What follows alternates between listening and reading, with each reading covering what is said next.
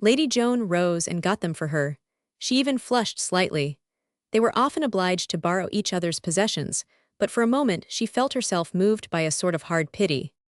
"We are like rats in a trap," she remarked. "I hope you will get out." "If I do, you will be left inside. Get out yourself," said Lady Mallow in a fierce whisper. Her regrets at the necessity of their leaving Tembarom were expressed with fluent touchingness at the dinner table. The visit had been so delightful. Mr. Tembarom and Miss Alicia had been so kind. The loveliness of the whole dear place had so embraced them that they felt as if they were leaving a home instead of ending a delightful visit. It was extraordinary what an effect the house had on one. It was as if one had lived in it always, and always would. So few places gave one the same feeling. They should both look forward, greedy as it seemed, to being allowed some time to come again. She had decided from the first that it was not necessary to go to any extreme of caution or subtlety with her host and Miss Alicia. Her method of paving the way for future visits was perhaps more than a shade too elaborate. She felt, however, that it sufficed. For the most part, Lady Joan sat with lids dropped over her burning eyes. She tried to force herself not to listen. This was the kind of thing which made her sick with humiliation. Howsoever rudimentary these people were, they could not fail to comprehend that a foothold in the house was being bid for. They should at least see that she did not join in the bidding.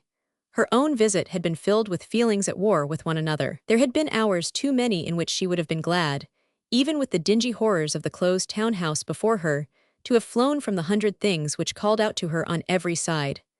In the long past 3 months of happiness, Jem had described them all to her: the rooms, gardens, pleached walks, pictures, the very furniture itself. She could enter no room, walk in no spot she did not seem to know, and passionately love in spite of herself.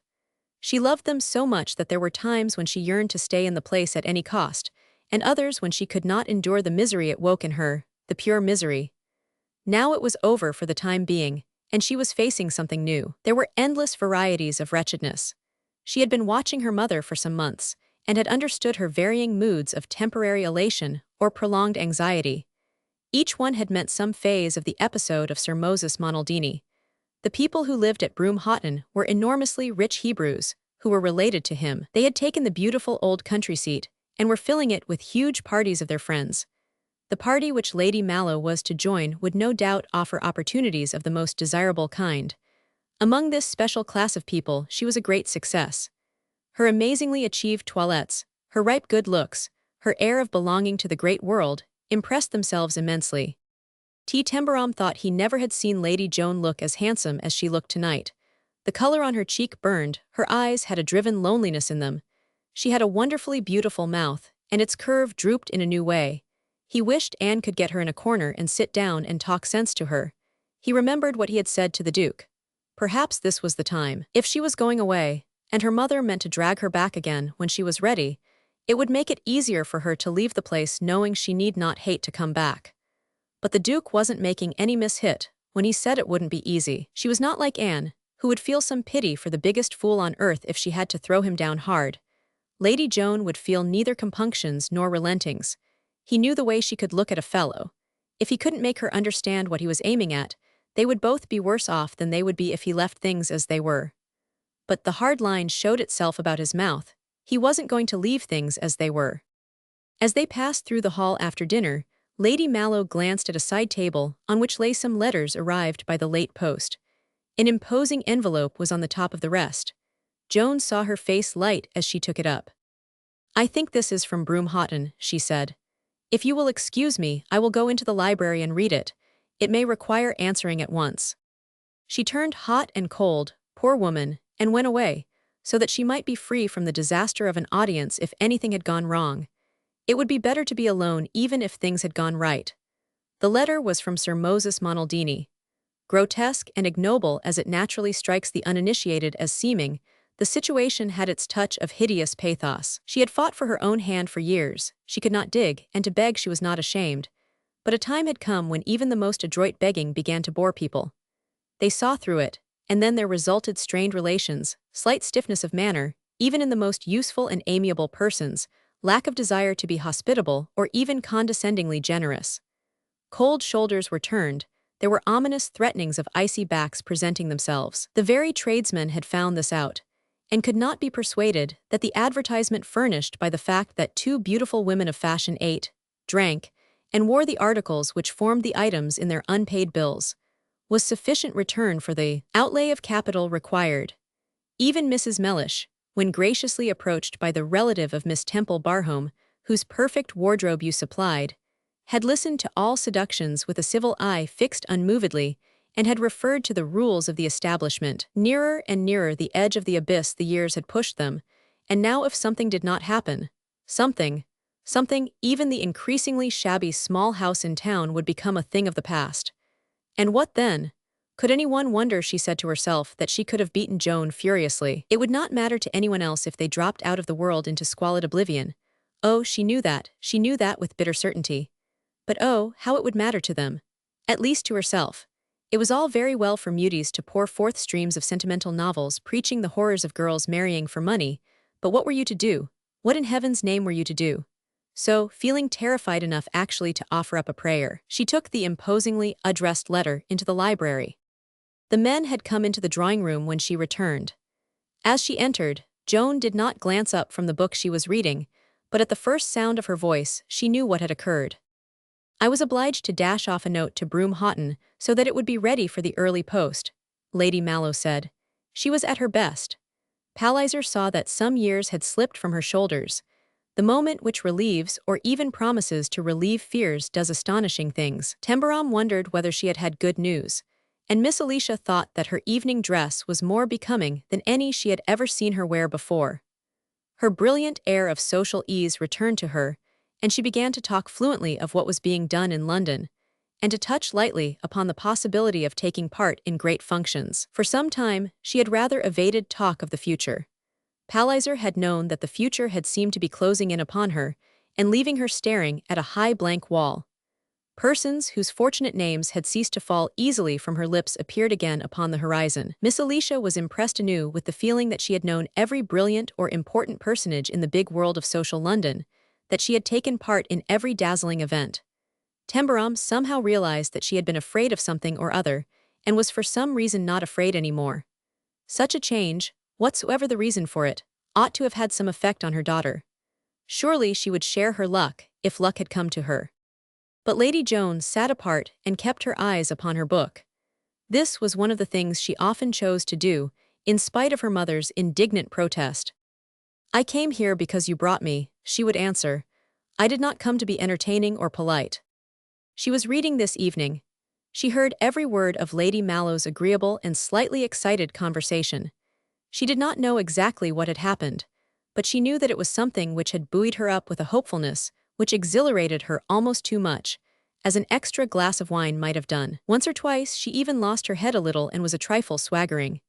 T. Tembarom would not recognize the slip, but Joan saw Palliser's faint smile without looking up from her book. He observed shades in taste and bearing. Before her own future Joan saw the blank wall of stone building itself higher and higher. If Sir Moses had capitulated, she would be counted out. With what degree of boldness could a mother cast her penniless daughter on the world? What unendurable provision make for her? Dare they offer £1 a week and send her to live in the slums until she chose to marry some Hebrew friend of her stepfather's? That she knew would be the final alternative. A cruel little smile touched her lips, as she reviewed the number of things she could not do to earn her living. She could not take in sewing or washing, and there was nothing she could teach. Starvation or marriage. The wall built itself higher and yet higher.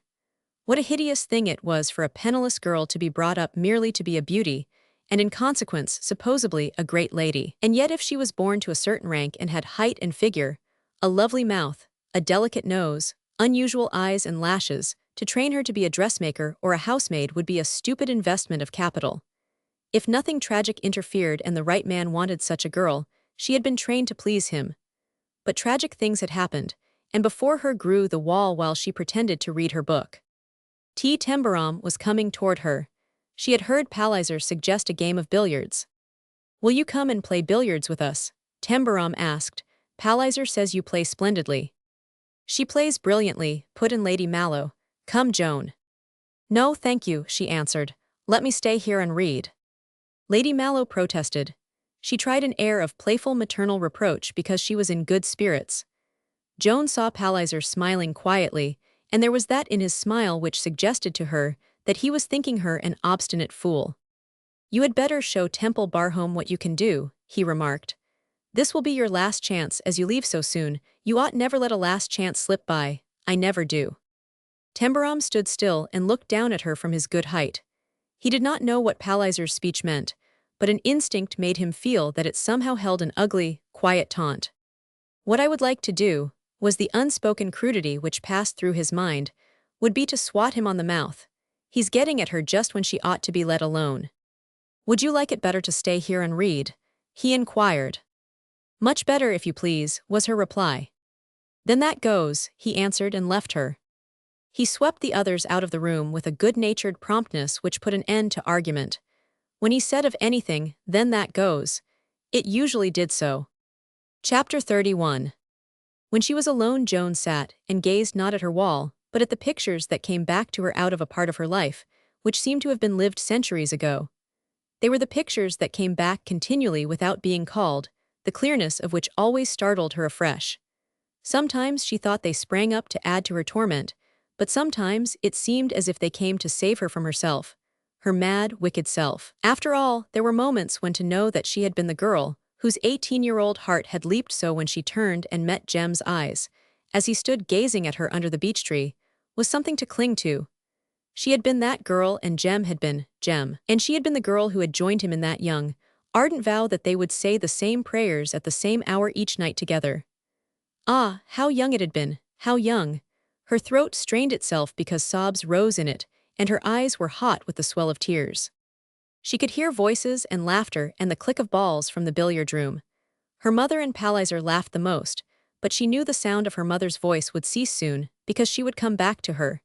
She knew she would not leave her long, and she knew the kind of scene they would pass through together when she returned. The old things would be said, the old arguments used, but a new one would be added. It was a pleasant thing to wait here, knowing that it was coming, and that for all her fierce pride and fierce spirit she had no defense. It was at once horrible and ridiculous that she must sit and listen and stare at the growing wall. It was as she caught her breath against the choking swell of tears that she heard Lady Mallow returning. She came in with an actual sweep across the room. Her society air had fled, and she was unadornedly furious when she stopped before Joan's chair. For a few seconds she actually glared, then she broke forth in a suppressed undertone. "Come into the billiard room, I command it." Joan lifted her eyes from her book. Her voice was as low as her mother's, but steadier. "No," she answered. "Is this conduct to continue, is it?" Lady Mallow panted. "Yes," said Joan, and laid her book on the table near her. There was nothing else to say. Words made things worse. Lady Mallow had lost her head, but she still spoke in the suppressed voice. "You shall behave yourself," she cried under her breath and actually made a passionate half-start toward her. "You violent-natured virago, the very look on your face is enough to drive one mad." "I know I am violent-natured," said Joan. "But don't you think it wise to remember that you cannot make the kind of scene here that you can in your own house? We are a bad-tempered pair, and we behave rather like fishwives when we are in a rage. But when we are guests in other people's houses—" Lady Mallow's temper was as elemental as any Billingsgate could provide. "You think you can take advantage of that," she said. "Don't trust yourself too far. Do you imagine that just when all might go well for me I will allow you to spoil everything?" "How can I spoil everything?" "By behaving as you have been behaving since we came here, refusing to make a home for yourself. By hanging round my neck so that it will appear that anyone who takes me must take you also." "There are servants outside," Joan warned her. "You shall not stop me," cried Lady Mallow. "You cannot stop yourself," said Joan. "That is the worst of it. It is bad enough when we stand and hiss at each other in a stage whisper, but when you lose control over yourself and raise your voice. I came in here to tell you that this is your last chance. I shall never give you another. Do you know how old you are?" "I shall soon be 27, Joan answered. "I wish I were 100, then it would all be over." "But it will not be over for years and years and years," her mother flung back at her. "Have you forgotten that the very rags you wear are not paid for?" "No, I have not forgotten." The scene was working itself up on the old lines, as Joan had known it would. Her mother never failed to say the same things every time such a scene took place. "You will get no more such rags, paid or unpaid for. What do you expect to do? You don't know how to work, and if you did no decent woman would employ you. You are too good-looking and too bad-tempered." Joan knew she was perfectly right. Knowing it, she remained silent, and her silence added to her mother's helpless rage. She moved a step nearer to her and flung the javelin which she always knew would strike deep. "You have made yourself a laughingstock for all London for years. You are mad about a man who disgraced and ruined himself." She saw the javelin quiver as it struck, but Joan's voice, as it answered her, had a quality of low and deadly steadiness. "You have said that 1,000 times, and you will say it another 1,000, though you know the story was a lie and was proved to be one." Lady Mallow knew her way thoroughly. Who remembers the denials? What the world remembers is that Jem Temple Barhome was stamped as a cheat and a trickster. No one has time to remember the other thing. He is dead, dead. When a man's dead, it's too late. She was desperate enough to drive her javelin home deeper than she had ever chanced to drive it before. The truth, the awful truth she uttered, shook Joan from head to foot. She sprang up and stood before her in heart-wrung fury. "Oh, you are a hideously cruel woman," she cried. "They say even tigers care for their young, but you can say that to me. When a man's dead, it's too late." "It is too late, it is too late," Lady Mallow persisted. Why had not she struck this note before? It was breaking her will. "I would say anything to bring you to your senses." Joan began to move restlessly to and fro. "Oh, what a fool I am," she exclaimed. "As if you could understand, as if you could care." Struggle as she might to be defiant, she was breaking, Lady Mallow repeated to herself. She followed her as a hunter might have followed a young leopardess with a wound in its flank. "I came here because it is your last chance." Palliser knew what he was saying when he made a joke of it just now. He knew it wasn't a joke. You might have been the Duchess of Merthshire, you might have been Lady St. Maur with a husband with millions. And here you are, you know what's before you when I am out of the trap. Joan laughed. It was a wild little laugh, and she felt there was no sense in it. "I might apply for a place in Miss Alicia's home for decayed gentlewomen," she said. Lady Mallow nodded her head fiercely. "Apply then. There will be no place for you in the home I am going to live in," she retorted. Joan ceased moving about. She was about to hear the one argument that was new. "You may as well tell me," she said wearily. "I have had a letter from Sir Moses Monaldini. He is to be at Broome Houghton. He is going there purposely to meet me.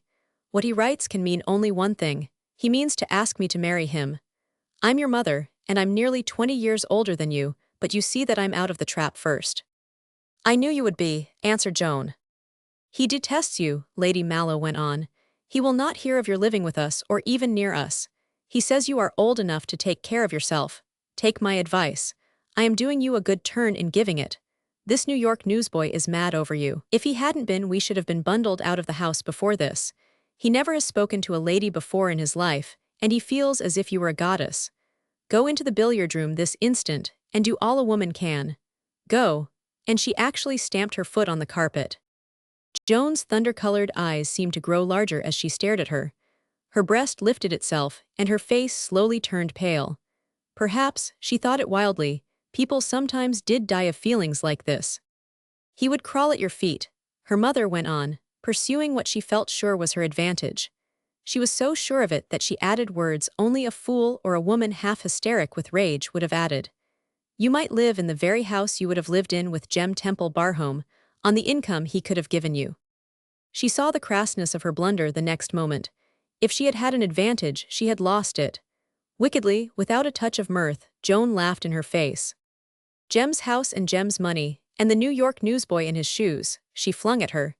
"T. Tembarom to live with until one lay down on one's deathbed. T. Tembarom." Suddenly, something was giving way in her, Lady Mallow thought again. Joan slipped into a chair and dropped her head and hidden face on the table. "Oh, mother, mother," she ended. "Oh, Jem, Jem." Was she sobbing or trying to choke sobbing back? There was no time to be lost. Her mother had never known a scene to end in this way before. Crying, there was absolute spite in her voice. "That shows you know what you are in for at all events. But I've said my last word. What does it matter to me after all? You're in the trap, I'm not. Get out as best you can, I've done with you." She turned her back and went out of the room. As she had come into it, with a sweep Joan would have smiled at as rather vulgar if she had seen it. As a child in the nursery, she had often seen that her ladyship was vulgar. But she did not see the sweep because her face was hidden. Something in her had broken this time, as her mother had felt. That bitter, sordid truth, driven home as it had done it. Who had time to remember denials or lies proved to be lies? Nobody in the world. Who had time to give to the defense of a dead man? There was not time enough to give to living ones. It was true. When a man is dead, it is too late. The wall had built itself until it reached her sky. But it was not the wall she bent her head and sobbed over. It was that suddenly she had seen again Jem's face as he had stood with slow-growing pallor, and looked round at the ring of eyes which stared at him, Jem's face as he strode by her without a glance and went out of the room. She forgot everything else on earth. She forgot where she was. She was 18 again, and she sobbed in her arms as 18 sobs when its heart is torn from it. "Oh, Jem, she cried.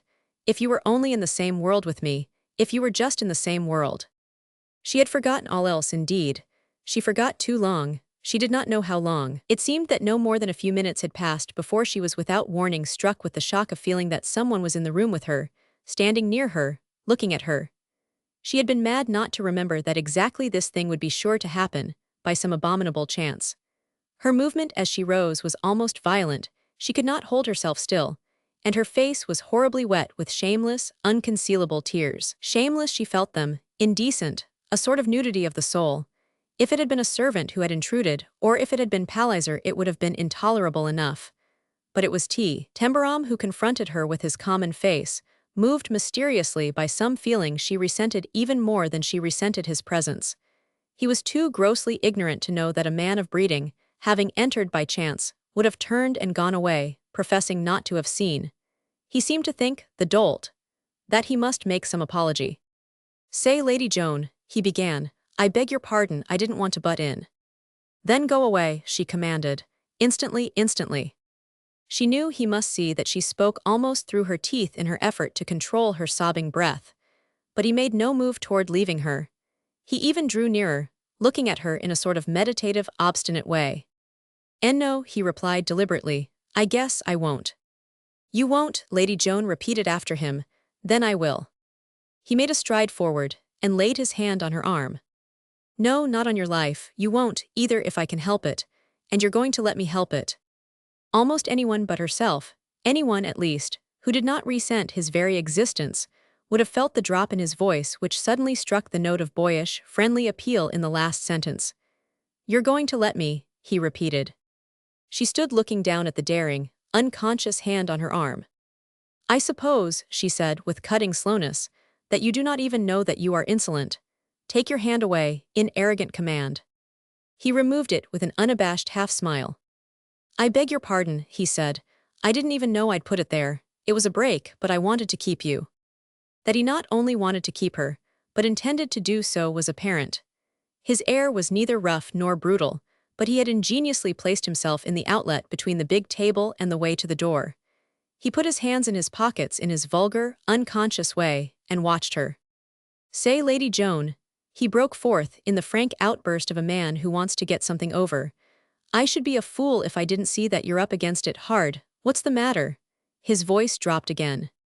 There was something in the drop this time which, perhaps because of her recent emotion, sounded to her almost as if he were asking the question with the protecting sympathy of the tone one would use in speaking to a child. How dare he? But it came home to her that Jem had once said, "What's the matter?" to her in the same way. "Do you think it likely that I should confide in you?" she said, and inwardly quaked at the memory as she said it. "No," he answered, considering the matter gravely. "It's not likely, the way things look to you now, but if you knew me better perhaps it would be likely." "I once explained to you that I do not intend to know you better," she gave answer. He nodded acquiescently. "Yes, I got on to that. And it's because it's up to me that I came out here to tell you something I want you to know before you go away. I'm going to confide in you." "Cannot even you see that I am not in the mood to accept confidences?" she exclaimed. "Yes, I can, but you're going to accept this one steadily." "No," as she made a swift movement, "I'm not going to clear the way till I've done." "I insist," she cried, "if you were." He put out his hand, but not to touch her. "I know what you're going to say. If I were a gentleman, well, I'm not laying claim to that, but I'm a sort of a man anyhow, though you mayn't think it, and you're going to listen." She began to stare at him. It was not the ridiculous boyish drop in his voice which arrested her attention. It was a fantastic, incongruous, wholly different thing. He had suddenly dropped his slouch and stood upright. Did he realize that he had slung his words at her as if they were an order given with the ring of authority? "I've not bucked against anything you've said or done since you've been here," he went on, speaking fast and grimly. "I didn't mean to, I had my reasons. There were things that I'd have given a good deal to say to you and ask you about, but you wouldn't let me. You wouldn't give me a chance to square things for you if they could be squared. You threw me down every time I tried." He was too wildly incomprehensible with his changes from humanness to folly. Remembering what he had attempted to say on the day he had followed her in the avenue, she was inflamed again. "What in the name of New York slang does that mean?" she demanded. "Never mind New York," he answered, cool as well as grim. "A fellow that's learned slang in the streets has learned something else as well. He's learned to keep his eyes open. He's on to a way of seeing things. And what I've seen is that you're so doggone miserable that you're almost down and out." This time she spoke to him in the voice, with the quality of deadliness in it, which she had used to her mother.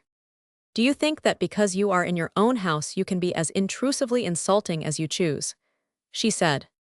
"No, I don't," he answered. "What I think is quite different.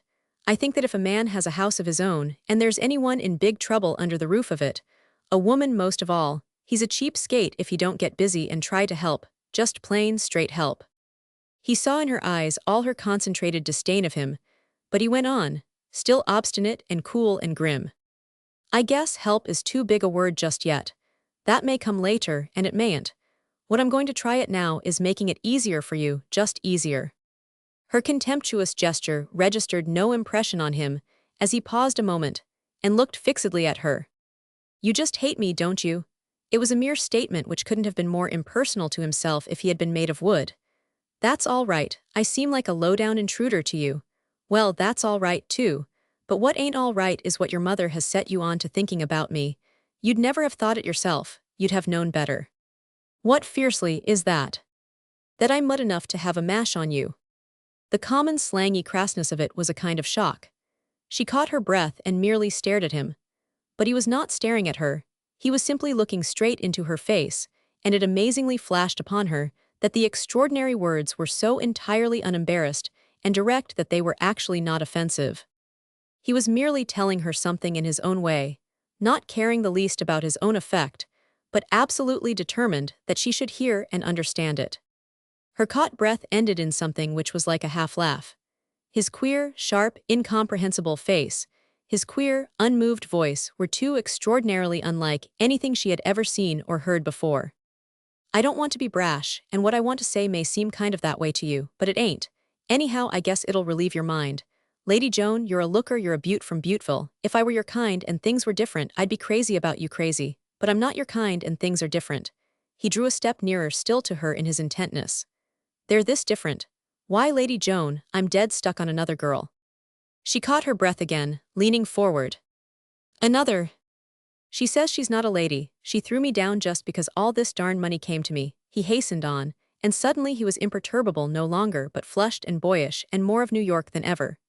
"She's a little bit of a quiet thing and she drops her H's, but gee, you're a looker, you're a queen and she's not. But little Anne Hutchinson, why Lady Joan, as far as this boy's concerned," and he oddly touched himself on the breast, "she makes you look like 30 cents. Joan quickly sat down on the chair she had just left. She rested an elbow on the table and shaded her face with her hand. She was not laughing, she scarcely knew what she was doing or feeling. "You are in love with Anne Hutchinson," she said, in a low voice. "Am I?" he answered hotly. "Well, I should smile," he disdained to say more. Then she began to know what she felt. There came back to her in flashes scenes from the past weeks in which she had done her worst by him, in which she had swept him aside, loathed him, set her feet on him, used the devices of an ingenious demon to discomfit and show him at his poorest and least ready. And he had not been giving a thought to the thing for which she had striven to punish him, and he plainly did not even hate her. His mind was clear, as water is clear. He had come back to her this evening to do her a good turn, a good turn. Knowing what she was capable of in the way of arrogance and villainous temper, he had determined to do her, in spite of herself, a good turn. "I don't understand you," she faltered. "I know you don't, but it's only because I'm so dead easy to understand. There's nothing to find out. I'm just friendly, that's all." "You would have been friends with me," she exclaimed. "You would have told me and I wouldn't let you. Oh, with an impulsive flinging out of her hand to him, "You good, good fellow." "Good be darned," he answered, taking the hand at once. "You are good to tell me I have behaved like a devil to you, but oh, if you only knew." His face became mature again, but he took a most informal seat on the edge of the table near her. "I do know part of it, that's why I've been trying to be friends with you all the time." He said his next words deliberately. "If I was the woman Temple Barham had loved, wouldn't it have driven me mad to see another man in his place, and remember what was done to him? I never even saw him, but good God." She saw his hand clench itself. "When I think of it, I want to kill somebody. I want to kill half a dozen. Why didn't they know it couldn't be true of a fellow like that?" She sat up stiffly and watched him. "Do you feel like that about him?" "Do I?" Red hotly. "There were men there that knew him. There were women there that knew him. Why wasn't there just one to stand by him? A man that's been square all his life doesn't turn into a card sharp in a night. Damn fools, I beg your pardon," hastily. And then, as hastily again, "No, I mean it, damn fools." "Oh," she gasped, just once. Her passionate eyes were suddenly blinded with tears. She caught at his clenched hand and dragged it to her, letting her face drop on it and crying like a child. The way he took her utter breaking down was just like him, and like no one else. He put the other hand on her shoulder and spoke to her exactly as he had spoken to Miss Alicia on that first afternoon. "Don't you mind me, Lady Joan," he said. "Don't you mind me a bit. I'll turn my back. I'll go into the billiard room and keep them playing until you get away upstairs. Now we understand each other, it'll be better for both of us." "No, don't go, don't," she begged. "It is so wonderful to find someone who sees the cruelty of it." She spoke fast and passionately. "No one would listen to any defense of him. My mother simply raved when I said what you are saying." "Do you want," he put it to her with a curious comprehending of her emotion, "to talk about him? Would it do you good?" "Yes, yes, I have never talked to anyone. There has been no one to listen." "Talk all you want," he answered with immense gentleness. "I'm here." "I can't understand it even now, but he would not see me," she broke out. "I was half mad, I wrote and he would not answer. I went to his chambers when I heard he was going to leave England. I went to beg him to take me with him, married or unmarried. I would have gone on my knees to him. He was gone. Oh, why? You didn't think he'd gone because he didn't love you." He put it to her quite literally and unsentimentally. "You knew better than that." "How could I be sure of anything? When he left the room that awful night, he would not look at me. He would not look at me. Since I've been here, I've been reading a lot of novels, and I've found out a lot of things about fellows that are not the common, practical kind. Now, he wasn't. He'd lived pretty much like a fellow in a novel, I guess. What struck me about that sort is that they think they have to make noble sacrifices, and they'll just walk all over a woman because they won't do anything to hurt her. There's not a bit of sense in it, but that was what he was doing. He believed he was doing the square thing by you, and you may bet your life it hurt him like hell. I beg your pardon, but that's the word, just plain hell. I was only a girl, he was like iron. He went away alone. He was killed, and when he was dead the truth was told. That's what I've remembered, quite slowly. Every time I've looked at you, by gee, I'd have stood anything from a woman that had suffered as much as that." It made her cry, his genuineness, and she did not care in the least that the tears streamed down her cheeks. How he had stood things. How he had borne, in that odd, unimpressive way, insolence and arrogance for which she ought to have been beaten and blackballed by decent society. She could scarcely bear it. "Oh, to think it should have been you," she wept. "Just you who understood." "Well," he answered speculatively, "I mightn't have understood as well if it hadn't been for Anne. By jings, I used to lie awake at night sometimes thinking supposing it bad been Anne and me. I'd sort of work it out as it might have happened in New York, at the office of the Sunday Earth. Supposing some fellow that had a grouch against me had managed it so that Galton thought I'd been getting away with money that didn't belong to me, fixing up my expense account, or worse. And Galton wouldn't listen to what I said and fired me, and I couldn't get a job anywhere else because I was down and out for good. And nobody would listen. And I was killed without clearing myself. And little Anne was left to stand it. Little Anne. Old Hodgson wouldn't listen, I know that. And it would be all shut up burning in her big little heart, burning. And T.T. dead and not a word to say for himself. Jehoshaphat, taking out his handkerchief and touching his forehead, it used to make the cold sweat start out on me. It's doing it now. Anne and me might have been Jem and you, that's why I understood." He put out his hand and caught hers and frankly squeezed it hard, and the unconventional clutch was a wonderful thing to her. "It's all right now, ain't it?" he said. "We've got it straightened out. You'll not be afraid to come back here if your mother wants you to." He stopped for a moment and then went on with something of hesitation. "We don't want to talk about your mother, we can't.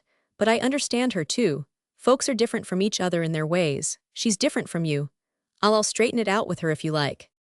"Nothing will need straightening out after I tell her that you are going to marry little Anne Hutchinson," said Joan, with a half-smile. "And that you were engaged to her before you saw me." "Well, that does sort of finish things up, doesn't it?" said Tembarom.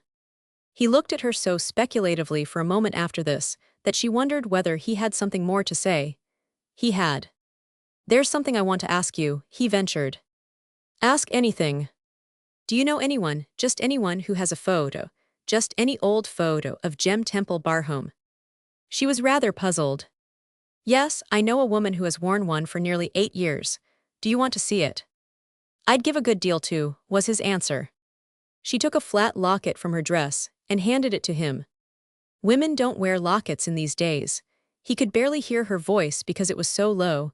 "But I've never taken it off. I want him near my heart, it's Jem." He held it on the palm of his hand and stood under the light, studying it as if he wanted to be sure he wouldn't forget it. "It's sorter like that picture of Miles Hugo, ain't it?" he suggested. "Yes, people always said so.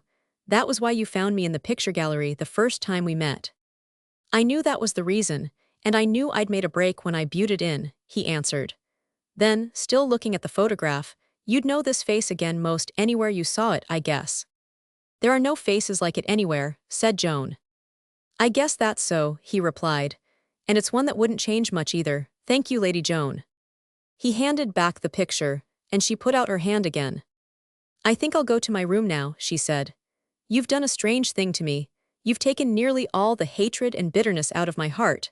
I shall want to come back here whether my mother comes or not. I shall want to." "The sooner the quicker," he said. "And so long as I'm here I'll be ready and waiting." "Don't go away," she said softly. "I shall need you." "Isn't that great?" he cried, flushing delightedly.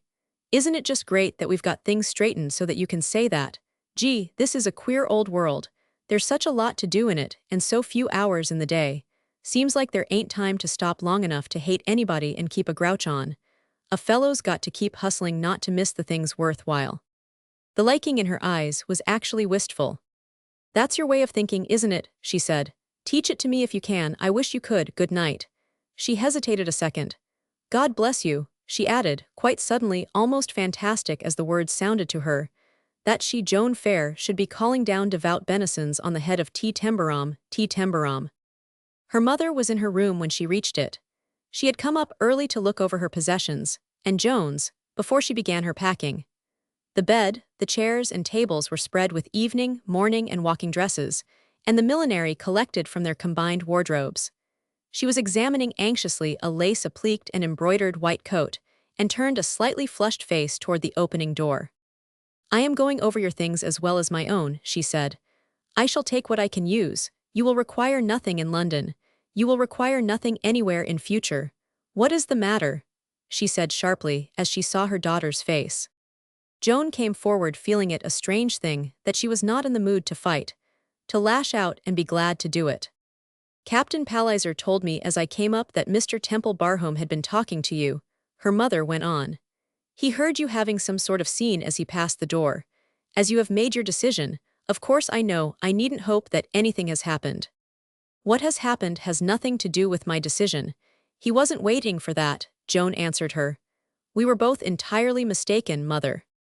"What are you talking about?" cried Lady Mallow, but she temporarily laid the white coat on a chair. "What do you mean by mistaken?"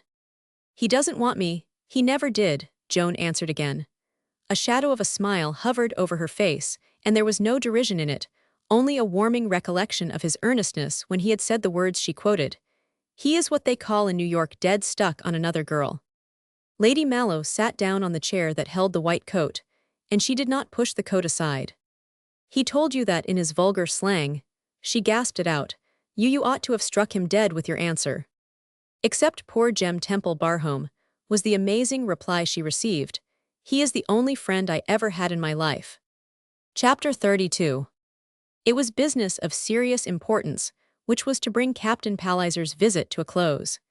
He explained it perfectly to Miss Alicia a day or so after Lady Mallow and her daughter left them. He had lately been most amiable in his manner toward Miss Alicia, and had given her much valuable information about companies and stocks.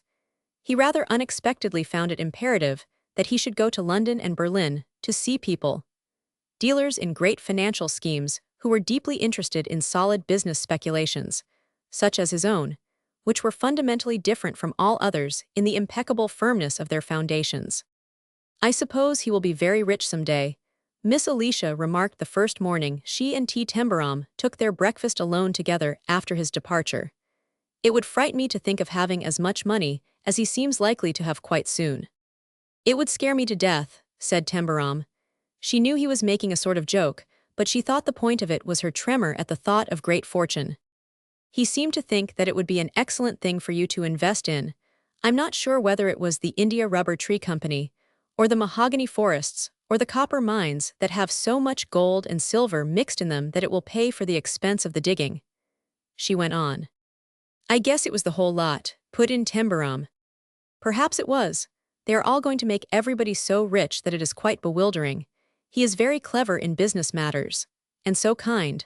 He even said that if I really wished it, he might be able to invest my income for me and actually treble it in a year.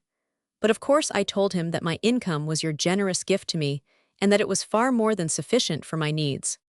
Tembarom put down his coffee cup so suddenly to look at her that she was fearful that she had appeared to do Captain Palliser some vague injustice. "I am sure he meant to be most obliging, dear," she explained. "I was really quite touched. He said most sympathetically and delicately that when women were unmarried and unaccustomed to investment, sometimes a businessman could be of use to them. He forgot, affectionately, that I had you." Tembarom regarded her with tender curiosity. She often opened up vistas for him, as he himself opened them for the Duke of Stone.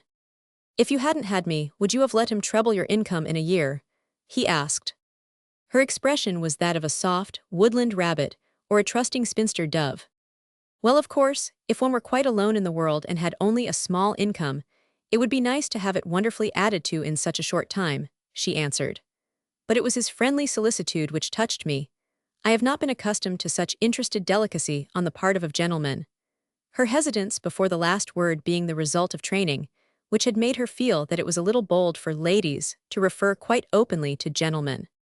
"You sometimes read in the newspapers," said Tembarom, buttering his toast, "about ladies who are all alone in the world with a little income, but they're not often left alone with it long. It's like you said, you've got me. But if the time ever comes when you haven't got me, just you make a dead sure thing of it that you don't let any solicitous business gentleman treble your income in a year. If it's an income that comes to more than 5 cents, don't you hand it over to be made into 15. 5 cents is a heap better, just plain 5. "Temple," gasped Miss Alicia, you surely cannot mean that you do not think Captain Palliser is sincere." Tembarom laughed outright, his most hilarious and comforting laugh. He had no intention of enlightening her in such a manner as would lead her at once to behold pictures of him as the possible victim of appalling catastrophes. He liked her too well as she was. "Sincere," he said. "He's sincere down to the ground in what he's reaching after, but he's not going to treble your income nor mine. If he ever makes that offer again, you just tell him I'm interested and that I'll talk it over with him." "I could not help saying to him that I didn't think you could want any more money when you had so much," she added, "but he said one never knew what might happen. He was greatly interested when I told him you had once said the very same thing yourself." Their breakfast was at an end, and he got up, laughing again, as he came to her end of the table and put his arm around her shoulders in the unconventional young caress she adored him for. "It's nice to be by ourselves again for a while," he said. "Let us go for a walk together. Put on the little bonnet and dress that are the color of a mouse. Those little duds just get me, you look so pretty in them." The 16-year-old blush ran up to the roots of her gray side ringlets. Just imagine his remembering the color of her dress and bonnet, and thinking that anything could make her look pretty. She was overwhelmed with innocent and grateful confusion. There really was no one else in the least like him. "You do look well, ma'am," Rose said, when she helped her to dress. "You've got such a nice color, and that tiny bit of old rose Mrs. Mellish put in the bonnet does bring it out." "I wonder if it is wrong of me to be so pleased," Miss Alicia thought. "I must make it a subject of prayer, and asked to be aided to conquer a haughty and vainglorious spirit. She was pathetically serious, having been trained to a view of the great first cause as figuratively embodied in the image of a gigantic, irascible, omnipotent old gentleman, especially wrought to fury by feminine follies connected with becoming headgear. It has sometimes even seemed to me that our Heavenly Father has a special objection to ladies, she had once timorously confessed to Tembarom. I suppose it is because we are so much weaker than men, and so much more given to vanity and petty vices. He had caught her in his arms, and actually hugged her that time. Their intimacy had reached the point where the affectionate outburst did not alarm her. Say, he had laughed. It's not the men who are going to have the biggest pull with the authorities when folks try to get into the place where things are evened up. What I'm going to work my passage with is a list of the few ladies I've known. You and Anne will be at the head of it. I shall just slide it in at the box office window and say, "Just look over this, will you? These were friends of mine, and they were mighty good to me. I guess if they didn't turn me down, you needn't. I know they're in here. Reserved seats. I'm not expecting to be put with them, but if I'm allowed to hang around where they are, that'll be heaven enough for me." "I know you don't mean to be irreverent, dear Temple," she gasped. "I am quite sure you don't. It is only your American way of expressing your kind thoughts. And of course, quite hastily, the Almighty must understand Americans as He made so many." And half frightened though she was, she patted his arm with the warmth of comfort in her soul and moisture in her eyes. Somehow or other, he was always so comforting.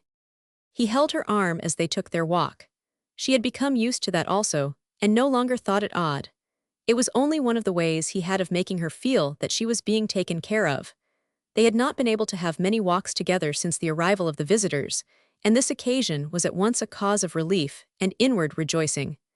The entire truth was that she had not been altogether happy about him of late. Sometimes, when he was not talking and saying amusing New York things which made people laugh, he seemed almost to forget where he was, and to be thinking of something which baffled and tried him. The way in which he pulled himself together, when he realized that anyone was looking at him, was, to her mind, the most disturbing feature of his fits of abstraction. It suggested that if he really had a trouble, it was a private one, on which he would not like her to intrude. Naturally, her adoring eyes watched him oftener than he knew, and she tried to find plausible, and not too painful reasons for his mood. He always made light of his unaccustomedness to his new life, but perhaps it made him feel more unrestful than he would admit. As they walked through the park and the village, her heart was greatly warmed by the way in which each person they met greeted him. They greeted no one else in the same way, and yet it was difficult to explain what the difference was. They liked him, really liked him, though how he had overcome their natural distrust of his newsboy and bootblack record no one but himself knew. In fact, she had reason to believe that even he himself did not know, had indeed never asked himself. They had gradually begun to like him, though none of them had ever accused him of being a gentleman, according to their own acceptance of the word. Every man touched his cap or forehead with a friendly grin, which spread itself the instant he caught sight of him. Grin and salute were synchronous. It was as if there were some extremely human joke between them. Miss Alicia had delightedly remembered a remark the Duke of Stone had made to her on his return from one of their long drives. "He is the most popular man in the county," he had chuckled. "If war broke out and he were in the army, he could raise a regiment at his own gates which would follow him wheresoever he chose to lead it, if it were into hottest Hades." Tembarom was rather silent during the first part of their walk, and when he spoke it was of Captain Palliser. "He's a fellow that's got lots of curiosity. I guess he's asked you more questions than he's asked me," he began at last, and he looked at her interestedly, though she was not aware of it. "I thought," she hesitated slightly, because she did not wish to be critical, "I sometimes thought he asked me too many." "What was he trying to get onto mostly?" "He asked so many things about you and your life in New York, but more, I think, about you and Mr. Strangeways. He was really quite persistent once or twice about poor Mr. Strangeways." "What did he ask?" "He asked if I had seen him, and if you had preferred that I should not. He calls him your mystery, and thinks your keeping him here is so extraordinary." "I guess it is, the way he'd look at it," Tembarom dropped in. "He was so anxious to find out what he looked like. He asked how old he was and how tall, and whether he was quite mad or only a little, and where you picked him up, and when, and what reason you gave for not putting him in some respectable asylum.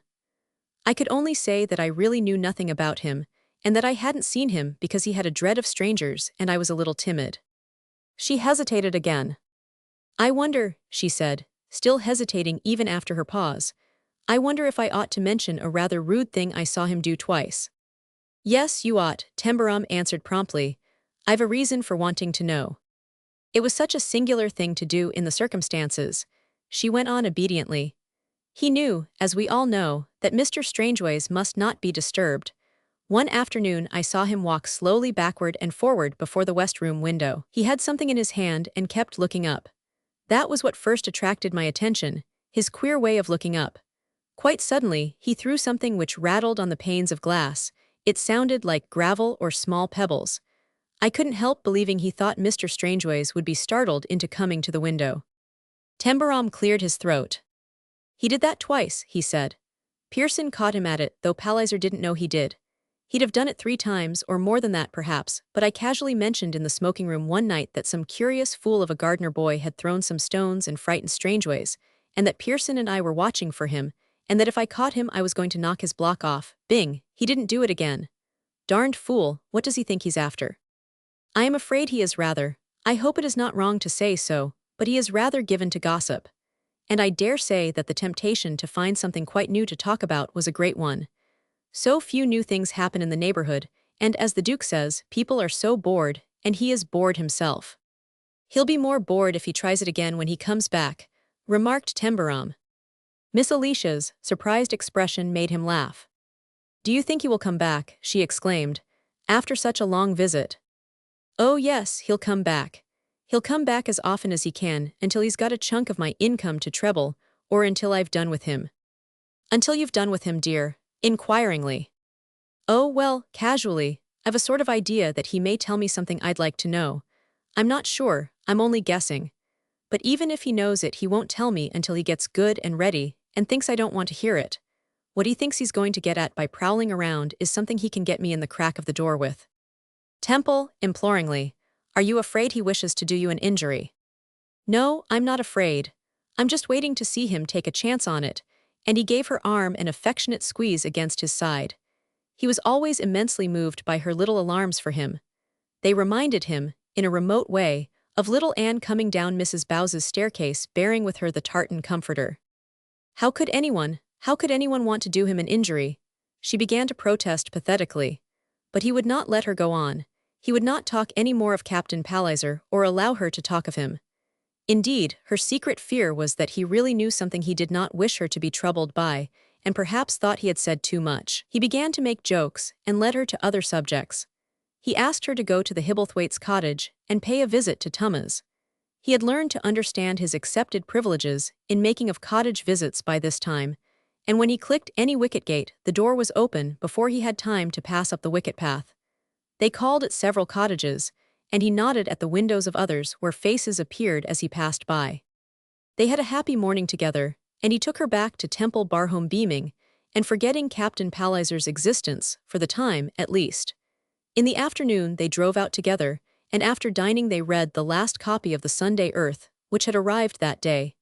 He found quite an interesting paragraph about Mr. Hutchinson and the invention. Little Miss Hutchinson was referred to most flatteringly by the writer, who almost inferred that she was responsible not only for the inventor, but for the invention itself.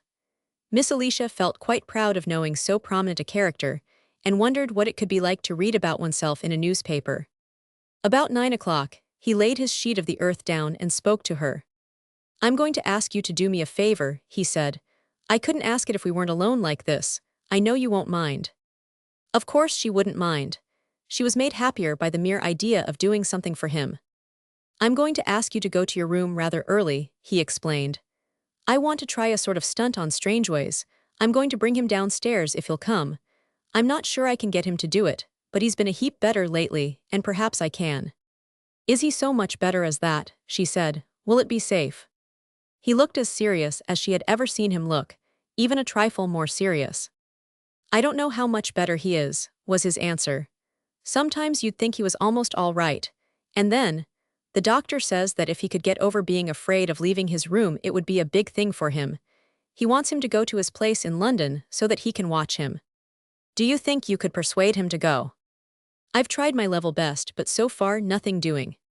He got up and stood before the mantel, his back against it, his hands in his pockets. "I've found out one thing," he said. "He's used to houses like this. Every now and again he lets something out quite natural. He knew that the furniture in his room was Jacobean, that's what he called it, and he knew it was fine stuff. He wouldn't have known that if he'd been a piker. I'm going to try if he won't let out something else when he sees things here if he'll come." "You have such a wonderfully reasoning mind, dear," said Miss Alicia as she rose. "You would have made a great detective, I'm sure." "If Anne had been with him," he said rather gloomily, "she'd have caught on to a lot more than I have. I don't feel very chesty about the way I've managed it." Miss Alicia went upstairs shortly afterward, and half an hour later Tembarom told the footman in the hall that they might go to bed. The experiment he was going to make demanded that the place should be cleared of any disturbing presence. He had been thinking it over for some time past. He had sat in the private room of the great nerve specialist in London and had talked it over with him. He had talked of it with the Duke on the lawn at Stone Hover. There had been a flush of color in the older man's cheekbones, and his eyes had been alight as he took his part in the discussion. He had added the touch of his own personality to it, as always happened. "We are having some fine moments, my good fellow," he had said, rubbing his hands. "This is extremely like the fourth act. I'd like to be sure what comes next." "I'd like to be sure myself," Tembarom answered. "It's as if a flash of lightning came sometimes, and then things clouded up. And sometimes when I am trying something out, he'll get so excited that I daren't go on until I've talked to the doctor." It was the excitement he was dubious about tonight.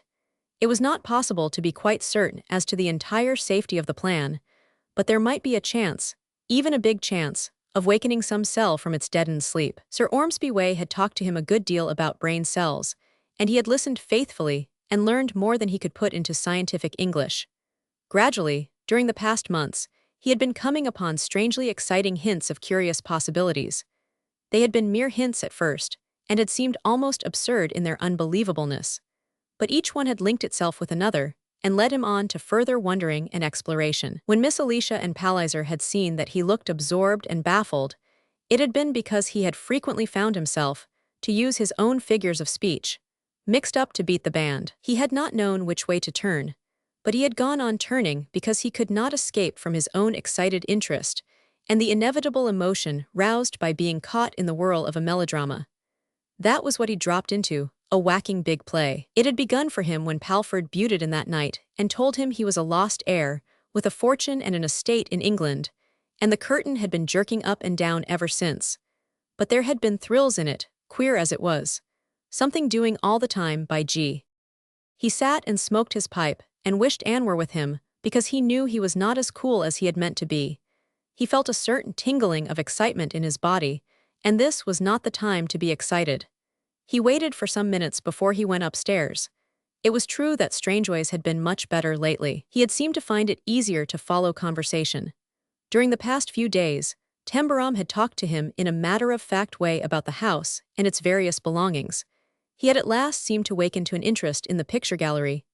Evidently, he knew something of picture galleries and portraits, and found himself relieved by his own clearness of thought when he talked of them.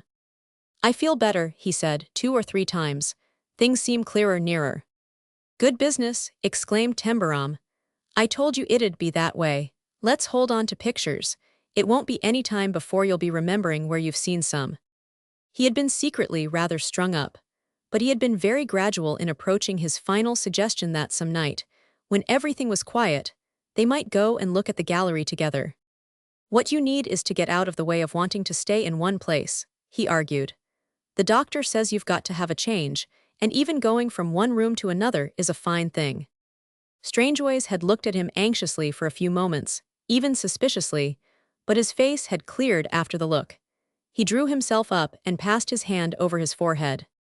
"I believe perhaps he is right," he murmured.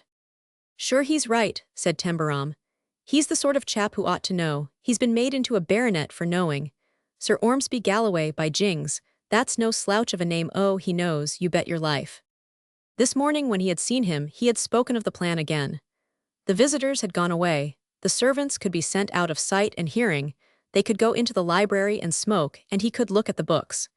And then they could take a look at the picture gallery if he wasn't too tired. It would be a change anyhow. Tonight, as he went up the huge staircase, Tembarom's calmness of being had not increased. He was aware of a quickened pulse and of a slight dampness on his forehead. The dead silence of the house added to the unusualness of things. He could not remember ever having been so anxious before, except on the occasion when he had taken his first day's stuff to Galton and had stood watching him as he read it. His forehead had grown damp then, but he showed no outward signs of excitement when he entered the room and found Strangeways standing, perfectly attired in evening dress. Pearson, setting things in order at the other side of the room, was taking note of him furtively over his shoulder.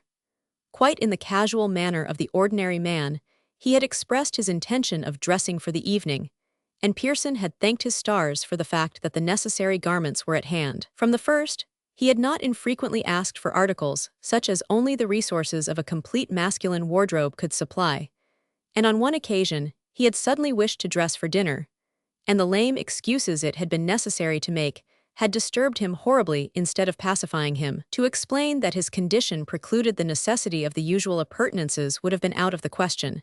He had been angry. What did Pearson mean? What was the matter?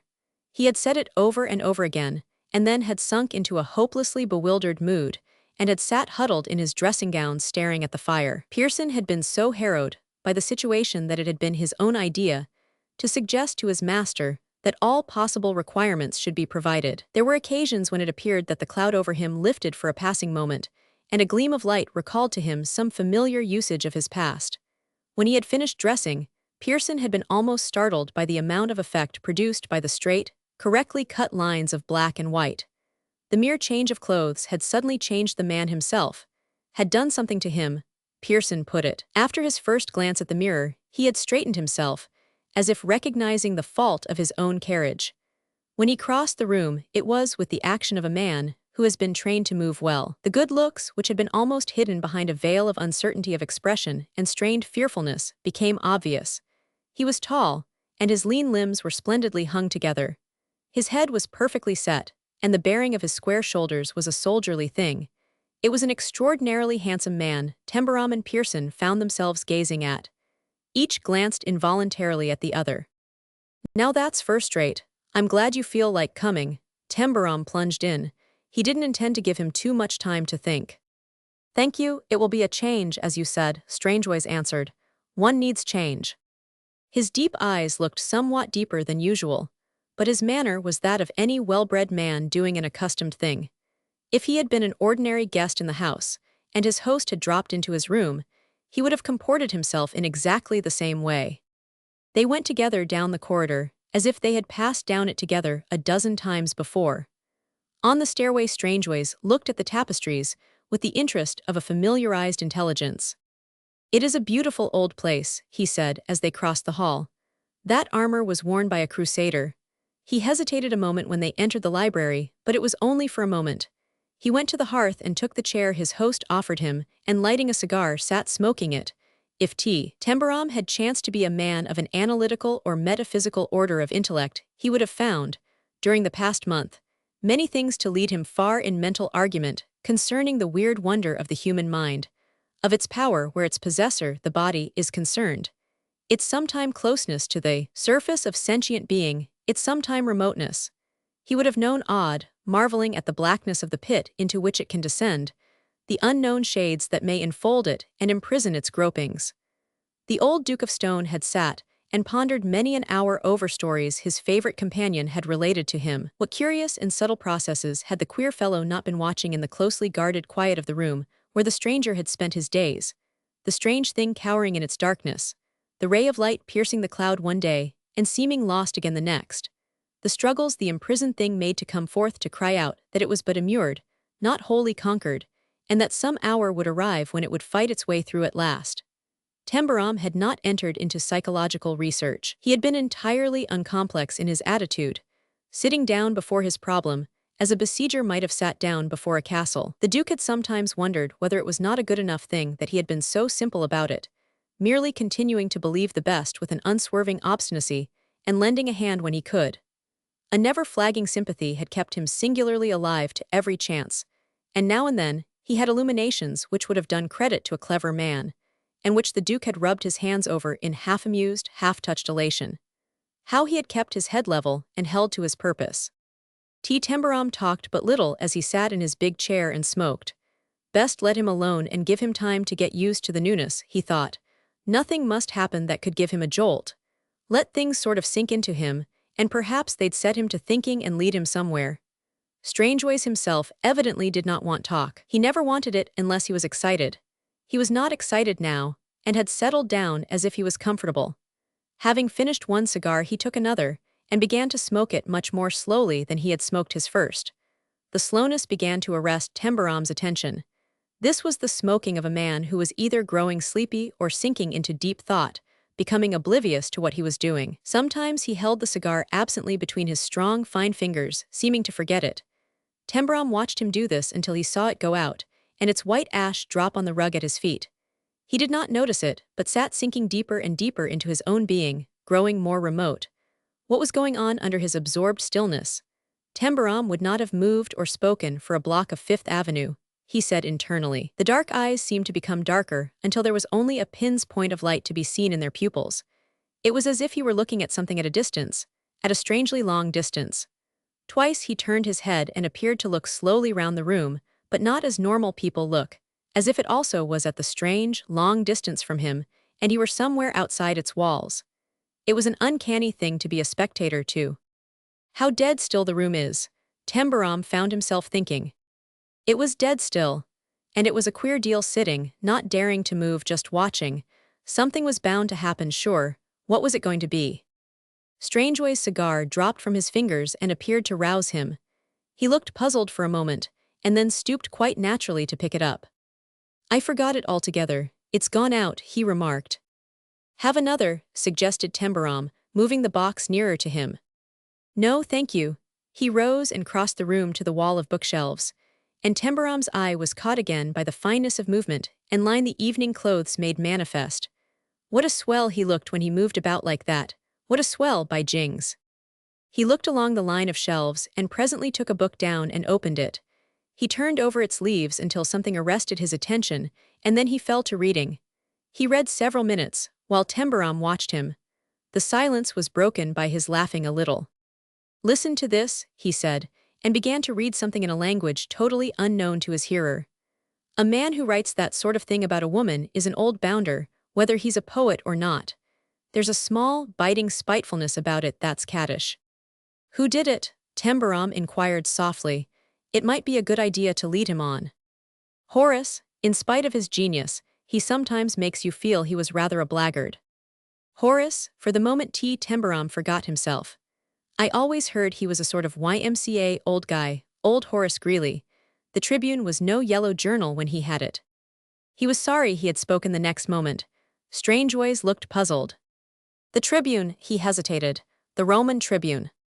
No, New York. He started it, old Horace did, but perhaps we're not talking of the same man. Strangeways hesitated again. No, I think we're not, he answered politely. I've made a break, thought Tembarom. I ought to have kept my mouth shut. I must try to switch him back. Strangeways was looking down at the back of the book he held in his hand. This one was the Latin poet, Quintus Horatius Flaccus, 65 BC. You know him, he said. Oh, that one, exclaimed Tembarom as if with an air of immense relief. What a fool I was to forget. I'm glad it's him. Will you go on reading and let me hear some more? He's a winner from Winnersville, that Horace is. Perhaps it was a sort of miracle, accomplished by his great desire to help the right thing to happen, to stave off any shadow of the wrong thing. Whatsoever the reason, Strangeways waited only a moment before turning to his book again. It seemed to be a link in some chain slowly forming itself to drag him back from his wanderings. And Tembarom, lightly sweating as a frightened horse will, sat smoking another pipe, and listening intently to satires and lampoons, read aloud in the Latin of 65 BC. By G, he said faithfully at intervals, when he saw on the reader's face that the moment was ripe. He knew it all, old Horace, didn't he? He had steered his charge back. Things were coming along the line to him. He'd learned Latin at one of these big English schools. Boys always learned Latin, the Duke had told him. They just had to. Most of them hated it like thunder, and they used to be caned when they didn't recite it right. Perhaps if he went on he'd begin to remember the school. A queer part of it was that he did not seem to notice that he was not reading his own language. He did not, in fact, seem to remember anything in particular, but went on quite naturally for some minutes. He had replaced Horace on the shelf and was on the point of taking down another volume when he paused, as if recalling something else. "Weren't we going to see the picture gallery?" he inquired. "Isn't it getting late? I should like to see the portraits." "No hurry," answered Tembarom. "I was just waiting till you were ready, but we'll go right away if you like." They went without further ceremony. As they walked through the hall and down the corridors side by side, an imaginative person might have felt that perhaps the eyes of an ancient darkling portrait or so looked down at the pair curiously. The long, loosely built New Yorker, rather slouching along by the soldierly, almost romantic figure which, in a measure, suggested that others not unlike it might have trod the same oaken floor, wearing ruff and doublet, or lace jabot and sword. There was a far cry between the two, but they walked closely in friendly union. When they entered, the picture gallery Strangeways paused a moment again and stood peering down its length. "It is very dimly lighted. How can we see?" he said. "I told Pearson to leave it dim," Tembarom answered. "I wanted it just that way at first." He tried and succeeded tolerably well, to say it casually, as he led the way ahead of them. He and the Duke had not talked the scheme over for nothing. As His Grace had said, they had worked the thing up. As they moved down the gallery, the men and women in their frames looked like ghosts staring out to see what was about to happen. "We'll turn up the lights after a while," Tembarom explained, still casually. "There's a picture here I think a good deal of. I've stood and looked at it pretty often. It reminded me of someone the first day I set eyes on it, but it was quite a time before I made up my mind who it was. It used to drive me half dotty trying to think it out." "Which one was it?" asked Strangeways. "We're coming to it. I want to see if it reminds you of anyone, and I want you to see it sudden." "It's got to be sudden," he had said to the Duke. "If it's going to pan out, I believe it's got to be sudden. That's why I had the rest of 'em left dim. I told Pearson to leave a lamp I could turn up quick," he said to Strangeways. The lamp was on a table nearby and was shaded by a screen. He took it from the shadow and lifted it suddenly, so that its full gleam fell upon the portrait of the handsome youth with the lace collar and the dark, drooping eyes. It was done in a second, with a dramatically unexpected swiftness. His heart jumped up and down. "Who's that?" he demanded, with abruptness so sharp-pitched that the gallery echoed with the sound. "Who's that?" He heard a hard, quick gasp, a sound which was momentarily a little horrible, as if the man's soul was being jerked out of his body's depths. "Who is he?" he cried again. "Tell me." After the gasp, Strangeways stood still and stared. His eyes were glued to the canvas, drops of sweat came out on his forehead, and he was shuddering. He began to back away with a look of gruesome struggle. He backed, and stared and stared. The gasp came twice again, and then his voice seemed to tear itself loose from some power that was holding it back. "Tchat," he cried, it is Miles Hugo." The last words were almost a shout, and he shook as if he would have fallen. But Tembarom put his hand on his shoulder and held him, breathing fast himself. "Gee, if it wasn't like a thing in a play." "Page at the court of Charles II, he rattled off. "Died of smallpox when he was 19. Miles Hugo, you hold on to that for all you're worth, and hold on to me. I'll keep you steady, say it again." Miles Hugo, the poor majestic-looking fellow almost sobbed it. "Where am I? What is the name of this place?" "It's Temple Barhome in the county of Lancashire, England. Hold on to that, too, like thunder." Strangeways held the young man's arm with hands that clutched. He dragged at him. His nightmare held him yet. Tembarom saw it, but flashes of light were blinding him. "Who?" he pleaded in a shaking and hollow whisper. "Are you?" Here was a stumper, by jings, and not a minute to think it out. But the answer came all right. "My name's Tembarom, Tembarom." And he grinned his splendid grin from sheer sense of relief.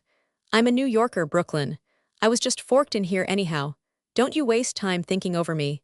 You sit down here and do your darndest with Miles Hugo." Chapter 33. Tembarom did not look as though he had slept particularly well, Miss Alicia thought, when they met the next morning. But when she asked him whether he had been disappointed in his last night's experiment, he answered that he had not. The experiment had come out all right, but Strangeways had been a good deal worked up, and had not been able to sleep until daylight. Sir Ormsby Galloway was to arrive in the afternoon, and he'd probably give him something quieting. Had the coming downstairs seemed to help him to recall anything? Miss Alicia naturally inquired. Tembarom thought it had. He drove to Stone Hover and spent the morning with the Duke. He even lunched with him. He returned in time to receive Sir Ormsby Galloway, however, and until that great personage left, they were together in Mr. Strangeway's rooms. "I guess I shall get him up to London to the place where Sir Ormsby wants him," he said rather nervously, after dinner. "I'm not going to miss any chances. If he'll go, I can get him away quietly some time when I can fix it so there's no one about to worry him." She felt that he had no inclination to go much into detail. He had never had the habit of entering into the details connected with his strange charge. She believed it was because he felt the subject too abnormal not to seem a little awesome to her sympathetic timidity. She did not ask questions because she was afraid she could not ask them intelligently. In fact, the knowledge that this unknown man was living through his struggle with his lost past in the remote rooms of the West Wing, almost as though he were a secret prisoner, did seem a little awesome when one awoke in the middle of the dark night and thought of it. During the passage of the next few weeks, Tembarom went up to London several times. Once he seemed called there suddenly, as it was only during dinner that he told her he was going to take a late train and should leave the house after she had gone to bed. She felt as though something important must have happened and hoped it was nothing disturbing. When he had said that Captain Palliser would return to visit them, her private impression, despite his laugh, had been that it must surely be some time before this would occur. But a little more than 3 weeks later he appeared, preceded only half an hour by a telegram asking whether he might not spend a night with them on his way farther north. He could not at all understand why the telegram, which he said he had sent the day before, had been delayed. A certain fatigued haggardness in his countenance caused Miss Alicia to ask whether he had been ill, and he admitted that he had at least not been well, as a result of long and too hurried journeys, and the strenuousness of extended and profoundly serious interviews with his capitalist and magnates. No man can engineer gigantic schemes to success without feeling the reaction when his load drops from his shoulders, he remarked. "You've carried it quite through?" inquired Tembarom. "We have set on foot one of the largest, most substantially capitalized companies in the European business world," Palliser replied, with the composure which is almost indifference. "Good," said Tembarom cheerfully. He watched his guest a good deal during the day. He was a bad color for a man who had just steered clear of all shoals and reached the highest point of success. He had a haggard eye as well as a haggard face. It was a terrified eye when its desperate determination to hide its terrors dropped from it for an instant, as a veil might drop. A certain restlessness was manifest in him, and he talked more than usual. He was going to make a visit in Northumberland to an elderly lady of great possessions. It was to be vaguely gathered that she was somewhat interested in the great company, the Cedric. She was a remarkable old person who found a certain agreeable excitement in dabbling in stocks. She was rich enough to be in a position to regard it as a sort of game, and he had been able on several occasions to afford her entertainment. He would remain a few days, and spend his time chiefly in telling her the details of the great scheme and the manner in which they were to be developed. "If she can play with things that way, she'll be sure to want stock in it," Tembarom remarked. "If she does, she must make up her mind quickly," Palliser smiled, "or she will not be able to get it. It is not easy to lay one's hands on even now." Tembarom thought of certain speculators of entirely insignificant standing, of whom he had chanced to see and hear anecdotes in New York. Most of them were youths of obscure origin who sold newspapers or blacked boots, or swapped articles the value of which lay in the desire they could excite in other persons to possess them. A popular method known as bluff was their most trusted weapon, and even at 12 and 15 years of age Tembarom had always regarded it as singularly obvious. He always detested bluff, whatsoever its disguise, and was rather mystified by its ingenious faith in itself. "He's got badly stung," was his internal comment as he sucked at his pipe and smiled urbanely at Palliser across the room as they sat together. "He's come here with some sort of deal on that he knows he couldn't work with anyone but just such a fool as he thinks I am, I guess," he added in composed reflectiveness. "I don't really know how big a fool I do look." Whatsoever the deal was, he would be likely to let it be known in time. "He'll get it off his chest if he's going away tomorrow," decided Tembarom. "If there's anything he's found out, he'll use it. If it doesn't pan out as he thinks it will, he'll just float away to his old lady." He gave Palliser every chance, talking to him and encouraging him to talk, even asking him to let him look over the prospectus of the new company and explain details to him, as he was going to explain them to the old lady in Northumberland. He opened up avenues, But for a time, Palliser made no attempt to stroll down them. His walk would be a stroll, Tembarom knew, being familiar with his methods.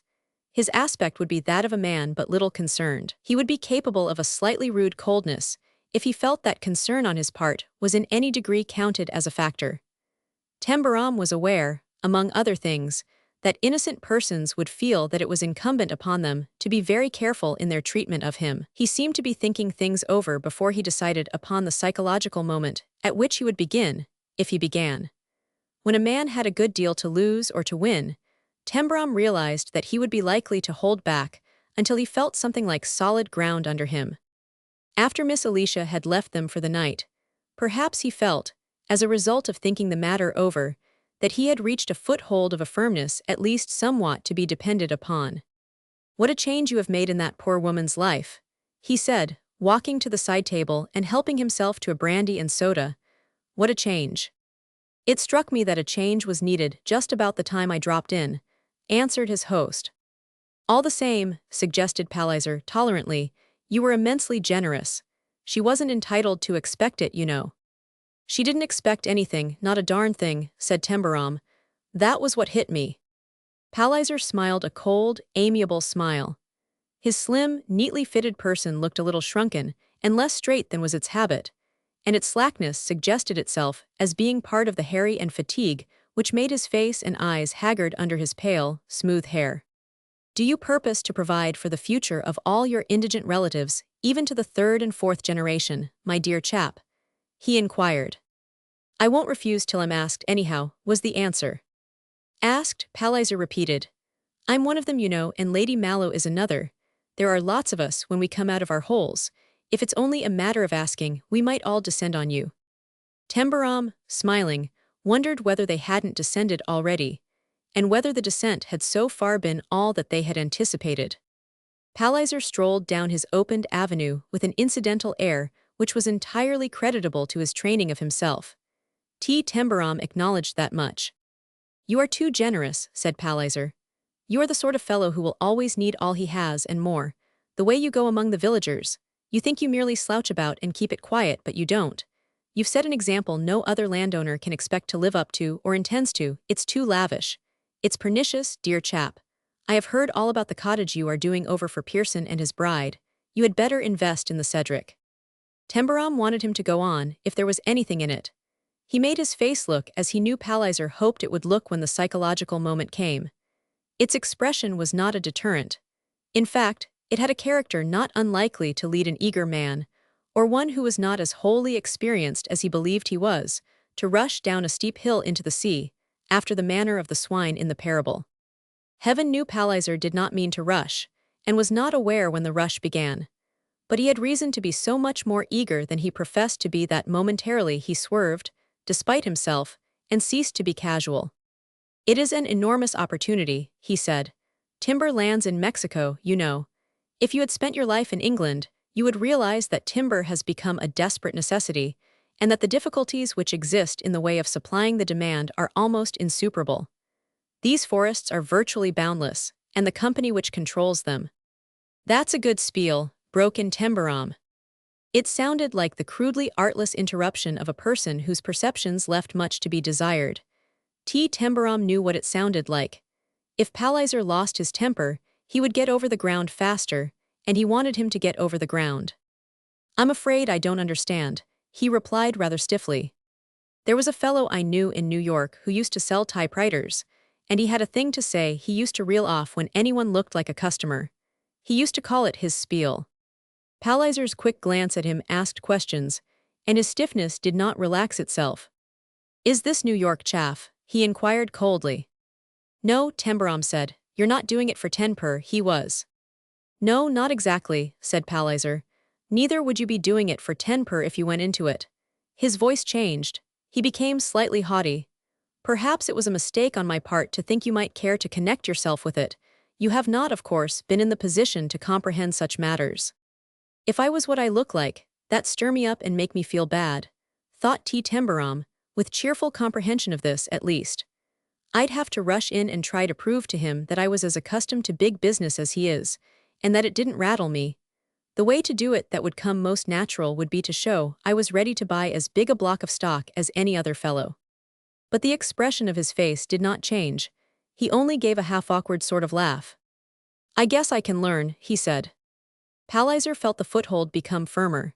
The bounder was interested, but after a bounder's fashion, was either nervous or imagined that a show of hesitation looked shrewd. The slight hit made at his inexperience in investment had irritated him and made him feel less cocksure of himself. A slightly offended manner might be the best weapon to rely upon. "I thought you might care to have the thing made clear to you," he continued indifferently. "I meant to explain.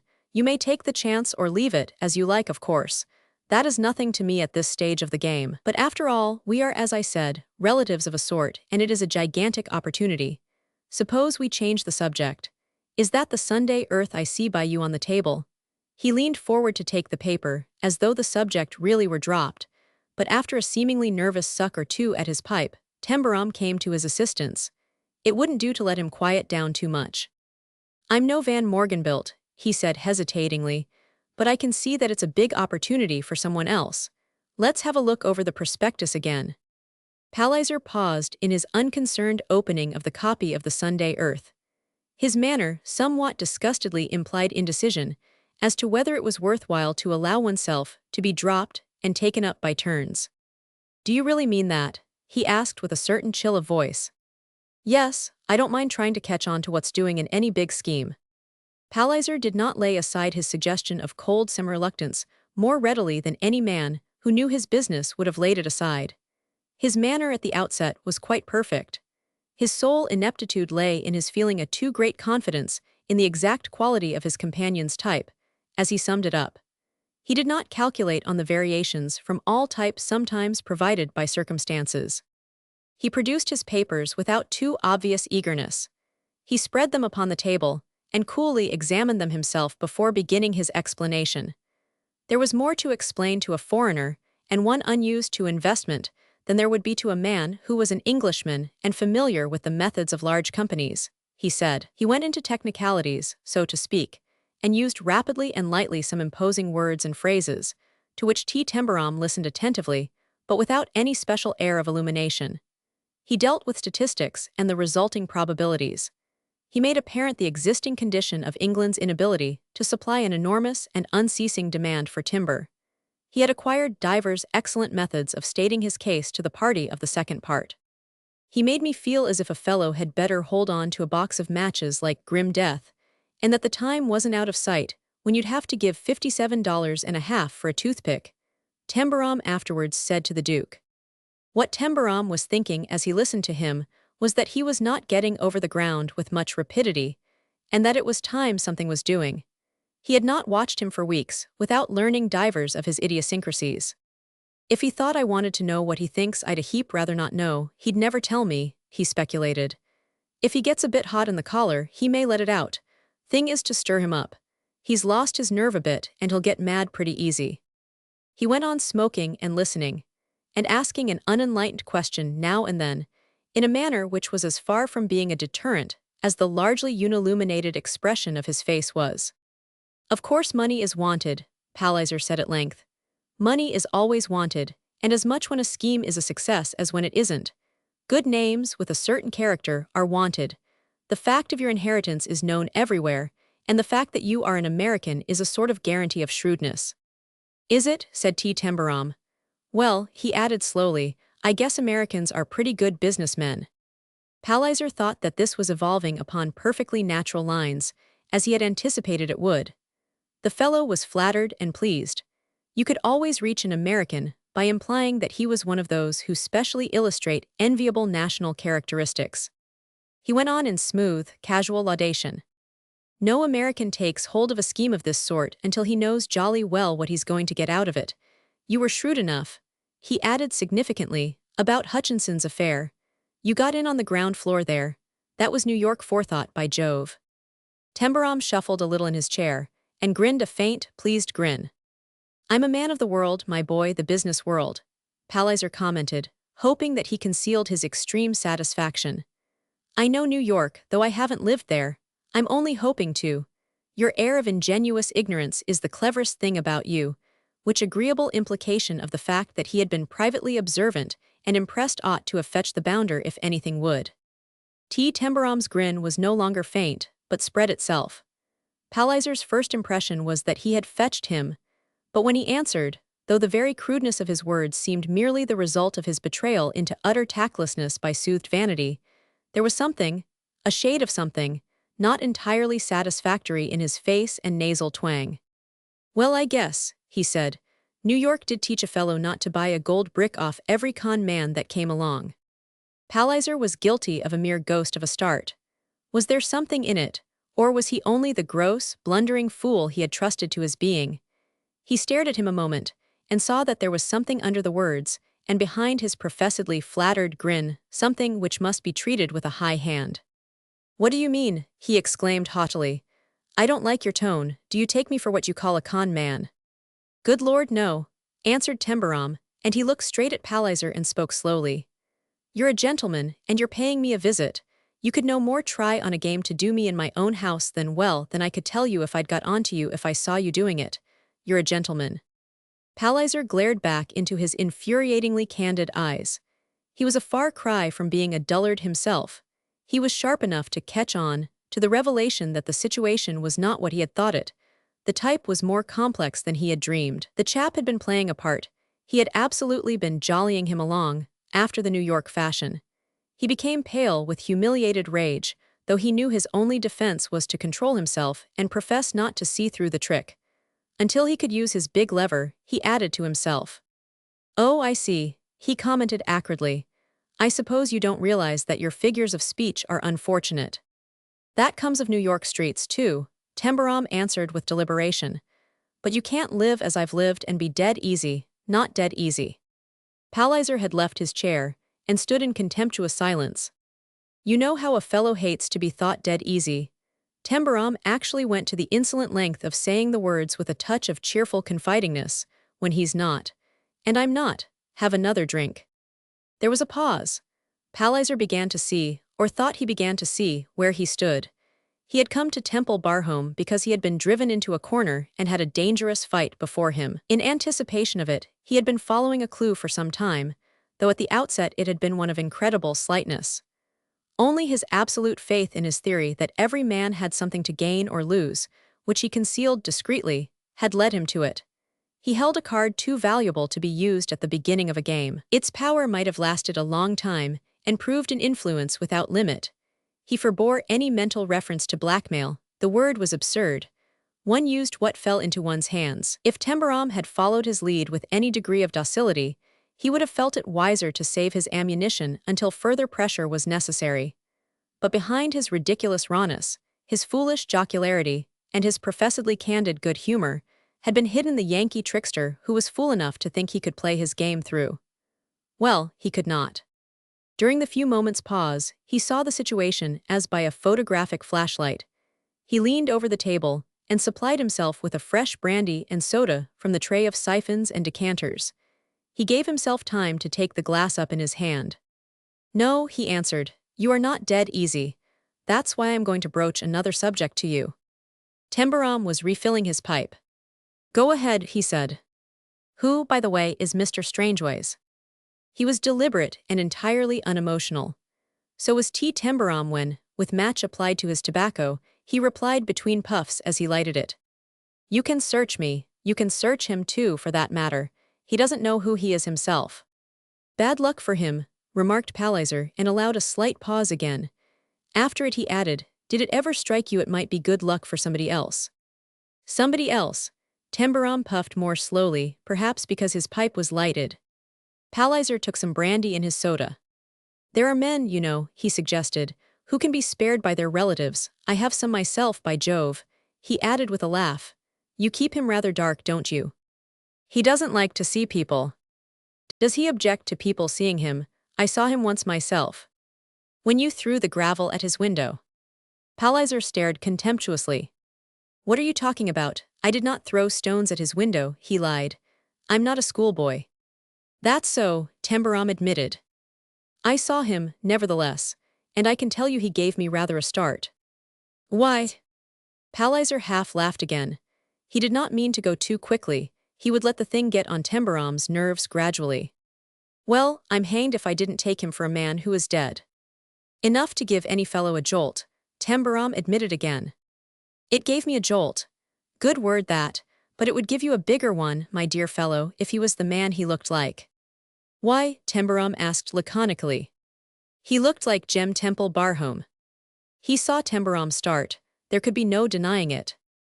You thought that, honest, he said sharply, as if for a moment he had lost his head. You thought that. Don't be nervous. Perhaps I couldn't have sworn to it. I did not see him very close. Tembarom puffed rapidly at his pipe, and only ejaculated. So? Of course he's dead.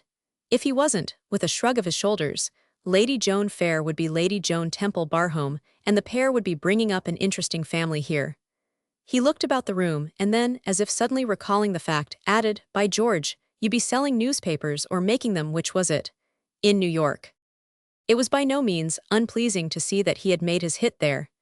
Tembarom swung about and walked across the room with a suddenly perturbed expression. Say, he put it to him, coming back, are you in earnest, or are you just saying it to give me a jolt? Palliser studied him. The American sharpness was not always so keen as it sometimes seemed. His face would have betrayed his uneasiness to the dullest onlooker. Have you any objection to my seeing him in his own room? Palliser inquired. It does him harm to see people, Tembarom said with nervous brusqueness. It worries him. Palliser smiled a quiet but far from agreeable smile. He enjoyed what he put into it. Quite so, best to keep him quiet, he returned. Do you know what my advice would be? Put him in a comfortable sanatorium. A lot of stupid investigations would end in nothing, of course, but they'd be a frightful bore. He thought it extraordinarily stupid in Tembarom to come nearer to him, with an anxious eagerness entirely unconcealed, if he really knew what he was doing. Are you sure that if you saw him close you'd know, so that you could swear to him? He demanded. You're extremely nervous, aren't you? Palliser watched him with smiling coolness. Of course Tembarom is dead, but I've no doubt that if I saw this man of yours, I could swear he had remained dead, if I were asked. If you knew him well, you could make me sure. You could swear one way or another. I want to be sure, said Tembarom. So should I in your place, couldn't be too sure. Well, since you ask me, I could swear. I knew him well enough. He was one of my most intimate enemies. What do you say to letting me see him? I would if I could, Tembarom replied as if thinking it over. I would if I could. Palliser treated him to the far from pleasing smile again. But it's quite impossible at present, he suggested. Excitement is not good for him and all that sort of thing. You want time to think it over. Tembarom's slowly uttered answer, spoken as if he were still considering the matter, was far from being the one he had expected. I want time, but that's not the reason you can't see him right now. You can't see him because he's not here, he's gone. Then it was Palliser who started, taken totally unaware in a manner which disgusted him altogether. He had to pull himself up. He's gone, he repeated. You are quicker than I thought. You've got him safely away, have you? Well, I told you a comfortable sanatorium would be a good idea. Yes, you did. Tembarom hesitated, seeming to be thinking it over again. That's so. He laid his pipe aside because it had gone out. He suddenly sat down at the table, putting his elbows on it and his face in his hands, with a harried effect of wanting to think it over in a sort of withdrawal from his immediate surroundings. This was as it should be. His Yankee readiness had deserted him altogether. By Jove, you are nervous, Palliser commented. It's not surprising, though. I can sympathize with you. With a markedly casual air he himself sat down and drew his documents toward him. Let us talk of something else, he said. He preferred to be casual and incidental, if he were allowed. It was always better to suggest things and let them sink in until people saw the advantage of considering them and you.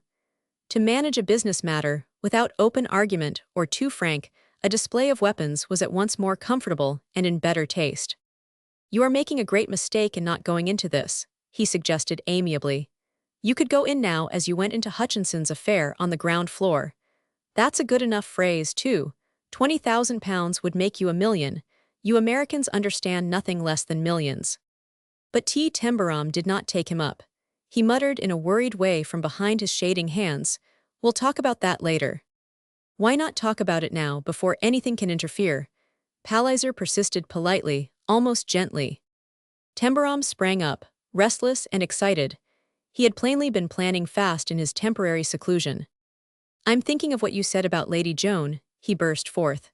"Say, she's gone through all this Temple Barhome thing once. It about half killed her. If anyone raised false hopes for her, she'd go through it all again. Once is enough for any woman." His effect at professing heat and strong feeling made a spark of amusement show itself in Palliser's eye. It struck him as being peculiarly American in its affectation of sentiment and chivalry. "I see," he said. "It's Lady Joan you're disturbed about. You want to spare her another shock, I see. You are a considerate fellow as well as a man of business. I don't want her to begin to hope if—" "Very good taste on your part." Palliser's polite approval was admirable, but he tapped lightly on the paper after expressing it. "I don't want to seem to press you about this, but don't you feel inclined to consider it? I can assure you that an investment of this sort would be a good thing to depend on if the unexpected happened. If you gave me your check now, it would be Cedric stock tomorrow, and quite safe. Suppose you—" I don't believe you were right about what you thought." The sharp-featured face was changing from pale to red. "You'd have to be able to swear to it anyhow, and I don't believe you can." He looked at Palliser in eager and anxious uncertainty. "If you could," he dragged out, "I shouldn't have a checkbook. Where would you be then?" "I should be in comfortable circumstances, dear chap, and so would you if you gave me the money tonight, while you possess a checkbook. It would be only a sort of temporary loan in any case, whatever turned up. The investment would quadruple itself. But there is no time to be lost. Understand that." Tembarom broke out into a sort of boyish resentment. "I don't believe he did look like him, anyhow," he cried. "I believe it's all a bluff." His crude-sounding young swagger had a touch of final desperation in it as he turned on Palliser. "I'm dead sure it's a bluff. What a fool I was not to think of that. You want to bluff me into going into this Cedric thing. You could no more swear he was like him than I could." The outright, presumptuous, bold stripping bare of his phrases infuriated Palliser too suddenly and too much. He stepped up to him and looked into his eyes. "Bluff you, you young bounder," he flung out at him. "You're losing your head. You're not in New York streets here. You are talking to a gentleman." "No," he said furiously, "I couldn't swear that he was like him, but what I can swear in any court of justice is that the man I saw at the window was Temple Barhome and no other man on earth." When he had said it, he saw the astonishing dolt change his expression utterly again, as if in a flash. He stood up, putting his hands in his pockets. His face changed, his voice changed. "Fine," he said, "first rate, that's what I wanted to get on to."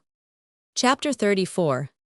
After this climax, the interview was not so long as it was interesting. Two men as far apart as the poles, as remote from each other in mind and body, in training and education or lack of it, in desires and intentions, in points of view and trend of being, as nature and circumstances could make them, talked in a language foreign to each other of a wildly strange thing. Palliser's arguments and points of aspect were less unknown to Tembarom than his own were to Palliser. He had seen something very like them before, though they had developed in different surroundings and had been differently expressed. The colloquialism, "You're not doing that for your health," can be made to cover much ground in the way of the stripping bare of motives for action.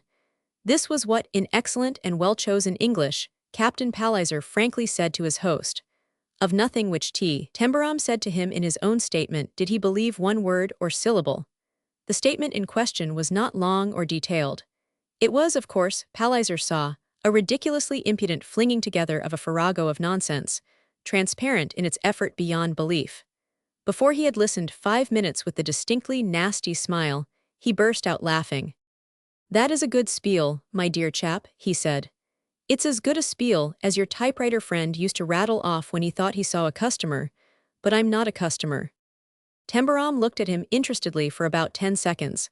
His hands were thrust into his trousers pockets, as was his almost invariable custom. Absorption and speculation, even emotion and excitement, were usually expressed in this unconventional manner. "You don't believe a darned word of it," was his sole observation. "Not a darned word," Palliser smiled. "You are trying a bluff which doesn't do credit to your usual sharpness. It's a bluff that is actually silly. It makes you look like an ass." "Well, it's true," said Tembarom, "it's true." Palliser laughed again. "I only said it made you look like an ass," he remarked. "I don't profess to understand you altogether because you are a new species. Your combination of ignorance and sharpness isn't easy to calculate on. But there is one thing I have found out, and that is, that when you want to play a particular sharp trick, you are willing to let people take you for a fool. I'll own you've deceived me once or twice, even when I suspected you. I've heard that's one of the most successful methods used in the American business world. That's why I only say you look like an ass. You are an ass in some respects, but you are letting yourself look like one now for some shrewd end. You either think you'll slip out of danger by it when I make this discovery public, or you think you'll somehow trick me into keeping my mouth shut. I needn't trick you into keeping your mouth shut, Tembarom suggested. There's a straight way to do that, ain't there? And he indelicately waved his hand toward the documents pertaining to the Cedric Company. It was stupid as well as gross, in his hearer's opinion. If he had known what was good for him, he would have been clever enough to ignore the practical presentation of his case, made half an hour or so earlier. No, there is not, Palliser replied with serene mendacity. No suggestion of that sort has been made. My business proposition was given out on an entirely different basis. You, of course, choose to put your personal construction upon it. Gee whiz, ejaculated T. Tembarom. I was way off, wasn't I? I told you that professing to be an ass wouldn't be good enough in this case. Don't go on with it, said Palliser sharply. You're throwing bouquets. Let a fellow be natural, said Tembarom. That is bluff too, Palliser replied more sharply still. I am not taken in by it, bold as it is. Ever since you came here, you have been playing this game. It was your fool's grin and guffaw and pretense of good nature that first made me suspect you of having something up your sleeve. You were too unembarrassed and candid. So you began to look out, Tembarom said, considering him curiously, just because of that. Then suddenly he laughed outright, the fool's guffaw. It somehow gave Palliser a sort of puzzled shock. It was so hearty that it remotely suggested that he appeared more secure than seemed possible. He tried to reply to him with a languid, contemptive manner. You think you have some tremendously sharp deal in your hand, he said, but you had better remember you are in England where facts are like sledgehammers. You can't dodge from under them as you can in America. I dare say you won't answer me, but I should like to ask you what you propose to do. I don't know what I'm going to do any more than you do, was the unilluminating answer. I don't mind telling you that. And what do you think he will do? I've got to wait till I find out. I'm doing it. That was what I told you. What are you going to do? He added casually. I'm going to Lincoln's Inn Fields to have an interview with Palford and Grimby. That's a good enough move, commented Tembarom, if you think you can prove what you say. You've got to prove things you know. I couldn't, so I lay low and waited, just like I told you. Of course, Palliser himself almost grinned in his derision. You have only been waiting. When you've got to prove a thing, and haven't much to go on, you've got to wait, said T. Tembarom. To wait and keep your mouth shut, whatever happens, and to let yourself be taken for a fool or a horse thief isn't as gilt-edged a job as it seems. But proof's what it's best to have before you ring up the curtain. You'd have to have it yourself. So would Palford and Grimby before it'd be stone-cold safe to rush things and accuse a man of a penitentiary offense.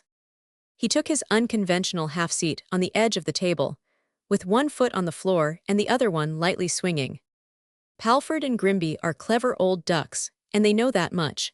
Thing they'd know best would be that to set a raft of lies going about a man who's got money enough to defend himself, and to make them pay big damages for it afterward would be pretty bum business. I guess they know all about what proof stands for. They may have to wait, so may you, same as I have. Palliser realized that he was in the position of a man striking at an adversary whose construction was of india rubber. He struck home, but left no bruise and drew no blood, which was an irritating thing.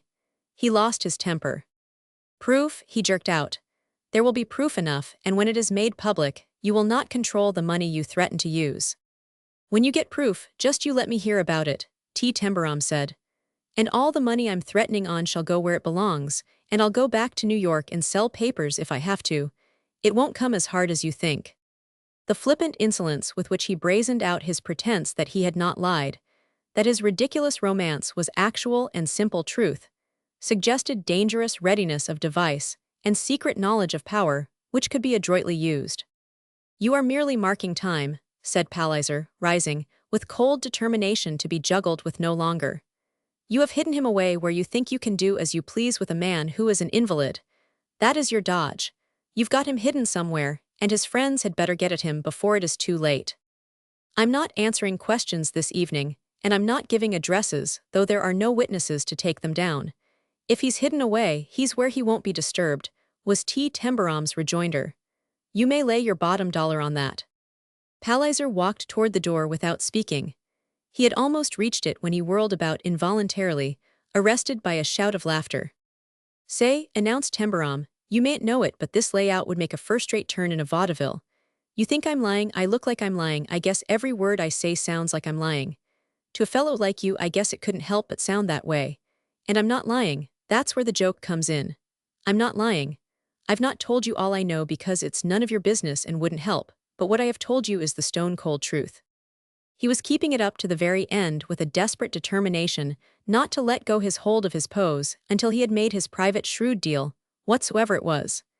At least, so it struck Palliser, who merely said, I'm leaving the house by the first train tomorrow morning. He fixed a cold grey eye on the fool's grin. 6:45, said T. Tembarom. I'll order the carriage, I might go up myself. The door closed. Tembarom was looking cheerful enough when he went into his bedroom. He had become used to its size, and had learned to feel that it was a good sort of place. It had the hall bedroom at Mrs. Bowes's boarding house, beaten to a frazzle. There was about everything in it that any man could hatch up an idea he'd like to have. He had slept luxuriously on the splendid carved bed through long nights. He had lain awake and thought out things on it. He had lain and watched the firelight flickering on the ceiling, as he thought about Anne and made plans, and fixed up the Harlem flat which could be run on 15 per. He had picked out the pieces of furniture from the Sunday Earth advertisement sheet, and had set them in their places. He always saw the $6 mahogany-stained table set for supper, with Anne at one end and himself at the other. He had grown actually fond of the old room because of the silence and comfort of it, which tended to give reality to his dreams. Pearson, who had ceased to look anxious, and who had acquired fresh accomplishments in the form of an entirely new set of duties, was waiting, and handed him a telegram. This just arrived, sir, he explained. James brought it here because he thought you had come up, and I didn't send it down because I heard you on the stairs. That's right, thank you, Pearson, his master said. He tore the yellow envelope and read the message. In a moment Pearson knew it was not an ordinary message, and therefore remained more than ordinarily impassive of expression. He did not even ask of himself what it might convey. Mr. Temple Barham stood still a few seconds, with the look of a man who must think and think rapidly. What is the next train to London, Pearson? He asked. There is one at 12:36, sir, he answered. It's the last till 6 in the morning, you have to change at Crowley. You're always ready, Pearson, returned Mr. Temple Barham. I want to get that train. Pearson was always ready. Before the last word was quite spoken, he had turned and opened the bedroom door. I'll order the dog-cart, that's quickest, sir, he said. He was out of the room and in again almost immediately. Then he was at the wardrobe and taking out what Mr. Temple Barham called his grip, but what Pearson knew as a Gladstone bag. It was always kept ready packed for unexpected emergencies of travel. Mr. Temple Barham sat at the table and drew pen and paper toward him. He looked excited. He looked more troubled than Pearson had seen him look before. The wires from Sir Ormsby Galloway, Pearson, he said. It's about Mr. Strangeways. He's done what I used to be always watching out against. He's disappeared. Disappeared, sir, cried Pearson and almost dropped the Gladstone bag. I beg pardon, sir. I know there's no time to lose. He steadied the bag and went on with his task without even turning round. His master was in some difficulty. He began to write, and after dashing off a few words, stopped and tore them up. No, he muttered, that won't do, there's no time to explain. Then he began again but tore up his next lines also. That says too much and not enough. It'd frighten the life out of her. He wrote again, and ended by folding the sheet and putting it into an envelope. This is a message for Miss Alicia, he said to Pearson. Give it to her in the morning. I don't want her to worry because I had to go in a hurry. Tell her everything's going to be all right, but you needn't mention that anything's happened to Mr. Strangeways. Yes, sir, answered Pearson. Mr. Temple Barham was already moving about the room, doing odd things for himself rapidly, and he went on speaking. I want you and Rose to know, he said, that whatever happens you are both fixed all right, both of you. I've seen to that. Thank you, sir, Pearson faltered, made uneasy by something new in his tone. You said whatever happened, sir. Whatever old thing happens, his master took him up. Not to you, sir. Oh, I hope, sir, that nothing. Mr. Temple Barhome put a cheerful hand on his shoulder. Nothing's going to happen that'll hurt anyone. Things may change, that's all. You and Rose are all right, Miss Alicia's all right, I'm all right. Come along, got to catch that train. In this manner, he took his departure. Miss Alicia had from necessity acquired the habit of early rising at Rowcroft Vicarage, and as the next morning was bright, she was clipping roses on a terrace before breakfast when Pearson brought her the note. Mr. Temple Barhome received a telegram from London last night, ma'am, he explained, and he was obliged to take the midnight train. He hadn't time to do any more than leave a few lines for you, but he asked me to tell you that nothing disturbing had occurred. He specially mentioned that everything was all right. But how very sudden, exclaimed Miss Alicia, opening her note and beginning to read it. Plainly, it had been written hurriedly indeed. It read as though he had been in such haste that he hadn't had time to be clear. Dear little Miss Alicia, I've got to light out of here as quick as I can make it. I can't even stop to tell you why. There's just one thing, don't get rattled, Miss Alicia. Whatever anyone says or does, just don't let yourself get rattled. Yours affectionately, T. Tembarom. Pearson, Miss Alicia exclaimed, again looking up. Are you sure everything is all right? That was what he said, ma'am. All right, ma'am. Thank you, Pearson, I am glad to hear it. She walked to and fro in the sunshine, reading the note and rereading it.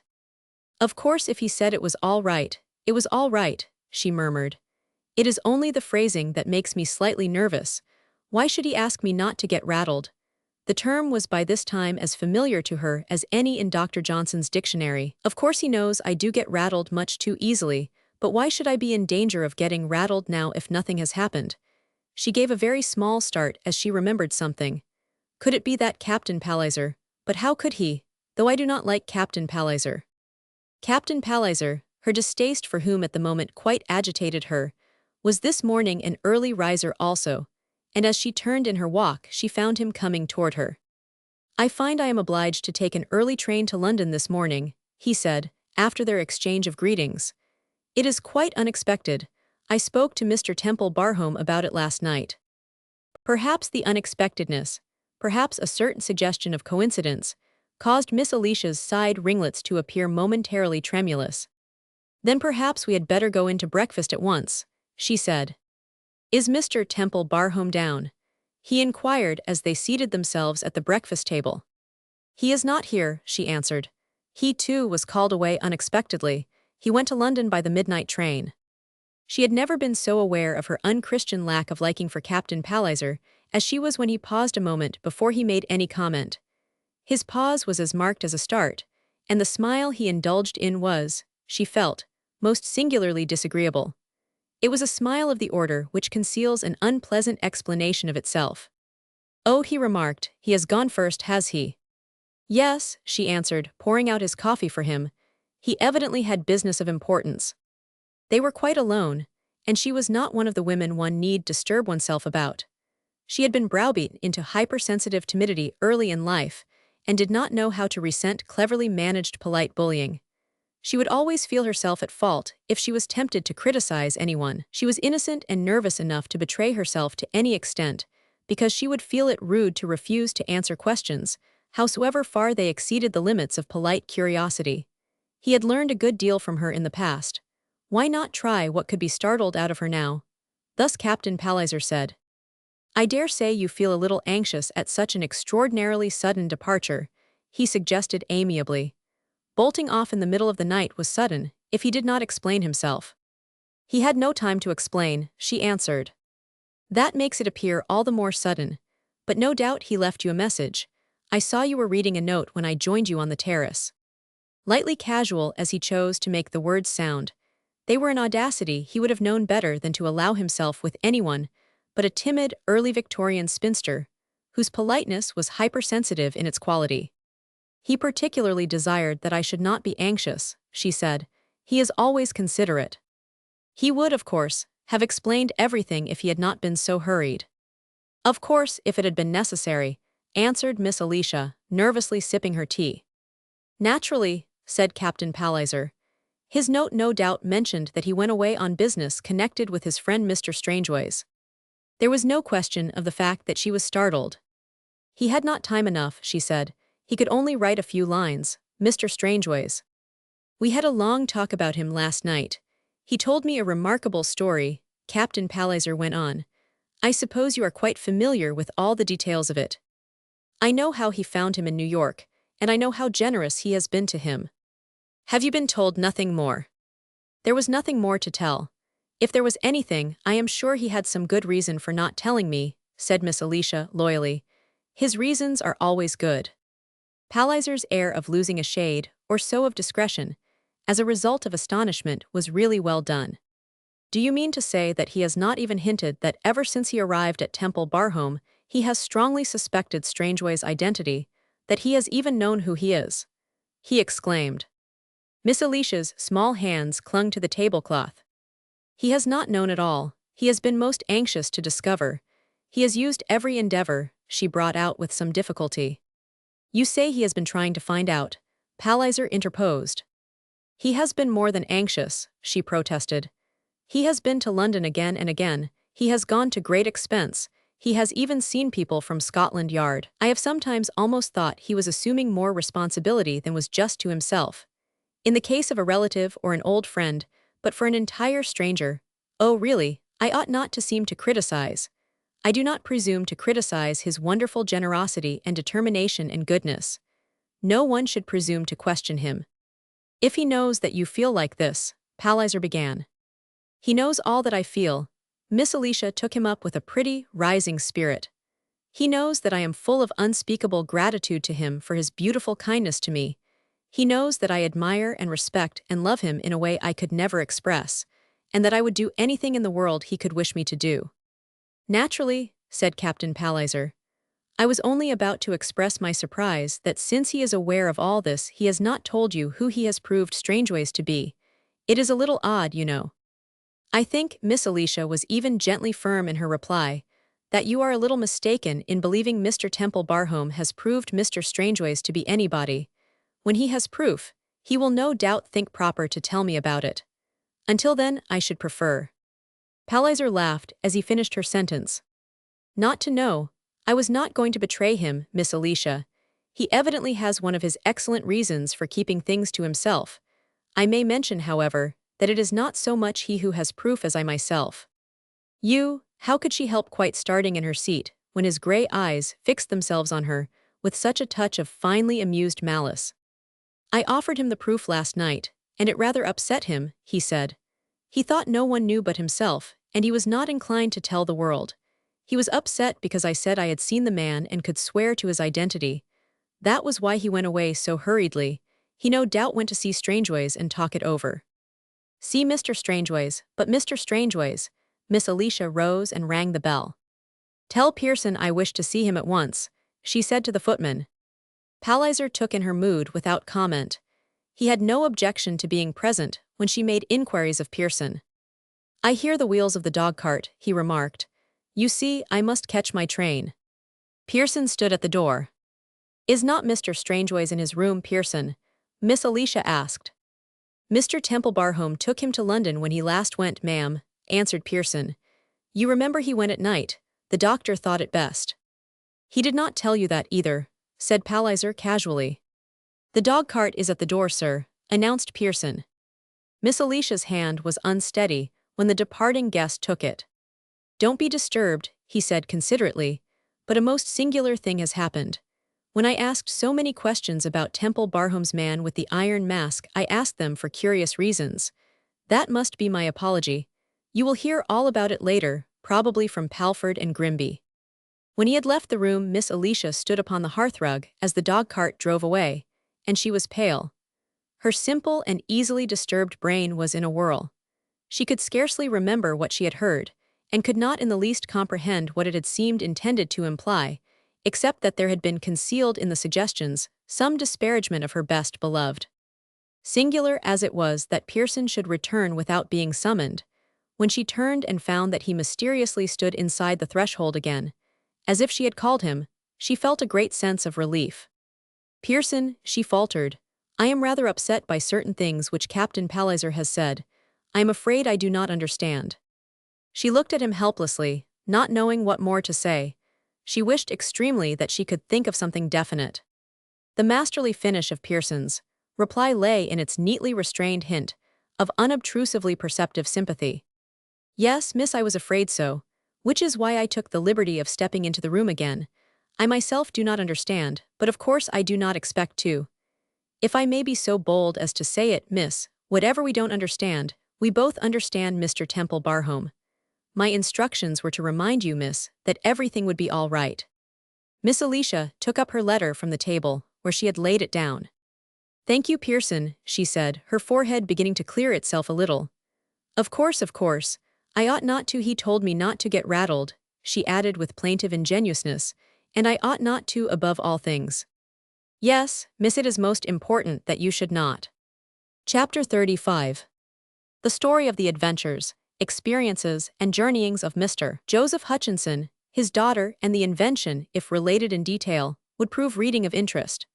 But as this is merely a study of the manner in which the untrained characteristics and varied limitations of one man adjusted or failed to adjust themselves to incongruous surroundings and totally unprepared for circumstances, such details, whatsoever their potential picturesqueness, can be touched upon but lightly. No new idea of value to the world of practical requirements is presented to the public at large without the waking of many sleeping dogs and the stirring of many snapping fish, floating with open ears and eyes in many pools.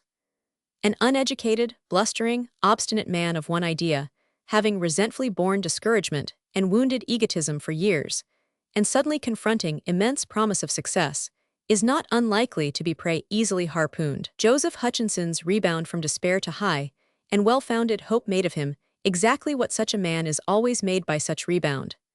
The testimony to his genius and judgment which acknowledgment of the value of his work implied was naturally, in his opinion, only a proper tribute which the public had been a bull-headed fool not to lay at his feet years before. So much time lost, and so much money for it, as well as for him, and served him all damned well right, he said. If Temple Barhome hadn't come into his money, and hadn't had more sense than the rest of them, where would they all have been? Perhaps they'd never have had the benefit of the thing he'd been telling them about for years. He prided himself immensely on the possession of a business shrewdness, which was an absolute defense against any desire on the part of the iniquitous to overreach him. He believed it to be a peculiarly Lancashire characteristic, and kept it in view constantly. "Lancashire's not easy to do," he would say hilariously. "Them that can do a Lancashire chap has got to look out that they get up early in the morning and don't go to bed till late." Smooth-mannered and astute men of business who knew how to make a man talk were given diffuse and loud-voiced explanations of his methods and long-acknowledged merits and characteristics. His life, his morals, and his training, or rather lack of it, were laid before them as examples of what a man might work himself up to if he had it in him. Education didn't do it. He had never been to naught but a village school where he'd picked up precious little but the 3 R's. It had to be born in a man. Look at him. His invention promised to bring him in a fortune like a duke's if he managed it right and kept his eyes open for sharpers. This company and that company were after him, but Lancashire didn't snap up things without going into 'em, and under 'em, and through 'em, for the matter of that. The well-mannered gentlemen of business stimulated him greatly by their appreciative attention.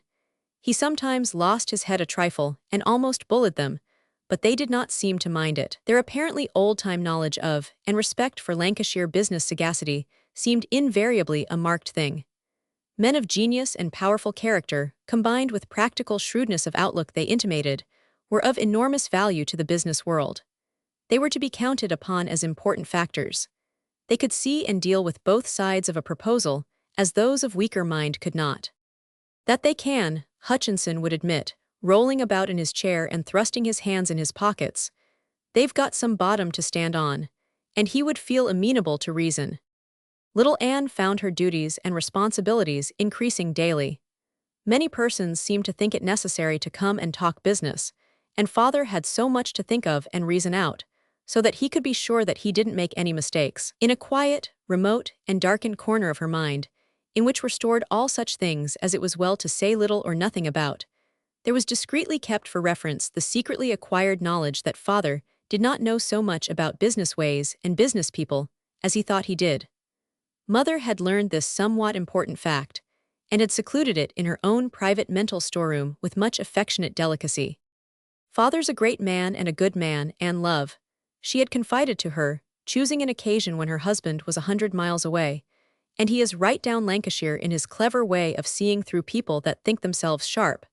But when a man is a genius, and noble-minded, he sometimes can't see the right people's faults and wickedness.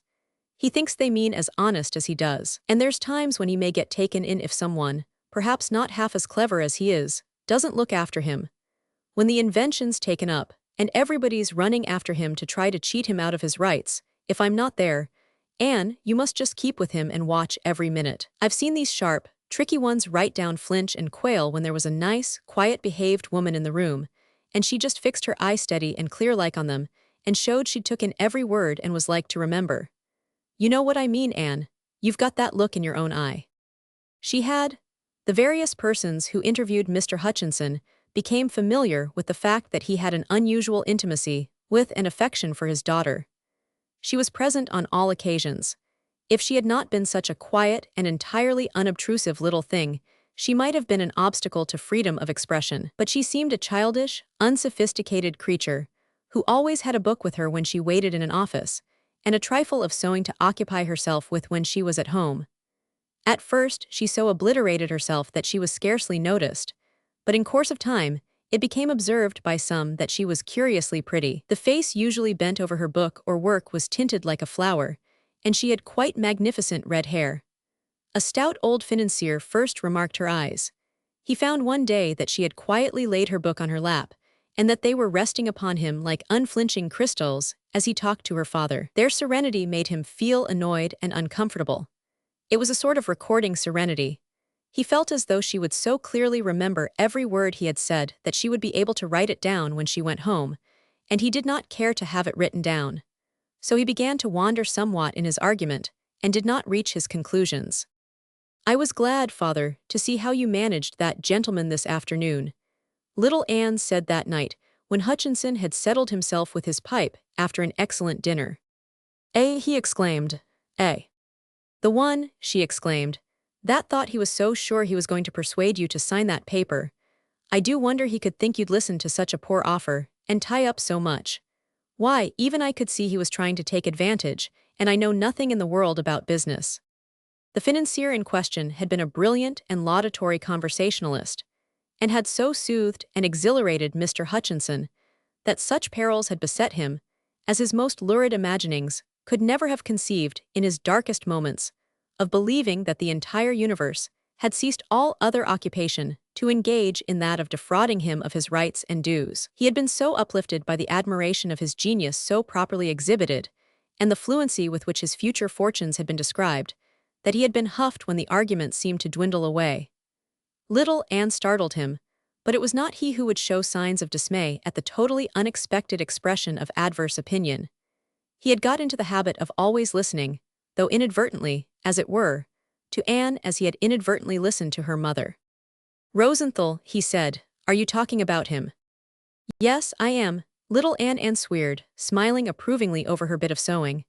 Father, I wish you'd try and teach me some of the things you know about business.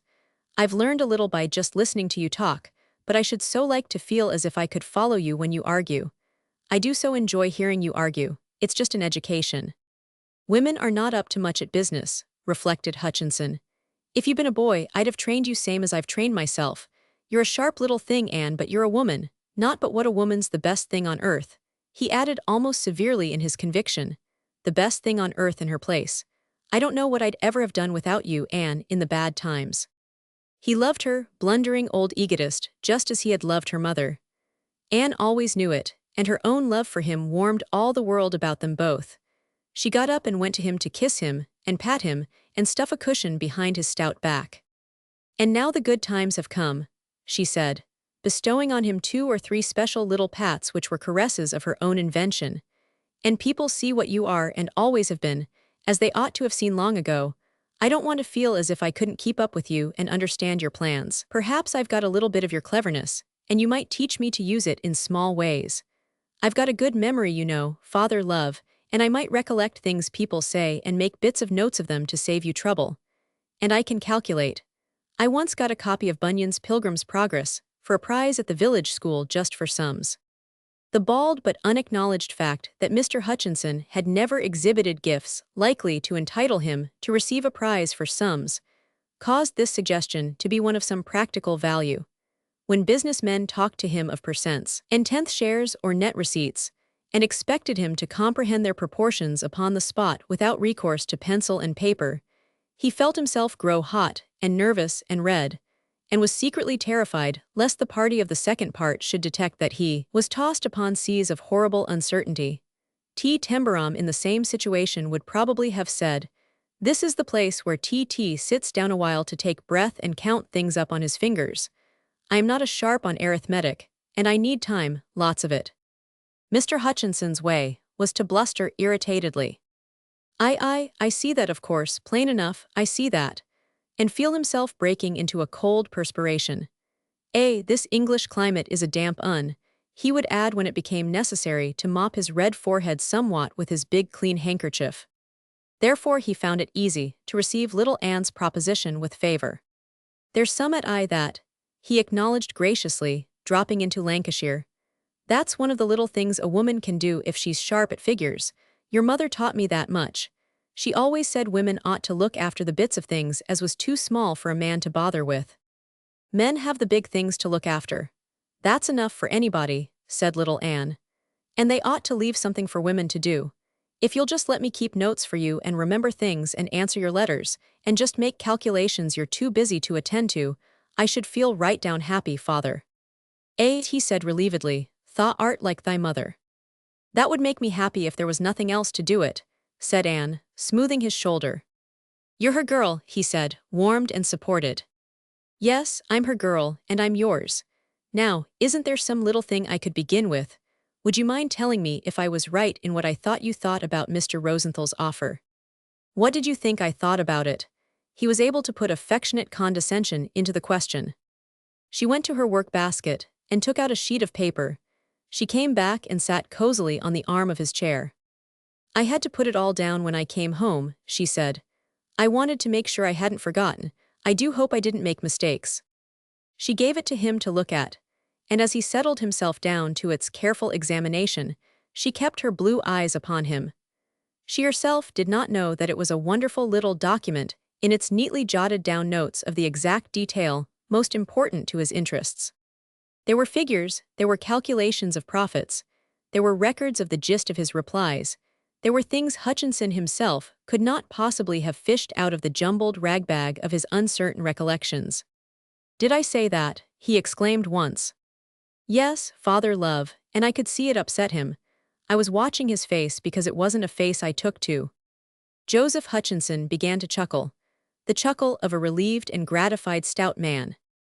"Thaw kept thy eyes open, little Anne," he said, "and the way thaw's put it down is a credit to thee, and I'll lay a sovereign that thaw made no mistakes in what thaw thought I was thinking." He was a little anxious to hear what it had been. The memorandum had brought him up with a slight shock, because it showed him that he had not remembered certain points, and had passed over others which were of dangerous importance. Anne slipped her warm arm about his neck, as she nearly always did when she sat on the arm of his chair and talked things over with him. She had never thought, in fact she was not even aware, that her soft little instincts made her treat him as the big, good, conceited, blundering child nature had created him. "What I was seeing all the time was the way you were taking in his trick of putting whole lots of things in that didn't really matter, and leaving out things that did," she explained. "He kept talking about what the invention would make in England, and how it would make it, and adding up figures and percents, and royalties until my head was buzzing inside. And when he thought he'd got your mind fixed on England, so that you'd almost forget there was any other country to think of, he read out the agreement that said all rights. And he was silly enough to think he could get you to sign it without reading it over and over yourself, and showing it to a clever lawyer that would know that as many tricks can be played by things being left out of a paper as by things being put in." Small beads of moisture broke out on the bald part of Joseph Hutchinson's head. He had been first so flattered and exhilarated by the quoting of large figures, and then so frustrated and embarrassed by his inability to calculate and follow argument, and again, so soothed and elated and thrilled by his own importance in the scheme and the honors which his position in certain companies would heap upon him, that an abyss had yawned before him of which he had been wholly unaware. He was not unaware of it now. He was a vainglorious, ignorant man, whose life had been spent in common work done under the supervision of those who knew what he did not know. He had fed himself upon the comforting belief that he had learned all the tricks of any trade. He had been openly boastful of his astuteness and experience, and yet, as Anne's soft little voice went on, and she praised his cleverness in seeing one point after another, he began to quake within himself before the dawning realization that he had seen none of them, that he had been carried along exactly as Rosenthal had intended that he should be, and that if luck had not intervened, he had been on the brink of signing his name to an agreement that would have implied a score of concessions he would have bellowed like a bull at the thought of making, if he had known what he was doing. "Aye, lass," he gulped out when he could speak. "Aye, lass, thou wert right eno. I'm glad thou wert there and heard it and saw what I was thinking. I didn't say much. I let the chap have rope eno to hang himself with. When he comes back I'll give him a bit o' my mind as'll startle him. It was right down clever of thee to see just what I had I my head about all that there gab about things as didn't matter, and the leavin' out them as did, thinking I wouldn't notice. Many's the time I've said, it is no so much what's put into a contract as what's left out. I'll warrant tha'st heard me say it thysen." "I dare say I have," answered Anne, "and I dare say that was why it came into my mind." "That was it," he answered. "Thy mother was always tellin' me of things I'd said that I'd clean forgot myself." He was beginning to recover his balance and self-respect. It would have been so like a Lancashire chap to have seen and dealt shrewdly with a business schemer who tried to outwit him, that he was gradually convinced that he had thought all that had been suggested, and had comported himself with triumphant though silent astuteness. He even began to rub his hands. "I'll show him," he said. "I'll send him off with a flea in his ear." "If you'll help me, I'll study out the things I've written down on this paper," Anne said, "and then I'll write down for you just the things you make up your mind to say. It will be such a good lesson for me, if you don't mind, father. It won't be much to write it out the way you'll say it. You know how you always feel that in business the fewer words the better, and that, however much a person deserves it, calling names and showing you're angry is only wasting time. One of the cleverest things you ever thought was that a thief doesn't mind being called one if he's got what he wanted out of you. He'll only laugh to see you in a rage when you can't help yourself. And if he hasn't got what he wanted, it's only waste of strength to work yourself up. It's you being what you are that makes you know that temper isn't business." "Well," said Hutchinson, drawing a long and deep breath, "I was almost hot enough to have forgot that, and I'm glad you've reminded me. We'll go over that paper now, Anne. I'd like to give you your lesson while we've got a bit o' time to ourselves, and what I've said is fresh in your mind. The trick is always to get at things while they're fresh in your mind." The little daughter with the red hair was present during Rosenthal's next interview with the owner of the invention. The fellow, he told himself, had been thinking matters over, had perhaps consulted a lawyer, and having had time for reflection, he did not present a mass of mere inflated and blundering vanity as a target for adroit aim. He seemed a trifle sulky, but he did not talk about himself diffusely and lose his head when he was smoothed the right way. He had a set of curiously concise notes to which he referred, and he stuck to his points with a bulldog obstinacy which was not to be shaken. Something had set him on a new tack. The tricks which could be used only with a totally ignorant and readily flattered and influenced business amateur were no longer in order. This was baffling and irritating. The worst feature of the situation was that the daughter did not read a book, as had seemed her habit at other times. She sat with a tablet and pencil on her knee, and still as unobtrusively as ever, jotted down notes. "Put that down, Anne," her father said to her more than once.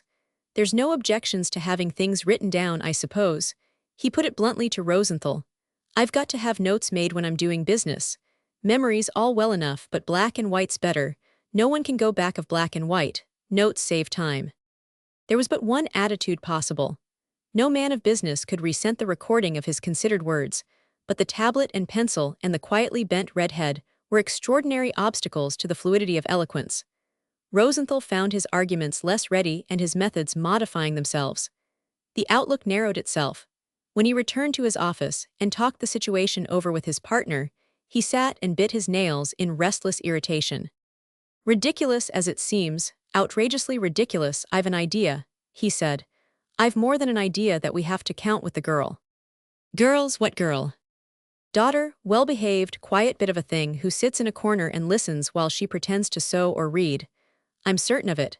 She's taken to making notes now, and Hutchinson's turned stubborn. You need not laugh, Lewis, she's in it. We've got to count with that girl, little female mouse as she looks. This view, which was first taken by Rosenthal and passed on to his partner, was in course of time passed on to others and gradually accepted, sometimes reluctantly, and with much private protest, sometimes with amusement. The well-behaved daughter went with Hutchinson wheresoever his affairs called him. She was changeless in the unobtrusiveness of her demeanor, which was always that of a dutiful and obedient young person who attended her parent, because he might desire her humble little assistance in small matters. She's my secretary, Hutchinson began to explain with a touch of swagger.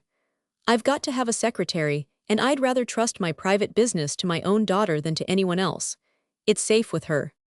It was so safe with her steady demureness that Hutchinson found himself becoming steady himself. The lessons he gave to little Anne, and the notes made as a result, always ostensibly for her own security and instruction, began to form a singularly firm foundation for statement and argument. He began to tell himself that his memory was improving. Facts were no longer jumbled together in his mind. He could better follow a line of logical reasoning. He less often grew red and hot and flustered. That's the thing I've said so often, that temper's got not to do why business, and only upsets a man when he wants all his wits about him. It's the truest thing I ever worked out, he not infrequently congratulated himself. If a chap can keep his temper, he'll be like to keep his head and drive his bargain. I see it plainer every day o' my life. Chapter 36. It was in the course of the lessons that he realized that he had always argued that the best way to do business was to do it face to face with people. To stay in England and let another chap make your bargains for you in France or Germany or some other outlandish place, where frog-eating foreigners ran loose, was a fool's trick. He'd said it often enough. Get your eye on 'em, and let them know you've got it on them, and they'd soon find out they were dealing with Lancashire, and not with foreign knaves and nincompoops.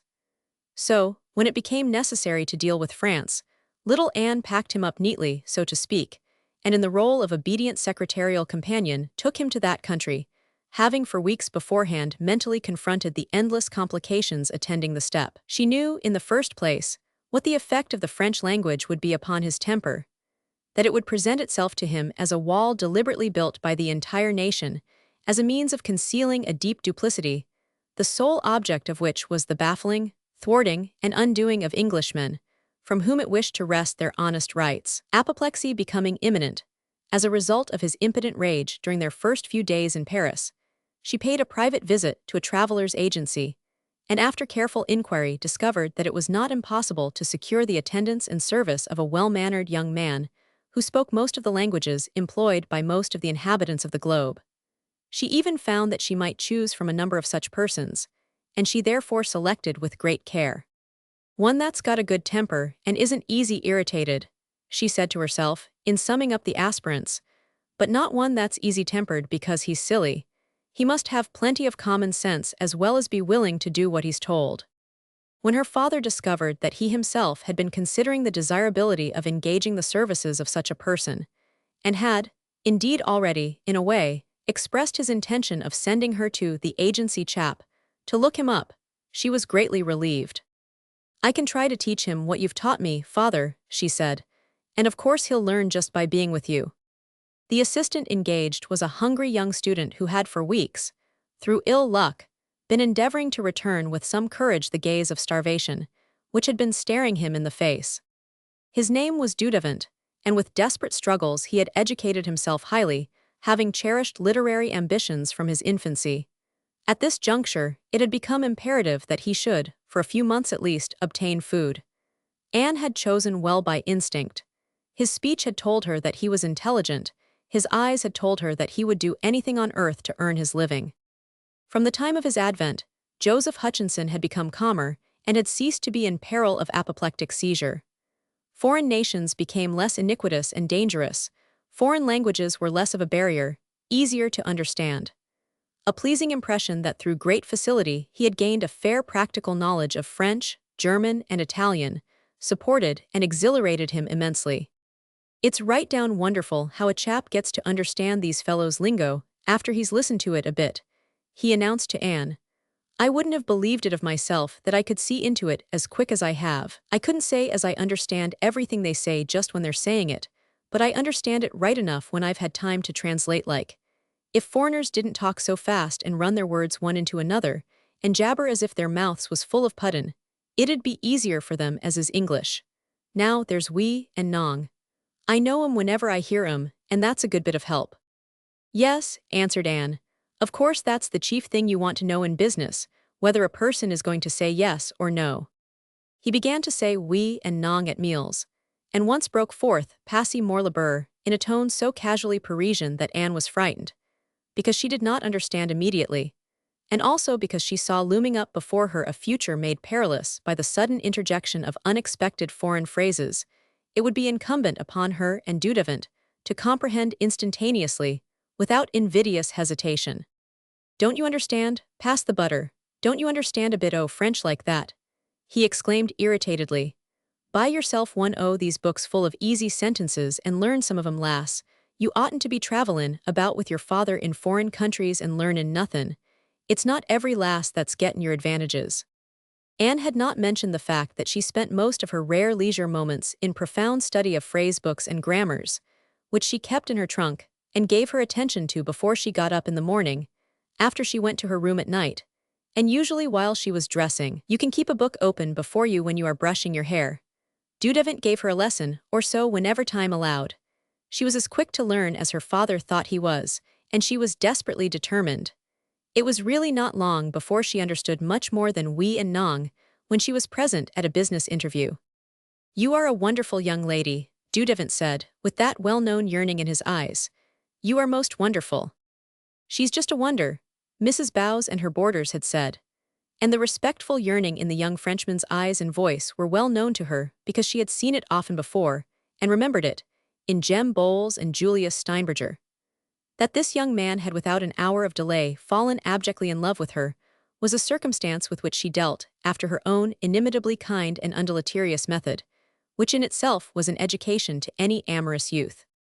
I can understand all you tell me, she said, when he reached the point of confiding his hard past to her. I can understand it because I knew someone who had to fight for himself just that way, only perhaps it was harder because he wasn't educated as you are.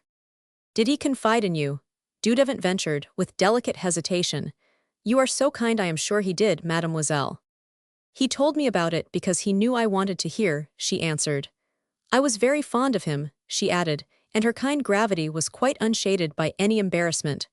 I was right down fond of him. His emotion rendered him for a moment indiscreet, to her immediate realization and regret, as was evident by his breaking off in the midst of his question. And now are you? Yes, I always shall be, Mr. Dudevant. His adoration naturally only deepened itself as all hope at once receded, as it could not but recede before the absolute pellucid truth of her. However much he likes me, he will get over it in time. People do when they know how things stand, she was thinking with maternal sympathy. It did him no bitter harm to help her with her efforts at learning what she most needed, and he found her intelligence and modest power of concentration remarkable. A singularly clear knowledge of her own specialized requirements was a practical background to them both. She had no desire to shine. She was merely steadily bent on acquiring as immediately as possible a comprehension of nouns, verbs, and phrases that would be useful to her father. The manner in which she applied herself, and assimilated what it was her quietly fixed intention to assimilate, bespoke her possession of a brain, the powers of which being concentrated on large affairs, might have accomplished almost startling results. There was, however, nothing startling in her intentions, and ambition did not touch her. Yet, as she went with Hodgson from one country to another, more than one man of affairs had it borne in upon him that her young slimness and her silence represented an unanticipated knowledge of points under discussion, which might wisely be considered as a factor in all decisions for or against. To realize that a soft-cheeked, child-eyed girl was an element to regard privately in discussions connected with the sale of, or the royalties paid on, a valuable pat appeared in some minds to be a situation not without flavor. She was the kind of little person a man naturally made love to, and a girl who was made love to in a clever manner frequently became amenable to reason, and might be persuaded to use her influence in the direction most desired. But such male financiers as began with this idea discovered that they had been led into errors of judgment through lack of familiarity with the variations of type. One personable young man of title, who had just been disappointed in a desirable marriage with a fortune, being made aware that the invention was likely to arrive at amazing results, was sufficiently rash to approach Mr. Hodgson with formal proposals. Having a truly British respect for the lofty in place, and not being sufficiently familiar with titled personages to discriminate swiftly between the large and the small, Joseph Hodgson was somewhat unduly elated. "The chap's account, lass," he said. "Thou'd go back to Manchester a countess." "I've heard they're nearly all counts in these countries," commented Anne. "And there's countesses that have to do their own washing, in a manner of speaking. You send him to me, father."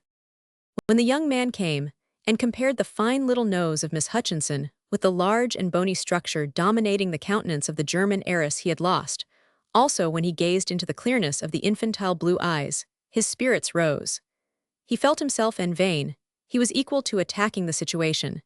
He felt that he approached it with alluring and chivalric delicacy. He almost believed all that he said. But the pellucid blueness of the gaze that met his was confusingly unstirred by any shade of suitable timidity or emotion. There was something in the lovely, sedate little creature, something so undisturbed and matter-of-fact, that it frightened him, because he suddenly felt like a fool whose folly had been found out. "That's downright silly," remarked little Anne, not allowing him to escape from her glance, which unhesitatingly summed up him and his situation. "And you know it is. You don't know anything about me, and you wouldn't like me if you did. And I shouldn't like you. We're too different. Please go away and don't say anything more about it. I shouldn't have patience to talk it over." "Father," she said that night, "if ever I get married at all, there's only one person I'm going to marry. You know that." And she would say no more.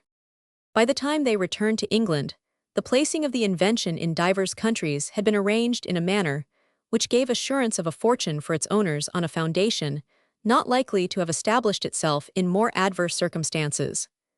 Mr. Hodgson had really driven some admirable bargains, and had secured advantages which to his last hour he would believe could have been achieved only by Lancashire shrewdness and Lancashire ability to see as far through a milestone as most chaps, and a bit farther. The way in which he had never allowed himself to be done caused him at times to chuckle himself almost purple with self-congratulation. They got to know what they was dealing with, them chaps. They was sharp, but Joe was a bit sharper, he would say. They found letters waiting for them when they reached London. "There's one fro thy grandmother," Hodgson said, in dealing out the package. "She's written to thee pretty steady for an old un." This was true. Letters from her had followed them from one place to another. This was a thick one in an envelope of good size. "Aren't thou going to read it?" he asked. "Not till you've had your dinner, father. You've had a long day of it with that channel at the end. I want to see you comfortable with your pipe." The hotel was a good one, and the dinner was good.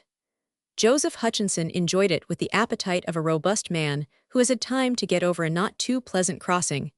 When he had settled down into a stout easy chair with the pipe, he drew a long and comfortable breath as he looked about the room. Anne, lass," he said, "thy mother'd be fine and set up if she could see all this.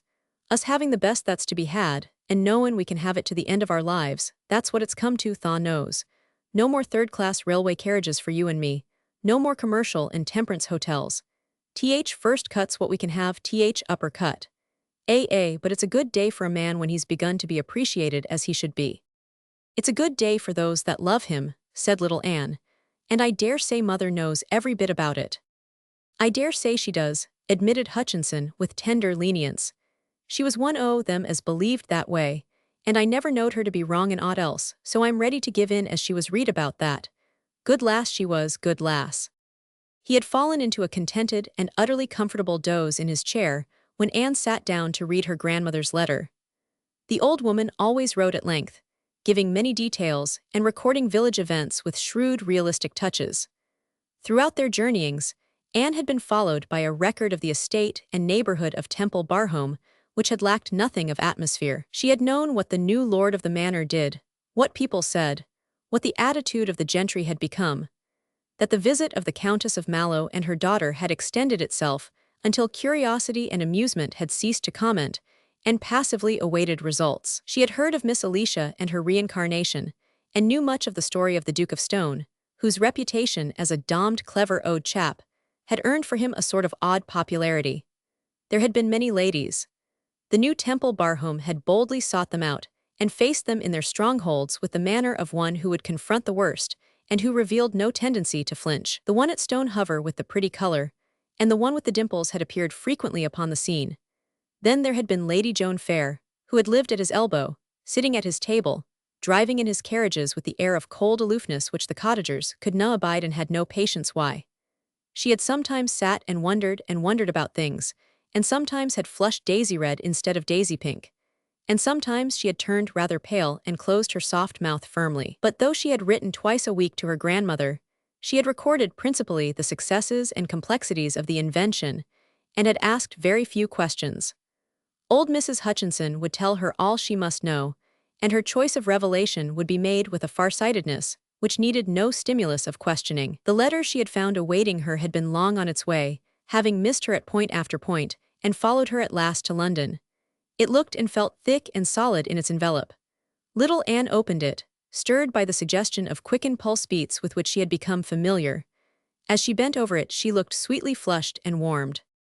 Joseph Hutchinson's doze had almost deepened into sleep when he was awakened by the touch of her hand on his shoulder. She was standing by him, holding some sheets of her grandmother's letter, and several other sheets were lying on the table. Something had occurred which had changed her quiet look. "Has aught happened to your grandmother?" he asked. "No, father, but this letter that's been following me from one place to another has got some queer news in it." "What's up, lass? Tha looks as if summat was up."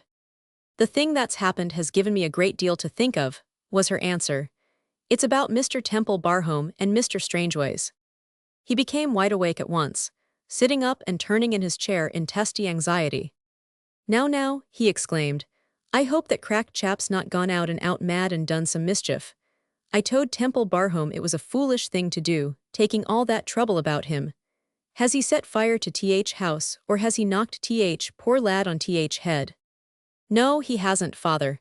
He's disappeared, and Mr. Temple Barhome's disappeared too."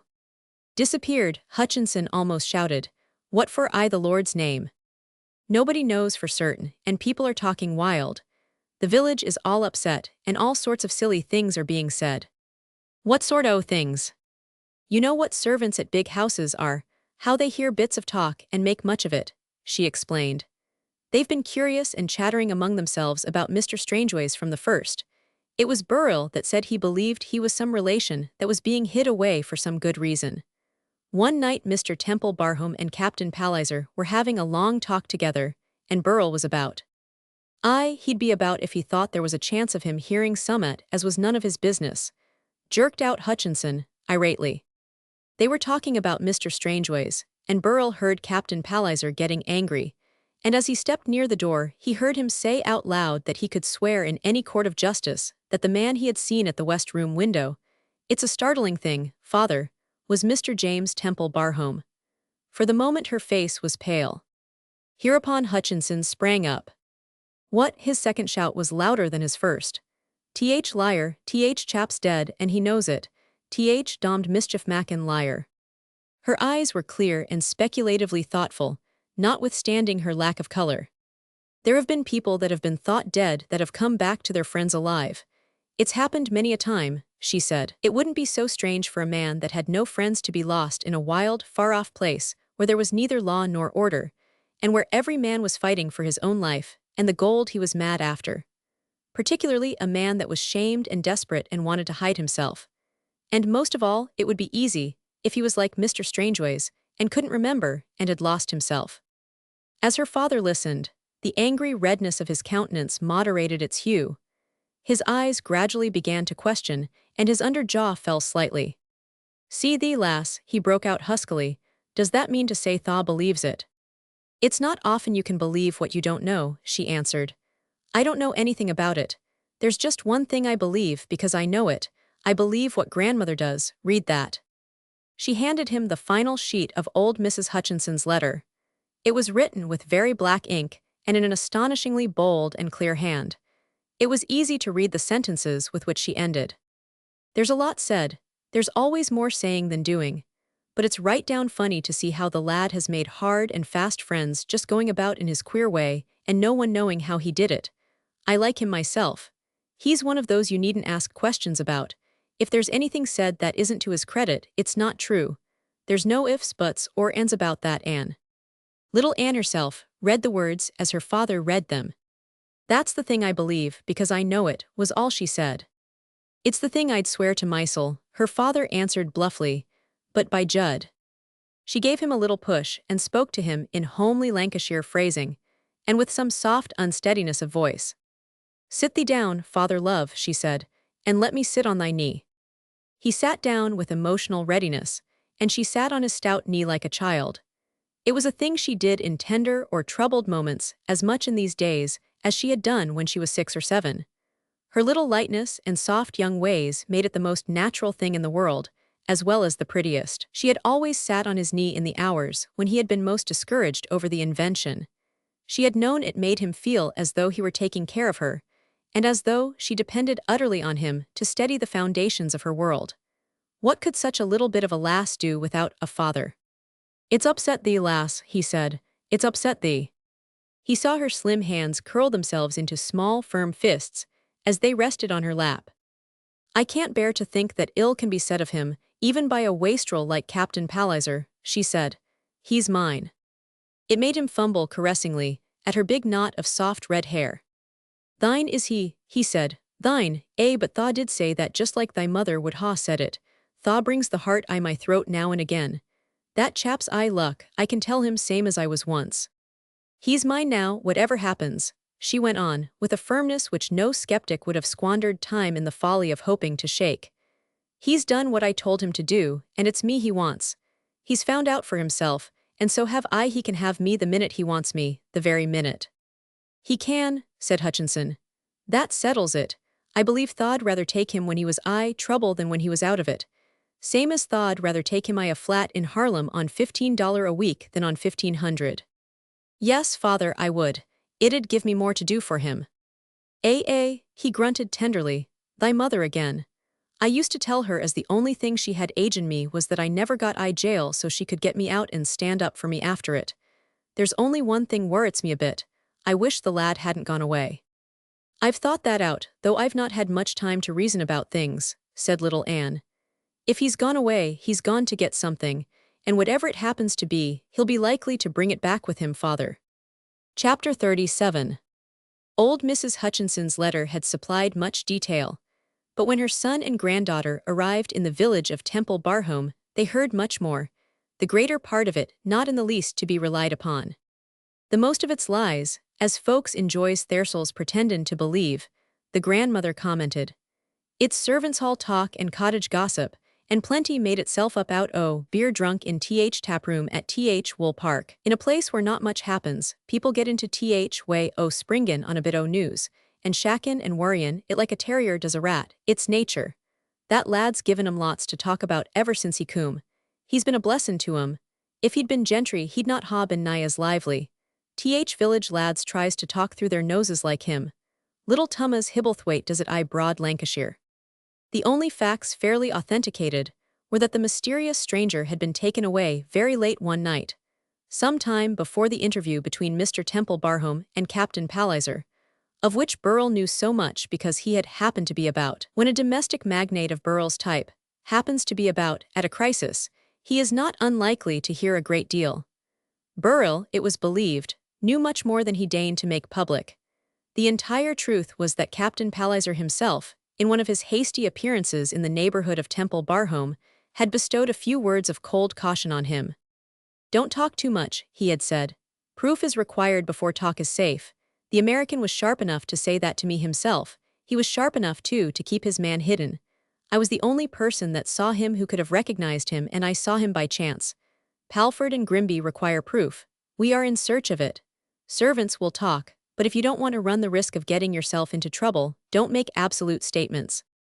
This had been a disappointment to Burrell, who had seen himself developing in magnitude. But he was a timid man, and therefore felt it wise to convey his knowledge merely through the conviction carried by a dignified silence after his first indiscreet revelation of having, happened to be about had been made. It would have been some solace to him to intimate to Miss Alicia by his bearing and the manner of his services that she had been discovered, so to speak, in the character of a sort of accomplice.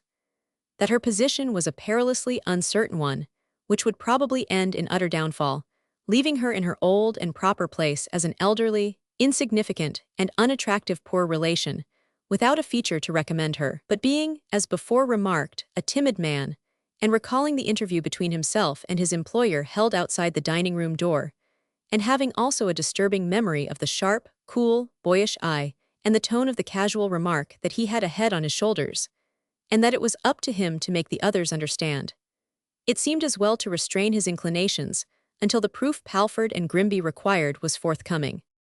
It was perhaps the moderate and precautionary attitude of Palford and Grimby, during their first somewhat startled, though reserved interview with Captain Palliser, which had prevented the vaguely wild rumors from being regarded as more than villagers' exaggerated talk among themselves. The gentry, indeed, knew much less of the cottagers than the cottagers knew of the gentry, consequently events furnishing much excitement among the village people not infrequently remained unheard of by those in the class above them.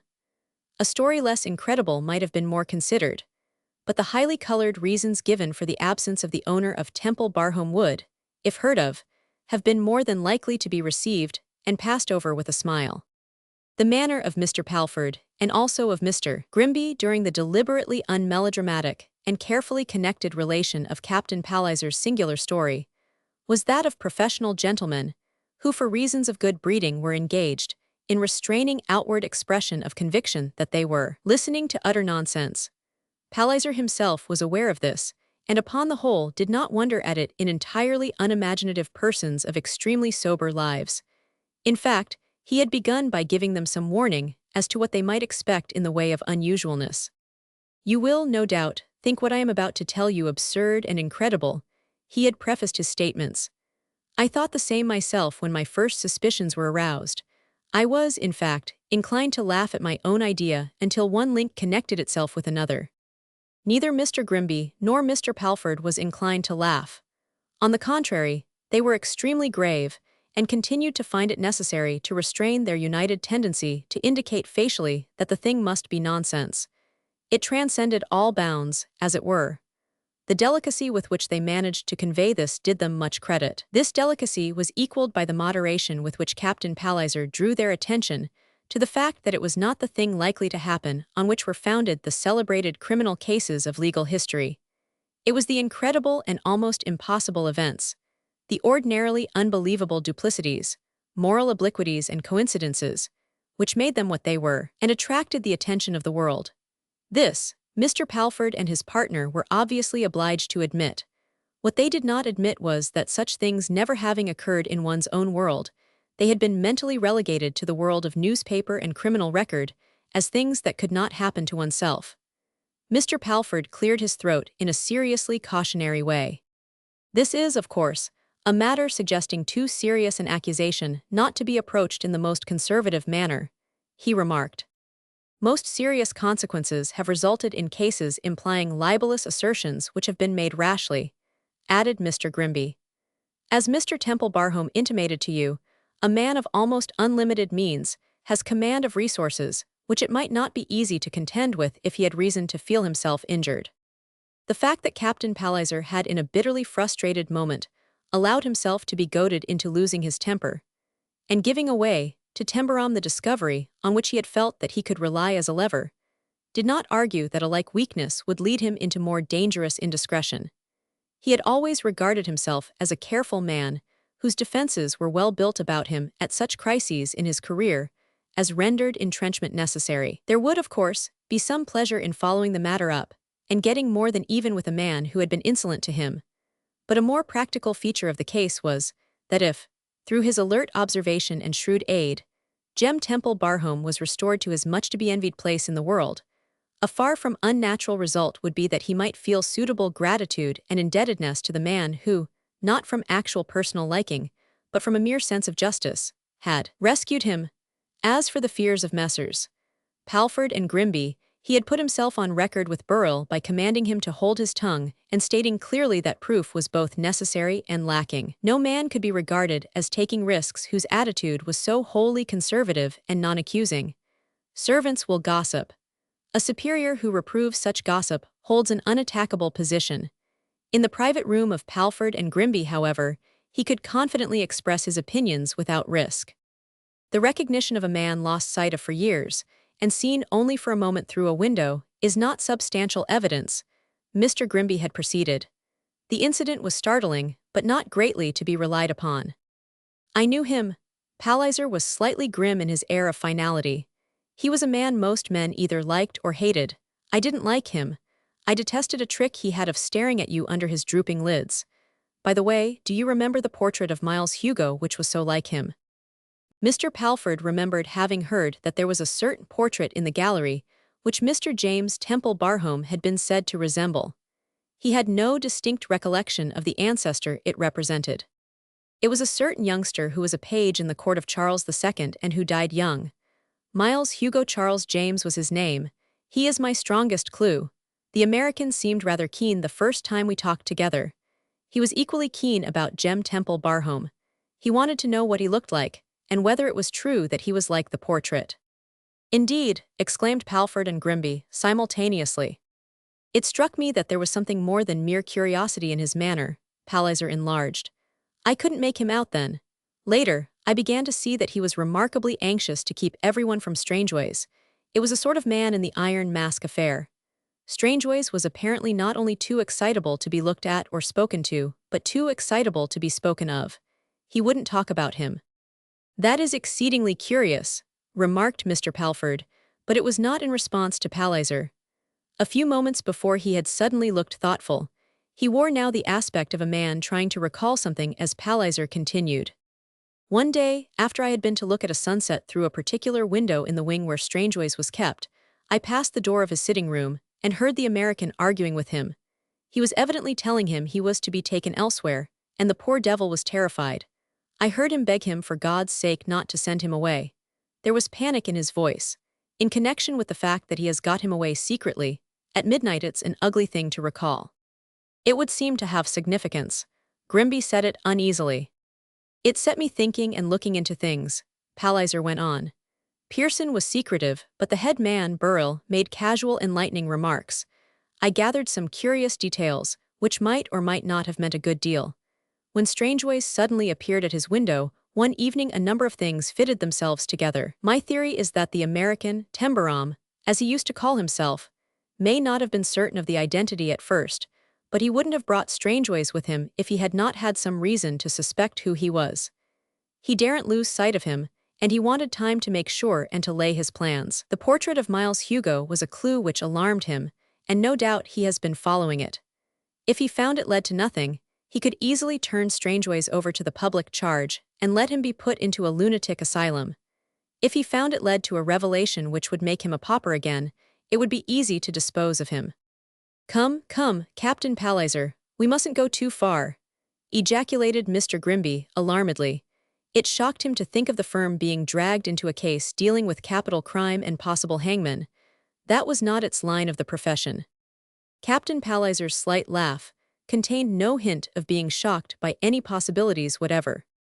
There are extremely private asylums and so-called sanatoriums where the discipline is strict, and no questions are asked.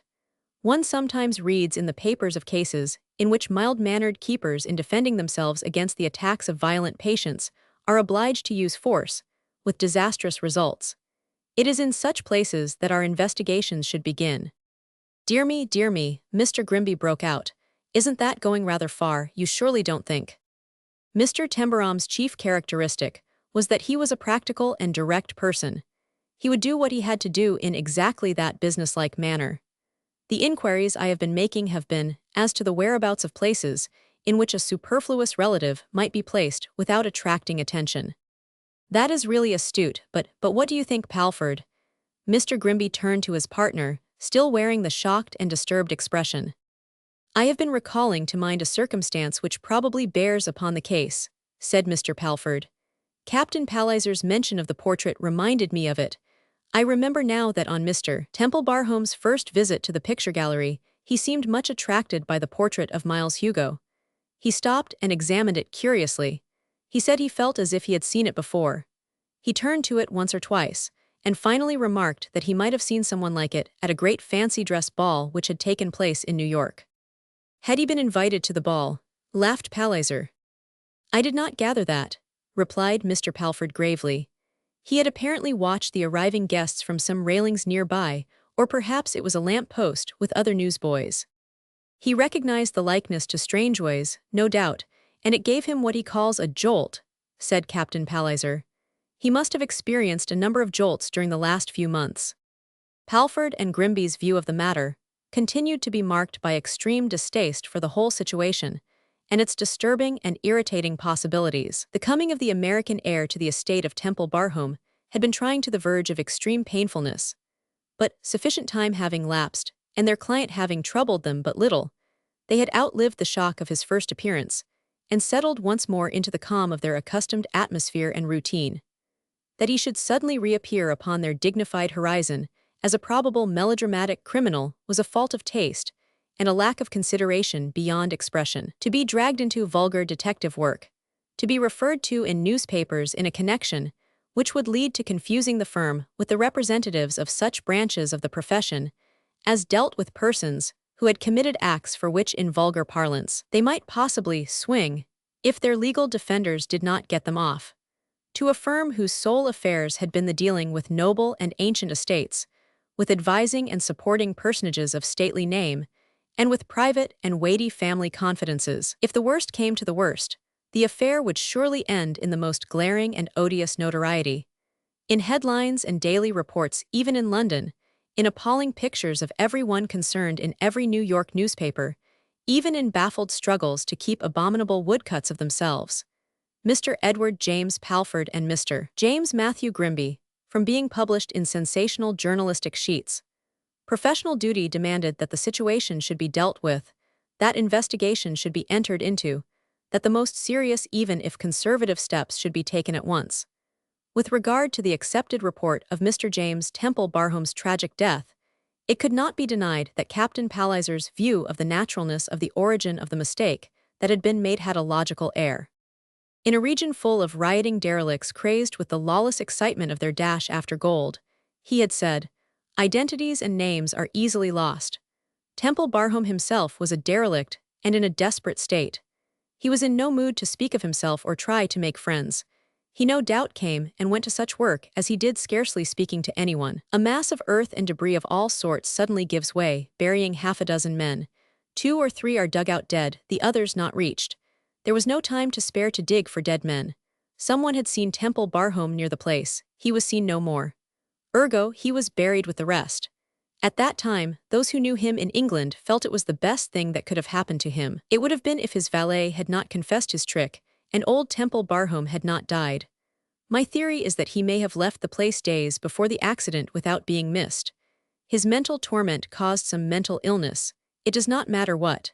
He lost his memory and wandered about, the Lord knows how or where he lived. He probably never knew himself. The American picked him up and found that he had money.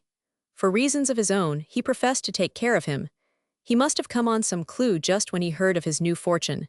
He was naturally panic-stricken. It must have been a big blow at that particular moment.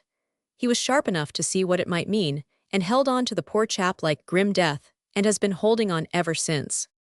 We must begin to take steps, decided Palford and Grimby. We must of course take steps at once, but we must begin with discretion. After grave private discussion, they began to take the steps in question, and with the caution that it seemed necessary to observe until they felt solid ground under their feet. Captain Palliser was willing to assist them. He had been going into the matter himself. He went down to the neighborhood of Temple Barhome and quietly looked up data which might prove illuminating when regarded from one point or another. It was on the first of these occasions that he saw and warned Burrill. It was from Burrill he heard of Thomas Hibblethwaite. "There's an impudent little vagabond in the village, sir," he said, "that Mr. Temple Barhome used to go and see and take New York newspapers to. A cripple the lad is, and he's got a kind of craze for talking about Mr. James Temple Barhome. He had a map of the place where he was said to be killed. If I may presume to mention it, sir, he added with great dignity, "it is my opinion that the two had a good deal of talk together on the subject." "I dare say," Captain Palliser admitted indifferently, and made no further inquiry or remark. He sauntered into the Hibblethwaite cottage, however, late the next afternoon. Tummas was in a bad temper, for reasons quite sufficient for himself, and he regarded him sourly. "What has thou come for?" he demanded. "I did not ask thee." "Don't be cheeky," said Captain Palliser. "I will give you a sovereign if you'll let me see the map you and Mr. Temple Barhome used to look at and talk so much about." He laid the sovereign down on the small table by Tummas's sofa, but Tummas did not pick it up. "I know who thou art, Thaat Palliser, and thou wast one as said as him as was killed in Klondike had come back alive." "You've been listening to that servant's story, have you?" remarked Palliser. "You had better be careful as to what you say. I suppose you never heard of libel suits. Where would you find yourself if you were called upon to pay Mr. Temple Barhome £10,000 damages? You'd be obliged to sell your atlas." Burrell told as he heard thee say tha'd swear in court as it was one as was killed as tha'd seen. "That's Burrell's story, not mine, and Burrell had better keep his mouth shut," said Palliser. "If it were true, how would you like it? I've heard you were interested in one as was killed." Tummas's eyes burned troublously. "I've got reet down taken why other he answered. "He's known gentry, but he's reet Mac. I do not believe as him as was killed has come back." "Neither do I," Palliser answered, with amiable tolerance. "The American gentleman had better come back himself and disprove it. When you used to talk about the Klondike, he never said anything to make you feel as if he doubted that the other man was dead." "Not him," answered Tummas. Tummas, what art thou talking about?" exclaimed Mrs. Hibblethwaite, who was mending at the other end of the room. "I heard him say mysel, suppose story hadn't been true and he was alive somewhere now, it'd make a big change, would know it?" And he laughed. "I never heard him," said Tummas in stout denial. "Thaw's lossin' thaw moind," commented his mother. "As soon as I heard talk about him runnin' away and talkin' mad gentleman, why him I remembered it. And I remembered as he sat still after it and said nowt for a minute or so, same as if he was thinkin' things over. There was summat a bit queer about it." "I never heard him," Tummas asserted obstinately and shut his mouth. "He were as ready to talk about poor gentleman as met with accident as thaw wert thisel, Tummas," Mrs. Hibblethwaite proceeded, moved by the opportunity offered for presenting her views on the exciting topic. "He'd ax thee all sorts o' questions about what tha'd found out why pumpin' folk. He'd ax me questions now and agin about what he was like to look at, and how tall he were. Onct he axed me if I remembered what sort o' chin he had and how he spoke." "It were to set thee goin' and please me," volunteered Tummas, grudgingly. "He did it same as he'd look at map to please me and tell me tales about news lads I New York." It had not seemed improbable that a village cripple tied to a sofa would be ready enough to relate all he knew, and perhaps so much more that it would be necessary to use discretion in selecting statements of value. To drop in and give him a sovereign and let him talk had appeared simple. Lads of his class liked to be listened to, enjoyed enlarging upon and rendering dramatic such material as had fallen into their hands. But Tummas was an eccentric, and instinct led him to close like an oyster before a remote sense of subtly approaching attack. It was his mother, not he, who had provided information, but it was not sufficiently specialized to be worth much. "What did thaw say he'd run away fur?" Tummas said to his parent later. "He's not one runnin' away sort." "He has probably been called away by business," remarked Captain Palliser, as he rose to go after a few minutes' casual talk with Mrs. Hibblethwaite. "It was a mistake not to leave an address behind him. Your mother is mistaken in saying that he took the mad gentleman with him. He had him removed late at night some time before he went himself." "Tak thaw sovereign," said Tummas as Palliser moved away.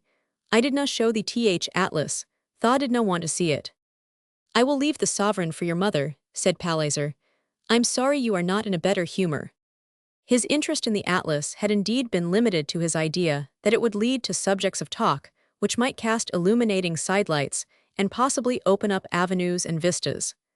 Tummas, however, having instinctively found him displeasing, he had gained but little.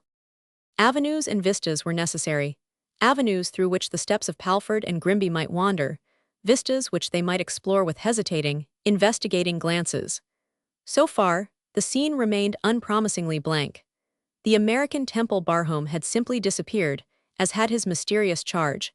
Steps likely to lead to definite results can scarcely be taken hopefully in the case of a person who has seemed temporarily to cease to exist. You cannot interrogate him, you cannot demand information, whatsoever the foundations upon which rest your accusations. If such accusation can be launched only into thin air, and the fact that there is nobody to reply to acknowledge or indignantly refute them, is in itself a serious barrier to accomplishment. It was also true that only a few weeks had elapsed since the accused had, so to speak, dematerialized. It was also impossible to calculate upon what an American of his class and peculiarities would be likely to do in any circumstances whatever. In private conference, Palford and Grimby frankly admitted to each other that they would almost have preferred that Captain Palliser should have kept his remarkable suspicions to himself, for the time being at least. Yet when they had admitted this, they were confronted by the disturbing possibility, suggested by Palliser, that actual crime had been or might be committed. They had heard unpleasant stories of private lunatic asylums and their like. Things to shudder at might be going on at the very moment they spoke to each other. Under this possibility, no supineness would be excusable. Efforts to trace the missing man must at least be made. Efforts were made, but with no result. Painful as it was to reflect on the subject of the asylums, careful private inquiry was made, information was quietly collected, there were even visits to gruesomely quiet places on various polite pretexts. If a longer period of time had elapsed, Mr. Palford remarked several times, with some stiffness of manner, we should feel that we had more solid foundation for our premises. Perfectly right, Captain Palliser agreed with him, but it is lapse of time which may mean life or death to Gem Temple Barhome, so it's perhaps as well to be on the safe side and go on quietly following small clues. I dare say you would feel more comfortable yourselves. Both Mr. Palford and Mr. Grimby, having made an appointment with Miss Alicia, arrived one afternoon at Temple Barhome to talk to her privately, thereby casting her into a state of agonized anxiety which reduced her to pallor. Our visit is merely one of inquiry, Miss Temple Barhome, Mr. Palford began. There is perhaps nothing alarming in our client's absence. In the note which he left me, he asked me to feel no anxiety, Miss Alicia said. He left you a note of explanation. I wish we had known this earlier. Mr. Palford's tone had the note of relieved exclamation. Perhaps there was an entirely simple solution of the painful difficulty. But his hope had been too sanguine. It was not a note of explanation, exactly. He went away too suddenly to have time to explain. The two men looked at each other disturbedly. He had not mentioned to you his intention of going? Asked Mr. Grimby. I feel sure he did not know he was going when he said good night. He remained with Captain Palliser talking for some time. Miss Alicia's eyes held wavering and anxious question as she looked from one to the other. She wondered how much more than herself her visitors knew. He found a telegram when he went to his room. It contained most disquieting news about Mr. Strangeways. He had got away from the place where. Got away, Mr. Palford was again exclamatory. Was he in some institution where he was kept under restraint? Miss Alicia was wholly unable to explain to herself why some quality in his manner filled her with sudden distress. Oh, I think not, surely not, surely nothing of that sort was necessary. He was very quiet always, and he was getting better every day. But it was important that he should be watched over. He was no doubt under the care of a physician in some quiet sanatorium. Some quiet sanatorium. Mr. Palford's disturbance of mind was manifest, but you did not know where. No, indeed, Mr. Temple Barhome talked very little of Mr. Strangeways. I believe he knew that it distressed me to feel that I could be of no real assistance, as the case was so peculiar. Each perturbed solicitor looked again with rapid question at the other. Miss Alicia saw the exchange of glances, and so to speak, broke down under the pressure of their unconcealed anxiety. The last few weeks with their suggestion of accusation, too vague to be met, had been too much for her. I am afraid, I feel sure you know something I do not, she began. I am most anxious and unhappy. I have not liked to ask questions because that would have seemed to imply a doubt of Mr. Temple Barhome. I have even remained at home because I did not wish to hear things I could not understand. I do not know what has been said. Pearson, in whom I have the greatest confidence, felt that Mr. Temple Barhome would prefer that I should wait until he returned. "Do you think he will return?" said Mr. Grimby, amazedly. "Oh," the gentle creature ejaculated, "can you possibly think he will not? Why?" Mr. Palford had shared his partner's amazement. It was obvious that she was as ignorant as a babe of the details of Palliser's extraordinary story. In her affectionate consideration for Temple Barhome, she had actually shut herself up lest she should hear anything said against him which she could not refute. She stood innocently obedient to his wishes, like the boy upon the burning deck, awaiting his return and his version of whatsoever he had been accused of. There was something delicately heroic in the little, slender old thing, with her troubled eyes and her cap and her quivering cider ringlets. "You," she appealed, "are his legal advisers, and will be able to tell me if there is anything he would wish me to know. I could not allow myself to listen to villagers or servants, but I may ask you." "We are far from knowing as much as we desire to know," Mr. Palford replied. "We came here, in fact," added Grimby, "to ask questions of you, Miss Temple Barhome. The fact that Miss Temple Barhome has not allowed herself to be prejudiced by village gossip, which is invariably largely unreliable, will make her an excellent witness," Mr. Palford said to his partner, with a deliberation which held suggestive significance. Each man, in fact, had suddenly realized that her ignorance would leave her absolutely unbiased in her answers to any questions they might put, and that it was much better in cross-examining an emotional elderly lady that such should be the case. Witness, Miss Alicia found the word alarming. Mr. Palford's bow was apologetically palliative. "A mere figure of speech, madam," he said. "I really know so little everyone else doesn't know." Miss Alicia's protest had a touch of bewilderment in it. What could they wish to ask her? "But, as we understand it, your relations with Mr. Temple Barhome were most affectionate and confidential." "We were very fond of each other," she answered. "For that reason he no doubt talked to you more freely than to other people," Mr. Grimby put it. "Perhaps, Palford, it would be as well to explain to Miss Temple Barhome that a curious feature of this matter is that it, in a way, involves certain points concerning the late Mr. Temple Barhome." Miss Alicia uttered a pathetic exclamation. "Poor Jem, who died so cruelly." Mr. Palford bent his head in acquiescence. "Perhaps you can tell me what the present Mr. Temple Barhome knew of him, how much he knew." "I told him the whole story the first time we took tea together," Miss Alicia replied, and between her recollection of that strangely happy afternoon and her wonder at its connection with the present moment, she began to feel timid and uncertain. How did it seem to impress him? She remembered it all so well. His queer, dear New York way of expressing his warm-hearted indignation at the cruelty of what had happened. Oh, he was very much excited. He was so sorry for him.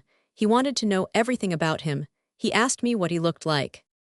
"Oh," said Palford, "he wanted to know that." "He was so full of sympathy," she replied, her explanation gaining warmth. "When I told him that the picture of Miles Hugo in the gallery was said to look like Jem as a boy, he wanted very much to see it. Afterward we went and saw it together. I shall always remember how he stood and looked at it. Most young men would not have cared, but he always had such a touching interest in poor Jem." "You mean that he asked questions about him, about his death and so forth?" was Mr. Palford's inquiry. "About all that concerned him. He was interested especially in his looks and manner of speaking and personality, so to speak, and in the awful accident which ended his life, though he would not let me talk about that after he had asked his first questions." "What kind of questions?" suggested Grimby. "Only about what was known of the time and place, and how the sad story reached England. It used to touch me to think that the only person who seemed to care was the one who might have been expected to be almost glad the tragic thing had happened. But he was not."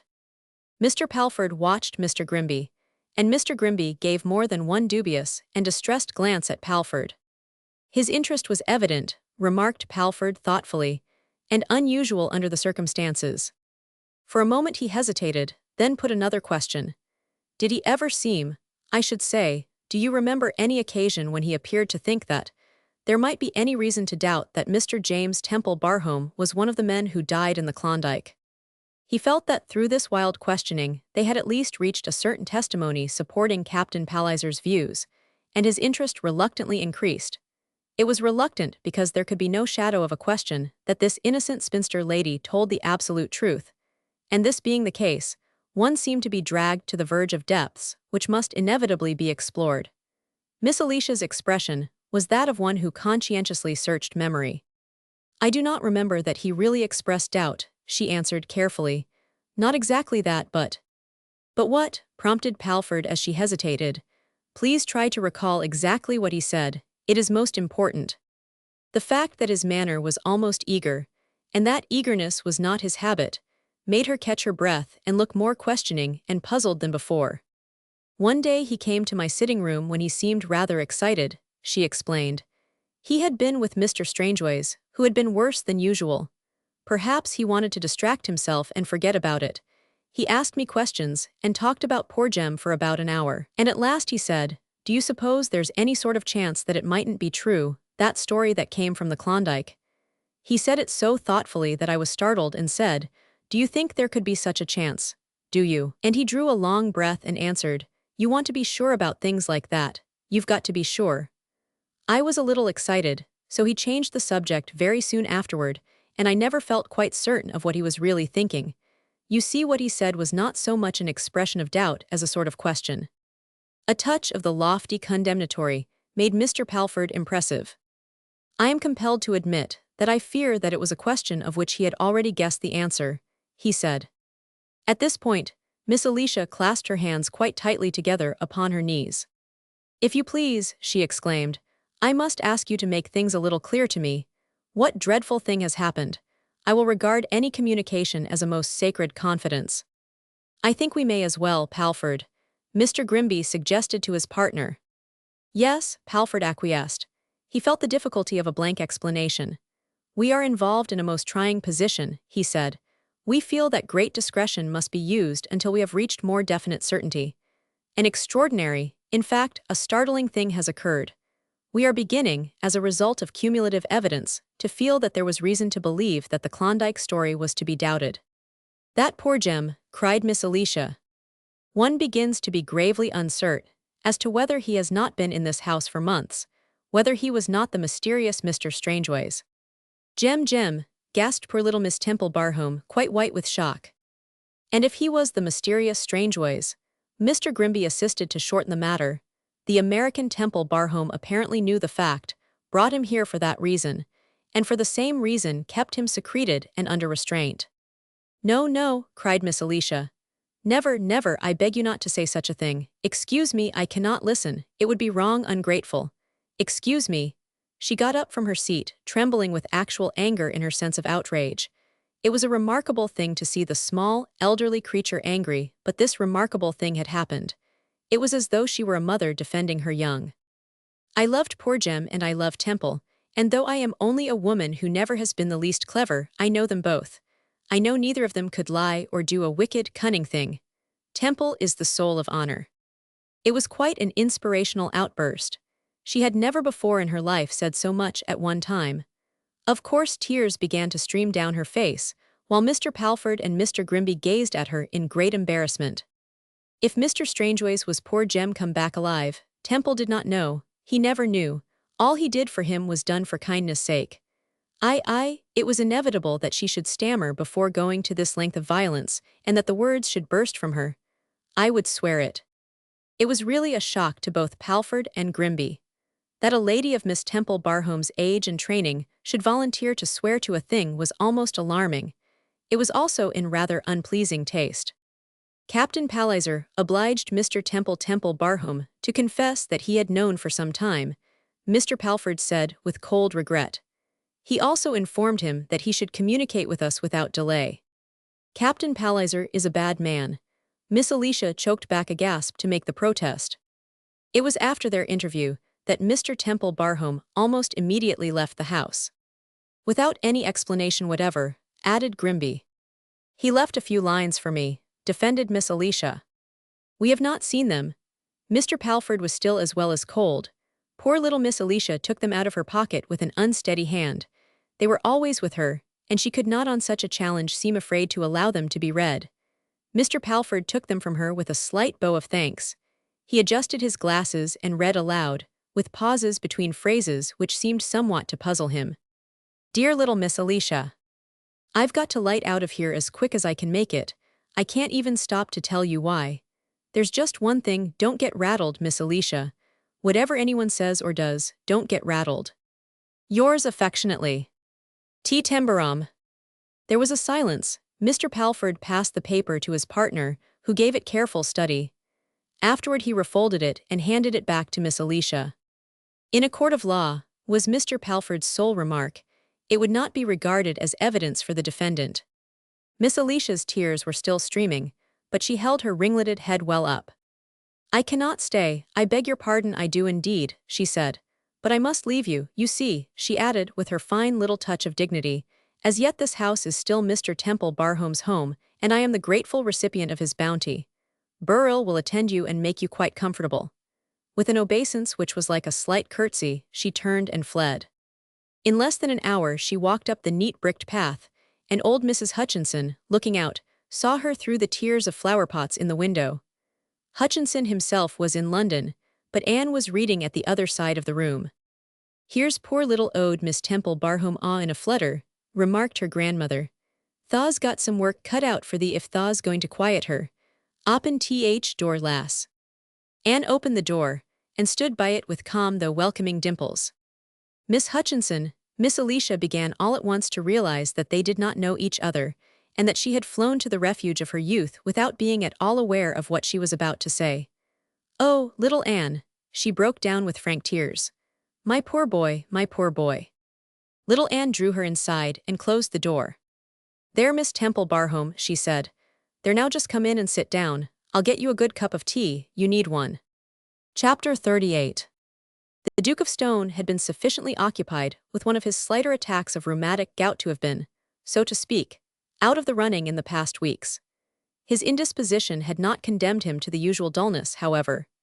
He had suffered less pain than was customary, and Mrs. Brattle had been more than usually interesting in conversation on those occasions, when, in making him very comfortable in one way or another, she felt that a measure of entertainment would add to his well-being. His Epicurean habit of mind tended toward causing him to find a subtle pleasure in the hearing of various versions of any story whatever. His intimacy with T. Tembarom had furnished forth many an agreeable mental repast for him. He had had T. Tembarom's version of himself, the version of the county, the version of the uneducated class, and his own version. All of these had had varying shades of their own. He had found a cynically fine flavor in Palliser's version, which he had gathered through talk and processes of exclusion and inclusion. There is a good deal to be said for it, he summed it up. It's plausible on ordinary sophisticated grounds. T. Tembarom would say, it looks sort of that way.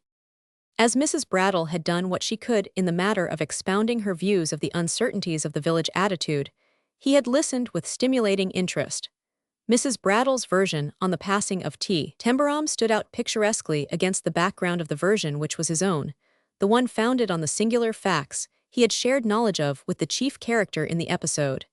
He had not, like Miss Alicia, received a communication from Tembarom. This seemed to him one of the attractive features of the incident. It provided opportunity for speculation. Some wild development had called the youngster away in a rattling hurry. Of what had happened since his departure he knew no more than the villagers knew. What had happened for some months before his going, he had watched with the feeling of an intelligently observant spectator at a play. He had been provided with varied emotions by the fantastic drama. He had smiled, he had found himself moved once or twice, and he had felt a good deal of the thrill of curious uncertainty as to what the curtain would rise and fall on. The situation was such that it was impossible to guess. Results could seem only to float in the air. One thing might happen, so might another, so might a dozen more. What he wished really to attain was some degree of certainty as to what was likely to occur in any case to the American Temple Barhome. He felt, the first time he drove over to call on Miss Alicia, that his indisposition and confinement to his own house had robbed him of something. They had deprived him of the opportunity to observe shades of development and to hear the expressing of views of the situation as it stood. He drove over with views of his own, and with anticipations. He had reason to know that he would encounter in the dear lady indications of the feeling that she had reached a crisis. There was a sense of this crisis impending as one mounted the terrace steps and entered the hall. The men servants endeavored to wipe from their countenances any expression denoting even a vague knowledge of it. He recognized their laudable determination to do so. Burrell was monumental in the unconsciousness of his outward bearing. Miss Alicia, sitting waiting on fate in the library, wore precisely the aspect he had known she would wear. She had been lying awake at night, and she had of course wept at intervals, since she belonged to the period the popular female view of which had been that only the unfeeling did not so relieve themselves in crises of the affections.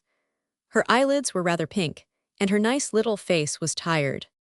"It is very, very kind of you to come," she said, when they shook hands. "I wonder," her hesitance was touching in its obvious appeal to him not to take the wrong side. "I wonder if you know how deeply troubled I have been. You see, I have had a touch of my abominable gout, and my treasure of a brattle has been nursing me and gossiping," he answered. "So, of course I know a great deal. None of it true, I dare say. I felt I must come and see you, however."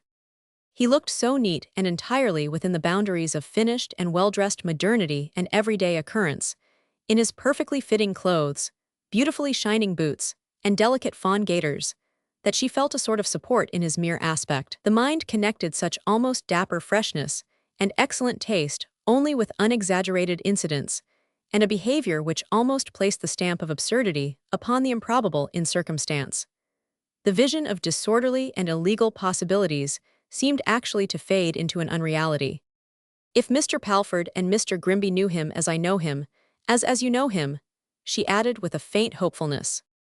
"Yes, if they knew him as we know him, that would make a different matter of it," admitted the Duke, amiably. But thought Miss Alicia, he might only have put it that way through consideration for her feelings, and because he was an extremely polished man who could not easily reveal to a lady a disagreeable truth.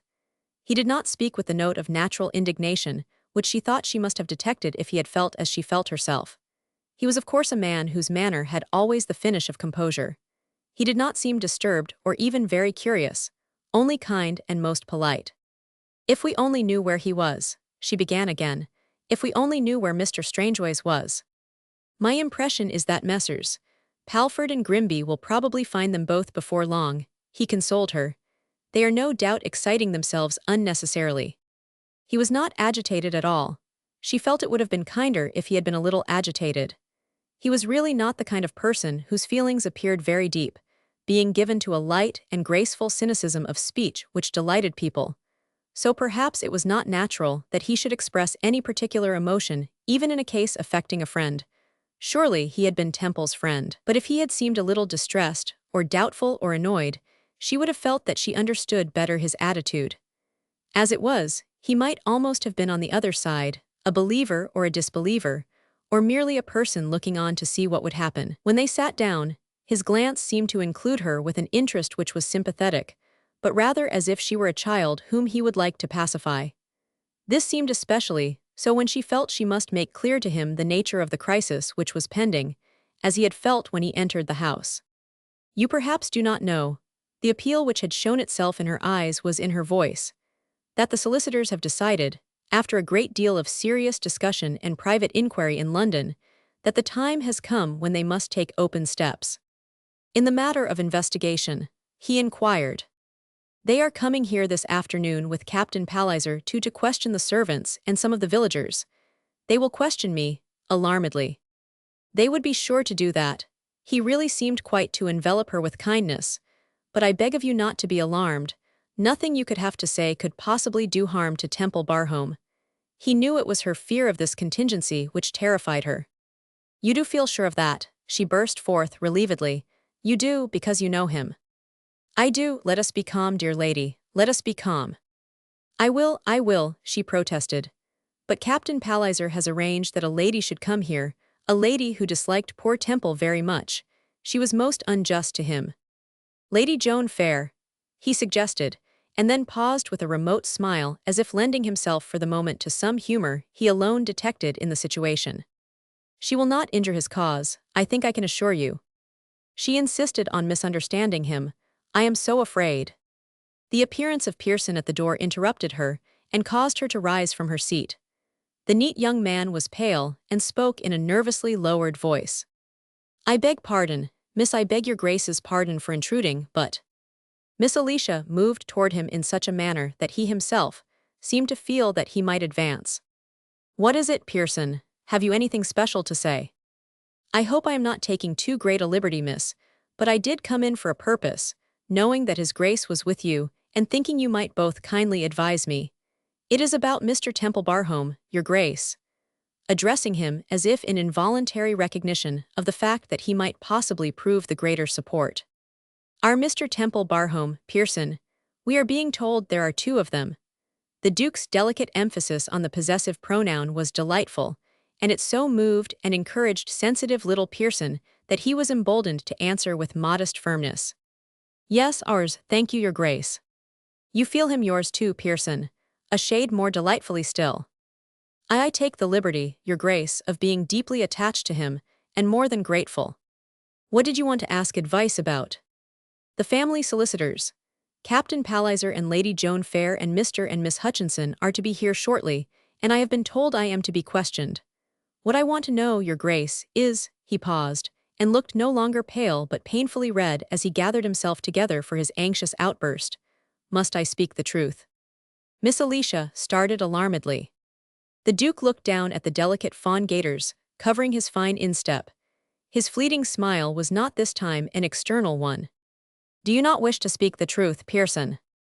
Pearson's manner could have been described only as one of obstinate frankness.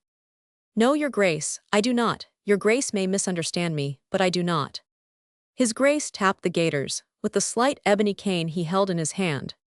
"Is this," he put it with impartial curiosity, "because the truth might be detrimental to our Mr. Temple Barhome?" "If you please, your grace," Pearson made a firm step forward, "what is the truth?" "That is what Messrs. Palford and Grimby seem determined to find out. Probably only our Mr. Temple Barhome can tell them. Your grace, what I'm thinking of is that if I tell the truth it may seem to prove something that's not the truth."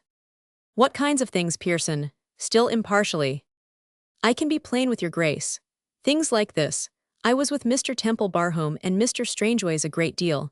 They'll ask me about what I heard. They'll ask me if Mr. Strangeways was willing to go away to the doctor, if he had to be persuaded and argued with. Well, he had and he hadn't, your grace. At first, just the mention of it would upset him so that Mr. Temple Barhome would have to stop talking about it and quiet him down. But when he improved, and he did improve wonderfully, your grace, he got into the way of sitting and thinking it over and listening quite quiet. But if I'm asked suddenly, what you are afraid of is that you may be asked point-blank questions without warning."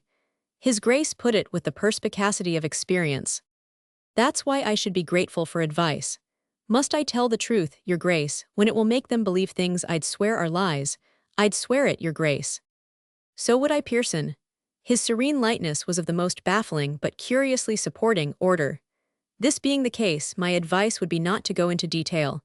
Let us tell white lies, all of us, without a shadow of hesitancy. Miss Temple Barhome, even you must do your best."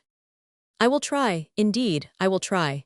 And the Duke felt her tremulously ardent assent actually delicious. "There, we'll consider that settled, Pearson," he said. "Thank you, your grace." "Thank you, miss." Pearson's relieved gratitude verged on the devout. He turned to go, and as he did so his attention was arrested by an approach he remarked through a window. "Mr. and Miss Hutchinson are arriving now, miss," he announced hastily. "They are to be brought in here," said Miss Alicia. The Duke quietly left his seat and went to look through the window with frank and unembarrassed interest in the approach. He went, in fact, to look at little Anne, and as he watched her walk up the avenue, her father lumbering beside her, he evidently found her aspect sufficiently arresting.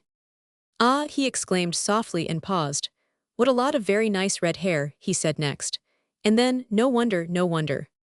"That I should say," he remarked as Miss Alicia drew near, "is what I once heard a bad young man call a deserving case." He was conscious that she might have been privately a little shocked by such aged flippancy, but she was at the moment perturbed by something else. "The fact is that I have never spoken to Hutchinson," she fluttered. "These changes are very confusing. I suppose I ought to say Mr. Hutchinson, now that he is such a successful person, and Temple." Without a shadow of a doubt, the Duke seemed struck by the happiness of the idea. "They will make him appear presently. He may address me as Stone at any moment. One must learn to adjust one's self with agility. The old order changeth." "Ah, she is smiling at him and I see the dimples." Miss Alicia made a clean breast of it. "I went to her, I could not help it," she confessed. "I was in such distress and dare not speak to anybody. Temple had told me that she was so wonderful. He said she always understood and knew what to do. Did she in this case? He asked, smiling. Miss Alicia's manner was that of one who could express the extent of her admiration only in disconnected phrases. She was like a little rock, such a quiet, firm way, such calm certainty. Oh, the comfort she has been to me. I begged her to come here today. I did not know her father had returned. No doubt he will have testimony to give which will be of the greatest assistance, the Duke said most encouragingly. Perhaps he will be a sort of rock. I don't in the least know what he will be, sighed Miss Alicia, evidently uncertain in her views. But when the father and daughter were announced, she felt that his grace was really enchanting in the happy facility of his manner. He at least adjusted himself with agility. Hodgson was of course lumbering. Lacking the support of Tembarom's presence and incongruity, he himself was the incongruous feature. He would have been obliged to bluster by way of sustaining himself, even if he had only found himself being presented to Miss Alicia. But when it was revealed to him that he was also confronted with the greatest personage of the neighborhood, he became as hot and red as he had become during certain fateful business interviews. More so, indeed. Other chaps hadn't been dukes. And to Hodgson, the old order had not yet so changed that a duke was not an awkwardly impressive person to face unexpectedly. The duke's manner of shaking hands with him, however, was even touched with an amiable suggestion of appreciation of the value of a man of genius. He had heard of the invention, in fact knew some quite technical things about it. He realized its importance. He had congratulations for the inventor and the world of inventions so greatly benefited. Lancashire must be proud of your success, Mr. Hodgson. How agreeably and with what ease he said it. It's a success now, Your Grace, Hodgson answered, but I might have waited a good bit longer if it hadn't been for that lad and his bold backing of me. Mr. Temple-Barhome, said the Duke. He's got way of making folks see things that they can't see even when they're hitting them in eyes. I'd that lost heart I could never have done it myself. But now it is done, smiled his grace. Delightful. I've got there, same as they say in New York, I've got there, said Hodgson. He sat down in response to Miss Alicia's invitation. His unease was wonderfully dispelled. He felt himself a person of sufficient importance to address even a duke as man to man. What's all this Romanson talk about other Temple-Barhome common back, and our lad knowin' and hidden him away. And Palliser and lawyers and policebane after 'em both. You have heard the whole story, from the Duke. I've heard naught else since I come back. Grandmother knew a great deal before we came home, said little Anne. The Duke turned his attention to her with an engaged smile.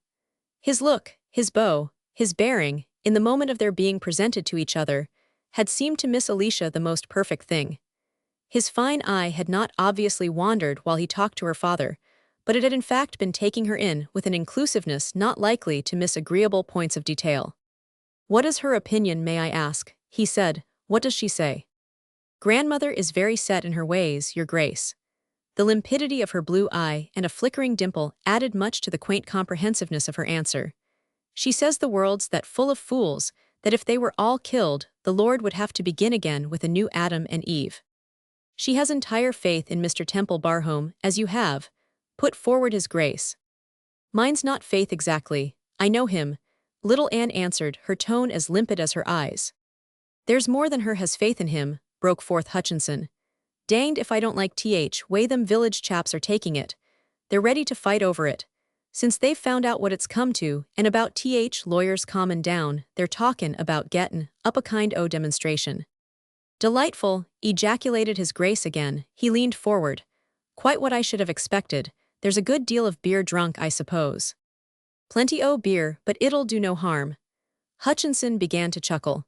They're talkin' o' gettin' out fife and drum band and marchin' round village with a calico banner with vote for Tembarom painted on it, to show what they think of him. The Duke chuckled also. I wonder how he's managed it, he laughed. They wouldn't do it for any of the rest of us, you know, though I've no doubt we're quite as deserving. I know. Hodgson stopped laughing and turned on Miss Alicia. What's that young woman comin' down here for? He inquired. Lady Joan was engaged to Mr. James Temple-Barhome, Miss Alicia answered. Hodgson jerked out. That'll turn her into a wildcat, I'll warrant. She'll do all harm she can. I'm much obliged to you for letting us come, ma'am. I want to be where I can stand by him.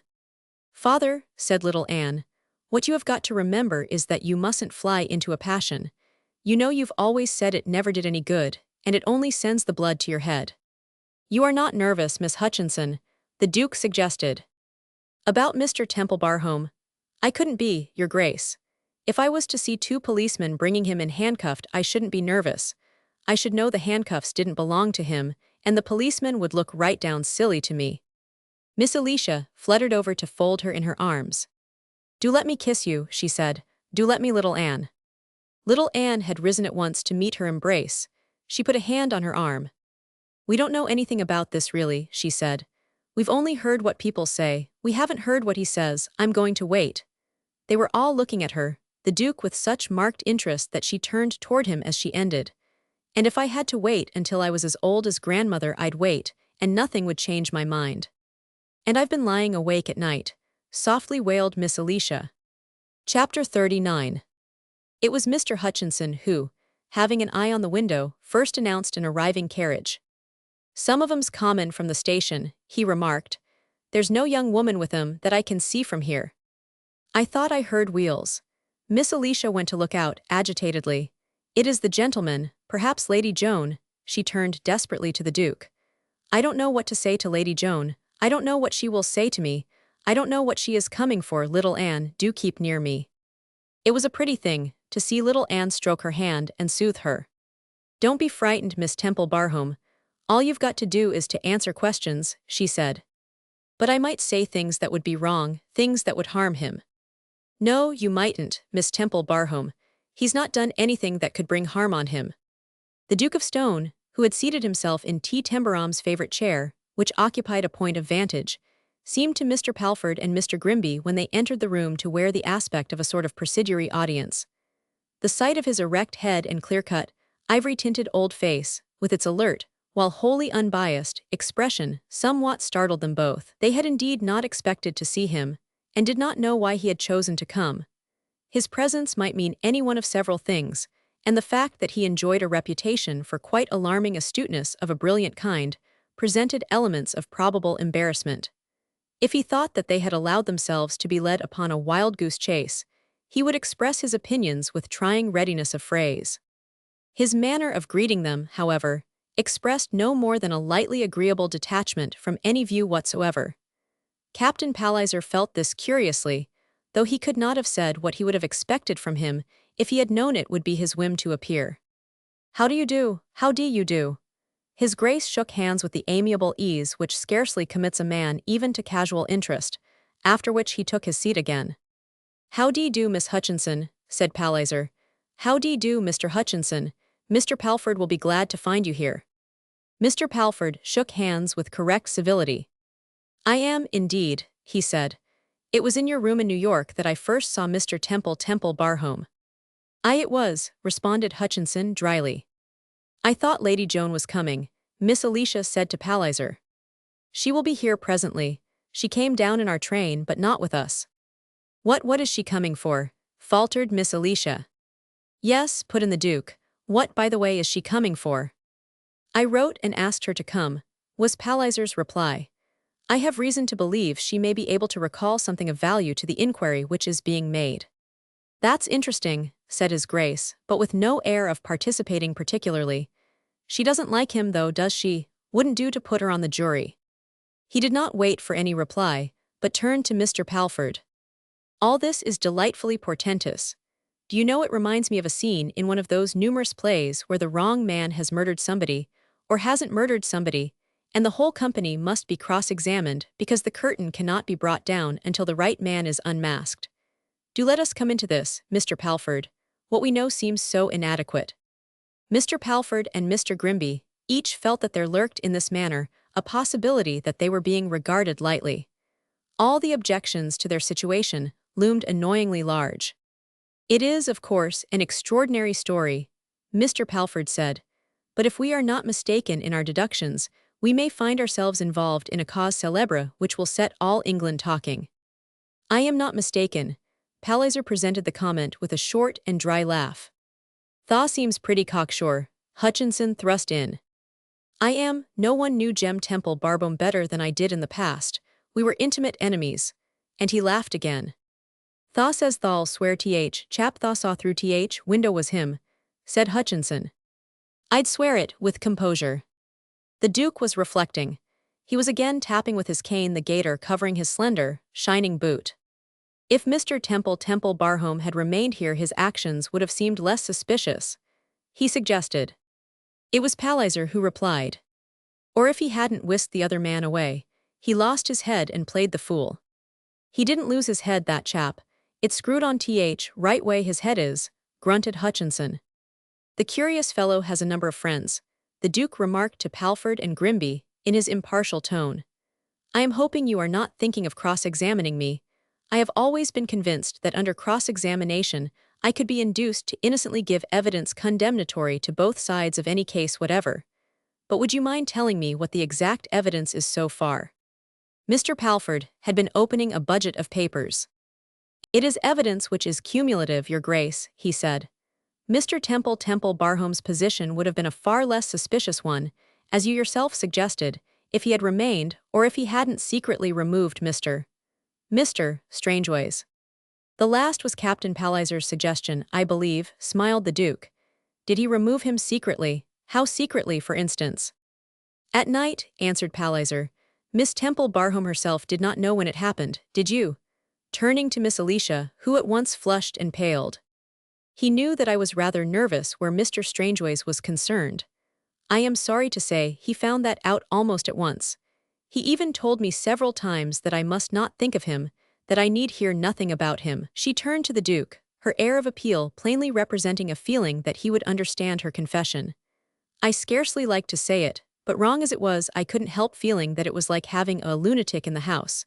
I was afraid he might be more ill than Temple realized, and that he might sometime become violent. I never admitted so much, of course, but I was. You see, she was not told. Palliser summed it up succinctly. Evidently, the Duke admitted. I see your point. But he seemed to disengage himself from all sense of admitting implications with entire calmness, as he turned again to Mr. Palford and his papers. You were saying that the exact evidence was. Mr. Palford referred to a sheet of notes. That, whether before or shortly after his arrival here, is not at all cert. Mr. Templebarom began strongly to suspect the identity of the person then known as Strangeways. Palliser again emitted the short and dry laugh, and both the Duke and Mr. Palford looked at him inquiringly. He had got on to it before he brought him, he answered their glances. Be sure of that. Then why did he bring him? The Duke suggested lightly. Oh well, taking his cue from the Duke, and assuming casual lightness also, he was obliged to come himself, and was jolly well convinced that he had better keep his hand on the man, also his eye. It was a good enough idea. He couldn't leave a thing like that wandering about the States. He could play benefactor safely in a house of the size of this until he was ready for action. The Duke gave a moment to considering the matter, still detachedly. It is, on the whole, not unlikely that something of the sort might suggest itself to the criminal mind, he said, and his glance at Mr. Palford intimated that he might resume his statement. We have secured proof that he applied himself to secret investigation. He is known to have employed Scotland Yard to make certain inquiries concerning the man said to have been killed in the Klondike. Having evidently reached more than suspicion, he began to endeavor to persuade Mr. Strangeways to let him take him to London. This apparently took some time. The mere suggestion of removal threw the invalid into a state of painful excitement. Did Pearson tell you that? The Duke inquired. Captain Palliser himself, in passing the door of the room, one day heard certain expressions of terrified pleading, was Mr. Palford's explanation. I heard enough, Palliser took it up carelessly, to make it worthwhile to question Pearson, who must have heard a great deal more. Pearson was ordered to hold his tongue from the first, but he will have to tell the truth when he is asked. The Duke did not appear to resent his view. Pearson would be likely to know what went on, he remarked. He's an intelligent little fellow. The fact remains that in spite of his distress and reluctance, Mr. Strangeways was removed privately, and there our knowledge ends. He has not been seen since, and a few hours after, Captain Palliser expressed his conviction that the person he had seen through the west room window was Mr. James Temple Barhome. Mr. Temple Barhome left the house taking a midnight train, and leaving no clue as to his whereabouts or intentions. "Disappeared," said the Duke. "Where has he been looked for?" The countenance of both Mr. Palford and his party expressed a certain degree of hesitance. "Principally in asylums and so-called sanatoriums," Mr. Grimby admitted with a hint of reluctance. "Places where the curiosity of outsiders is not encouraged," said Palliser languidly. "And where if a patient dies in a fit of mania, there are always respectable witnesses to explain that his case was hopeless from the first." Mr. Hutchinson had been breathing hard occasionally as he sat and listened, and now he sprang up uttering a sound dangerously near a violent snort. "Art thou accusin' that lad a bane black villain enough to be ready to do bloody murder?" he cried out. "He was in a very tight place, Hutchinson." Palliser shrugged his shoulders as he said it. "But one makes suggestions at this stage, not accusations." That Hutchinson had lost his head was apparent to his daughter at least. "Thou'd be in a tight place, my fine chap, if I had my way," he flung forth irately. "I'd like to get thy head under my arm." The roll of approaching wheels reached Miss Alicia. "There's another carriage," was her agitated exclamation. "Oh dear, it must be Lady Joan." Little Anne left her seat, to make her father return to his. "Father, you'd better sit down," she said, gently pushing him in the right direction. "When you can't prove a thing's a lie, it's just as well to keep quiet until you can." And she kept quiet herself, though she turned and stood before Palliser and spoke with clear deliberateness. "What you pretend to believe is not true, Captain Palliser. It's just not true," she gave to him. They were facing and looking at each other when Burrell announced Lady Joan Fair. She entered rather quickly and looked round the room with a sweeping glance, taking them all in. She went to the Duke first, and they shook hands. "I am glad you are here," she said. "I would not have been out of it, my dear young lady," he answered. "For a farm, that's a quotation." "I know," she replied, giving her hand to Miss Alicia, and taking in Palliser and the solicitors with a bow which was little more than a nod. Then she saw little Anne, and walked over to her to shake hands. "I am glad you are here, I rather felt you would be," was her greeting. "I am glad to see you." "Whether art glad to see me or not, I'm glad I'm here," said Hutchinson bluntly. "I've just been speaking a bit o' my mind." "Now, father love," little Anne put her hand on his arm. Lady Joan looked him over. Her hungry eyes were more hungry than ever. She looked like a creature in a fever and worn by it. "I think I am glad you are here too," she answered. Palliser sauntered over to her. He had approved the Duke's air of being at once detached and inquiring, and he did not intend to wear the aspect of the personage who plays the unpleasant part of the pursuer and avenger. What he said was, "It was good of you to come, Lady Joan." "Did you think I would stay away?" was her answer. "But I will tell you that I don't believe it is true." "You think that it is too good to be true." Her hot eyes had records in them it would have been impossible for him to read or understand. She had been so torn. She had passed through such hours since she had been told this wild thing. "Pardon my not telling you what I think," she said. "Nothing matters after all if he is alive." "Except that we must find him," said Palliser. "If he is in the same world with me I shall find him," fiercely. Then she turned again to Anne. "You are the girl Tembarom loves." She put it to her. "Yes, my lady." "If he was lost, and you knew he was on the earth with you, don't you know that you would find him?" "I should know he'd come back to me," little Anne answered her. "That's what." Her small face looked very fine as in her second of hesitation a spirited flush ran over it. "That's what your man will do," quite firmly. It was amazing to see how the bitter face changed, as if one word had brought back a passionate softening memory. "My man," her voice mellowed until it was deep and low. "Did you call Tembarom that too? Oh, I understand you. Keep near me while I talk to these people." She made her sit down by her. "I know every detail of your letters." She addressed Palliser as well as Palford and Grimby, sweeping all details aside. "What is it you want to ask me?" "This is our position, your ladyship." Mr. Palford fumbled a little with his papers in speaking. "Mr. Temple Barhome and the person known as Mr. Strangeways have been searched for so far without result. In the meantime, we realize that the more evidence we obtain that Mr. Temple Barhome identified Strangeways and acted from motive, the more solid the foundation upon which Captain Palliser's conviction rests. Up to this point, we have only his statement which he is prepared to make on oath. Fortunately, however, he on one occasion overheard something said to you which he believes will be corroborative evidence. "What did you overhear?" she inquired of Palliser. Her tone was not pacific, considering that, logically, she must be on the side of the investigators. But it was her habit, as Captain Palliser remembered, to seem to put most people on the defensive. He meant to look as uninvolved as the Duke, but it was not quite within his power. His manner was sufficiently deliberate.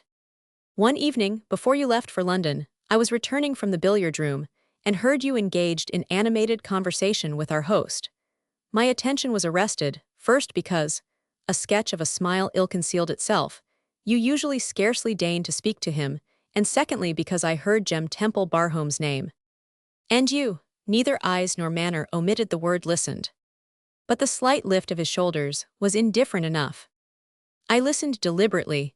I was convinced that the fellow was a criminal impostor, and I wanted evidence." "Ah, come now," remarked the Duke amiably. "Now we are getting on. Did you gain any?" "I thought so, merely of the cumulative order, of course," Palliser answered with moderation. "Those were early days. He asked you, turning to Lady Joan again, if you knew anyone who had any sort of a photograph of Jem. You had one and you showed it to him."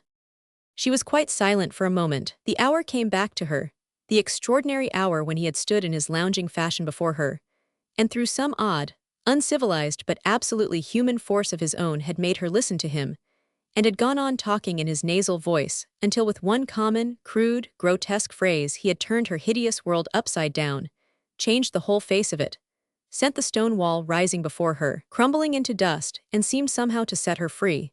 For the moment he had lifted a load from her the nature of which she did not think he could understand, a load of hatred and silence. She had clutched his hand, she had passionately wept on it, she could have kissed it. He had told her she could come back and not be afraid. As the strange episode rose before her detail by detail, she literally stared at Palliser. "You did, didn't you?" he inquired. "Yes," she answered. Her mind was in a riot, because in the midst of things which must be true, something was false. But with the memory of a myriad subtle duplicities in her brain, she had never seen anything which could have approached a thing like that. He had made her feel more human than anyone in the world had ever made her feel but Jem. He had been able to do it because he was human himself, human. "I'm friendly," he had said with his boy's laugh, just friendly. "I saw him start, though you did not," Palliser continued. He stood and studied the locket intently. She remembered perfectly. He had examined it so closely that he had unconsciously knit his brows. He said something in a rather low voice. Palliser took it up. "I could not quite catch it all. It was something about knowing the face again." "I can see you remember, Lady Joan. Can you repeat the exact words?" He did not understand the struggle he saw in her face. It would have been impossible for him to understand it. What she felt was, that if she lost hold on her strange belief in the honesty of this one decent thing she had seen, and felt so close to her that it cleared the air she breathed, it would be as if she had fallen into a bottomless abyss. Without knowing why she did it, she got up from her chair as if she were a witness in a court. "Yes, I can," she said. "Yes, I can, but I wish to make a statement for myself. Whether Tembarom is alive or dead, Captain Palliser, Tembarom has done him no harm." The Duke sat up delicately alert. He had evidently found her worth looking at and listening to from the outset. "Hear, hear," he said pleasantly. "What were the exact words?" suggested Palliser. Miss Alicia, who had been weeping on little Anne's shoulder, almost on her lap, lifted her head to listen. Hodgson set his jaw and grunted, and Mr. Palford cleared his throat mechanically. He said, and no one better than herself realized how ominously cumulative the words sounded, that a man would know a face like that again, wherever he saw it. "Wherever he saw it," ejaculated Mr. Grimby. There ensued a moment of entire pause. It was inevitable. Having reached this point, a taking of breath was necessary. Even the Duke ceased to appear entirely detached. As Mr. Palford turned to his papers again, there was perhaps a slight feeling of awkwardness in the air. Miss Alicia had dropped, terror-smitten, into new tears. The slight awkwardness was, on the whole, rather added to by Tembarom, as if serenely introduced by the hand of drama itself, opening the door and walking into the room. He came in with a matter-of-fact, but rather obstinate, air and stopped in their midst, looking round at them as if collectedly taking them all in. Hutchinson sprang to his feet with a kind of roar, his big hands plunging deep into his trousers pockets. "Here he is, danged if he isn't," he bellowed. "Now lad, thaw let him have it." What he was to let them have did not ensue, because his attitude was not one of assault. "Say you are all here, ain't you?" he remarked obviously. "Good business." Miss Alicia got up from the sofa and came trembling toward him as one approaches one risen from the dead, and he made a big stride toward her and took her in his arms, patting her shoulder in reproachful consolation. "Say you haven't done what I told you, have you?" he soothed. "You've let yourself get rattled." "But I knew it wasn't true," she sobbed. "I knew it wasn't." "Of course you did, but you got rattled all the same." And he patted her again. The Duke came forward with a delightfully easy, and could it be almost jocose, air of bearing himself. Palford and Grimby remarked it with pained dismay. He was so unswerving in his readiness as he shook hands. "How well done of you," he said. "How well arranged, but I'm afraid you didn't arrange it at all. It has merely happened. Where did you come from?" "From America, got back yesterday." T. Tembarom's handshake was a robust, hearty greeting. "It's all right." "From America," the united voices of the solicitors exclaimed it. Joseph Hutchinson broke into a huge guffaw, and he stamped in exultation. "I'm danged if he has not been to America," he cried out. "To America." "Oh," Miss Alicia gasped hysterically. "They go backward and forward to America like lightning." Little Anne had not risen at his entrance, but sat still with her hands clasped tightly on her lap. Her face had somehow the effect of a flower gradually breaking into extraordinary bloom. Their eyes had once met, and then she remained, her soul and hers which were upon him, as she drank in every word he uttered. Her time had not yet come. Lady Joan had remained standing by the chair, which a few moments before her manner had seemed to transform into something like a witness stand in a court of justice. Her hungry eyes had grown hungrier each second, and her breath came and went quickly.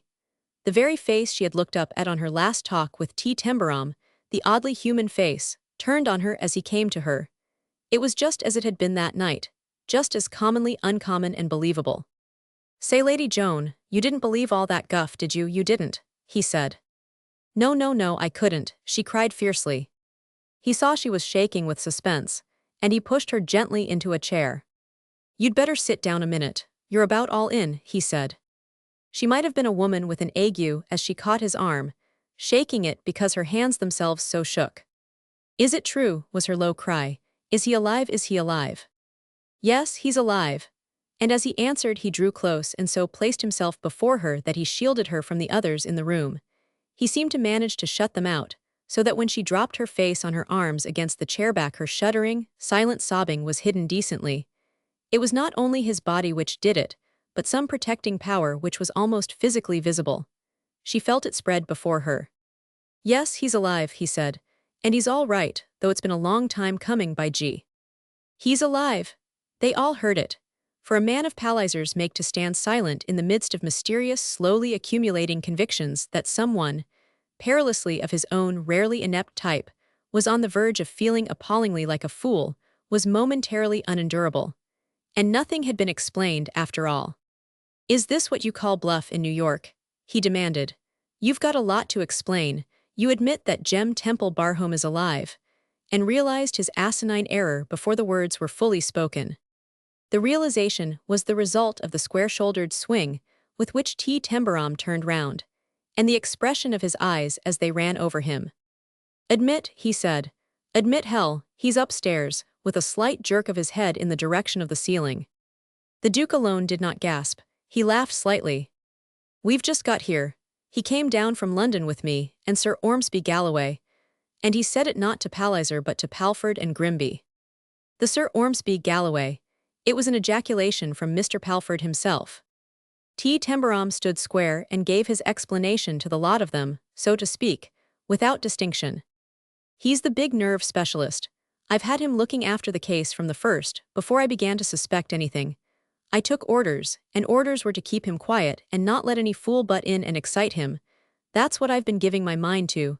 The great stunt was to get him to go and stay at Sir Ormsby's place." He stopped a moment, and suddenly flared forth as if he had had about enough of it. He almost shouted at them in exasperation. All I'm going to tell you is that for about 6 months I've been trying to prove that Jem Temple Barhome was Jem Temple Barhome, and the hardest thing I had to do was to get him so that he could prove it himself. He strode over to the hearth and rang a bell. It's not my place to give orders here now, he said, but Jem commissioned me to see this thing through. Sir Ormsby'll tell you all you want to hear. He turned and spoke solely to the Duke. This is what happened, he said. I dare say you'll laugh when you hear it. I almost laughed myself. What does Jem do when he thinks things over, but gets some fool notion in his head about not coming back here and pushing me out? And he lights out and leaves the country, leaves it to get time to think it over some more. The Duke did not laugh. He merely smiled, a smile which had a shade of curious self-questioning in it. Romantic and emotional and quite ridiculous, he commented slowly. He'd have awakened to that when he had thought it out some more. The thing couldn't be done. Burrell had presented himself in answer to the bell, and awaited orders. His Grace called Tembarom's attention to him, and Tembarom included Palliser with Palford and Grimby when he gave his gesture of instruction. Take these gentlemen to Sir Ormsby Galloway, and then ask Mr. Temple Barhome if he'll come downstairs, he said. It is possible that Captain Palliser felt himself more irritatingly enfolded in the swathing realization that someone was in a ridiculous position, and it is certain that Mr. Palford felt it necessary to preserve an outwardly flawless dignity, as the Duke surprisingly left his chair and joined them. Let me go too, he suggested. I may be able to assist in throwing light. His including movement in Miss Alicia's direction was delightfully gracious and friendly. It was inclusive of Mr. Hodgson also. Will you come with us, Miss Temple Barhome? He said. And you too, Mr. Hodgson. We shall go over it all in its most interesting detail, and you must be eager about it. I am myself. His happy and entirely correct idea was that the impending entrance of Mr. James Temple Barhome would come off better in the absence of audience. Hutchinson almost bounced from his chair in his readiness. Miss Alicia looked at Tembarom. Yes, Miss Alicia, he answered her inquiring glance. You go too, you'll get it all over quicker. Rigid propriety forbade that Mr. Palford should express annoyance, but the effort to restrain the expression of it was in his countenance. Was it possible that the American habit of being jocular had actually held its own in a matter as serious as this? And could even the most cynical and light-minded of ducal personages have been involved in its unworthy frivolities? But no one looked jocular. Tembarom's jaw was set in its hard line, and the Duke, taking up the broad ribbon of his rimless monocle to fix the glass in his eye, wore the expression of a man whose sense of humor was temporarily in abeyance. Are we to understand that, Your Grace? Yes, said His Grace a trifle curtly, I have known about it for some time. But why was nobody told? Put in Palliser. Why should people be told? There was nothing sufficiently definite to tell. It was a waiting game. His Grace wasted no words. I was told. Mr. Temple Barhome did not know England or English methods. His idea, perhaps a mistaken one, was that an English duke ought to be able to advise him. He came to me and made a clean breast of it. He goes straight at things, that young fellow, makes what he calls a bee-line. Oh, I've been in it, I assure you. It was as they crossed the hall that His Grace slightly laughed. It struck me as a sort of wild goose chase at first. He had only a ghost of a clue, a mere resemblance to a portrait, but he believed in it, and he had an instinct. He laughed again. The dullest and most unmelodramatic neighborhood in England has been taking part in a melodrama, but there has been no villain in it, only a matter-of-fact young man, working out a queer thing in his own queer, matter-of-fact way. When the door closed behind them, Tembarom went to Lady Joan. She had risen and was standing before the window, her back to the room. She looked tall and straight and tensely braced when she turned round, but there was endurance, not fierceness in her eyes. Did he leave the country knowing I was here waiting? She asked. Her voice was low and fatigued. She had remembered that years had passed, and that it was perhaps after all only human that long anguish should blot things out, and dull a hopeless man's memory. No, answered Tembarom sharply. He didn't. You weren't in it then. He believed you'd married that Duke of Merthshire fellow. This is the way it was. Let me tell it to you quick. A letter that had been wandering round came to him the night before the cave-in, when they thought he was killed. It told him old Temple Barhome was dead. He started out before daylight, and you can bet he was strung up till he was near crazy with excitement. He believed that if he was in England with plenty of money, he could track down that card-sharp lie. He believed you'd help him. Somewhere, While he was traveling, he came across an old paper with a lot of dope about your being engaged. Joan remembered well how her mother had worked to set the story afloat, how they had gone through the most awful of their scenes, almost raving at each other, shut up together in the boudoir in Hill Street. That's all he remembers, except that he thought someone had hit him a crack on the head. Nothing had hit him. He'd had too much to stand up under and something gave way in his brain. He doesn't know what happened after that. He'd wake up sometimes just enough to know he was wandering about trying to get home. It's been the limit to try to track him. If he'd not come to himself, we could never have been quite sure. That's why I stuck at it. But he did come to himself, all of a sudden. Sir Ormsby will tell you that's what nearly always happens. They wake up all of a sudden. It's all right, it's all right. I used to promise him it would be when I wasn't sure that I wasn't lying. And for the first time he broke into the friendly grin, but it was more valiant than spontaneous. He wanted her to know that it was all right. Oh, she cried, oh you. She stopped because the door was opening. It's Jem, he said sharply. Anne, let's go. And that instant little Anne was near him. No, no, don't go, cried Lady Joan. Jem Temple Barham came in through the doorway. Life and sound and breath stopped for a second, and then the two whirled into each other's arms as if a storm had swept them there. Jem, she wailed. Oh, Jem, my man, where have you been? I've been in hell, Joan, in hell. He answered, choking, and this wonderful fellow has dragged me out of it. But Tembarom would have none of it. He could not stand it. This sort of thing filled up his throat and put him at an overwhelming disadvantage. He just laid a hand on Jem Temple Barham's shoulder and gave him an awkwardly friendly push. Say, cut me out of it, he said. You get busy, his voice rather breaking. You've got a lot to say to her. It was up to me before, now it's up to you. Little Anne went with him into the next room. The room they went into was a smaller one, quiet, and its oriel windows much overshadowed by trees. By the time they stood together in the center of it, Tembarom had swallowed something twice or thrice, and had recovered himself. Even his old smile had come back as he took one of her hands in each of his, and holding them wide apart stood and looked down at her. God bless you, little Anne, he said. I just knew I should find you here. I'd have bet my last dollar on it. The hands he held were trembling just a little, and the dimples quivered in and out. But her eyes were steady, and a lovely increasing intensity glowed in them. You went after him and brought him back. He was all wrought up, and he needed someone with good common sense to stop him in time to make him think straight before he did anything silly, she said. I says to him, Tembarom made the matter clear. Say you've left something behind that belongs to you, come back and get it. I meant Lady Joan, and I says, good Lord, man, you're acting like a fellow in a play. That place doesn't belong to me, it belongs to you. If it was mine, fair and square, little Willie'd hang on to it. There'd be no noble sacrifice in his. You get a brace on. When they were talking in that silly way about you, and saying you'd run away, said little Anne, her face uplifted adoringly as she talked, I said to father if he's gone to get something, and he'll be likely to bring it back. He almost dropped her hands and caught her to him then, but he saved himself in time. Now this great change has come, he said. Everything will be different. The men you'll know will look like the pictures in the advertisements at the backs of magazines, those fellows with chins and smooth hair. I shall look like a chauffeur among them. But she did not blench in the least, though she remembered whose words he was quoting. The intense and lovely femininity in her eyes only increased. She came closer to him, and so because of his height had to look up more. You will always make jokes, but I don't care. I don't care for anything but you, she said. I love your jokes, I love everything about you. I love your eyes and your voice and your laugh. I love your very clothes. Her voice quivered as her dimples did. These last months I've sometimes felt as if I should die of loving you. It was a wonderful thing, wonderful.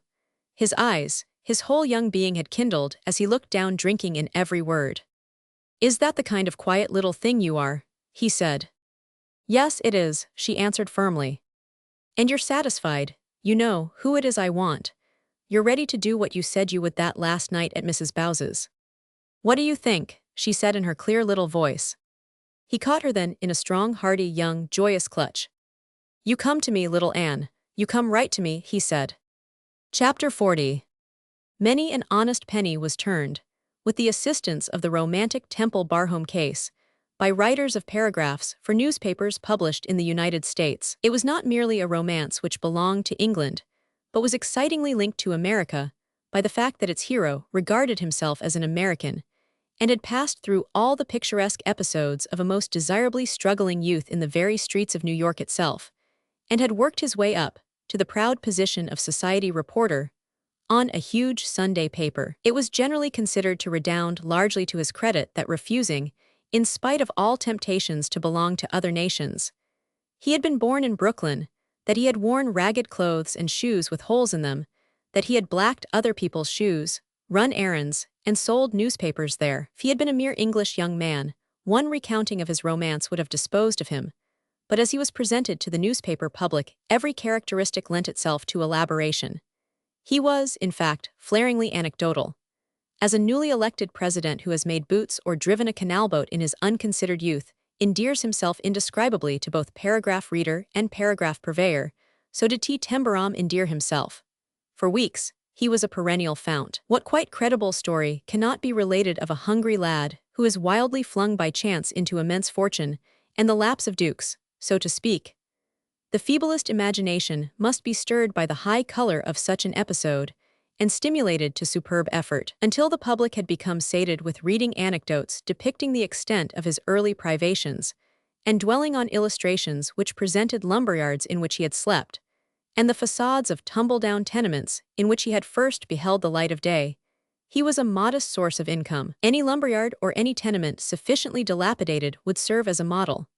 And the fact that in the shifting architectural life of New York, the actual original scenes of the incidents had been demolished and built upon by new apartment houses, or new railroad stations, or new factories 75 stories high, was an unobstructing triviality. Accounts of his manner of conducting himself in European courts, to which he had supposedly been bidden, of his immense popularity in glittering circles, of his finely democratic bearing when confronted by emperors surrounded by their guilty splendors, were the joy of remote villages and towns. A thrifty and young minor novelist hastily incorporated him in a serial, and syndicated it upon the spot under the title of Living or Dead.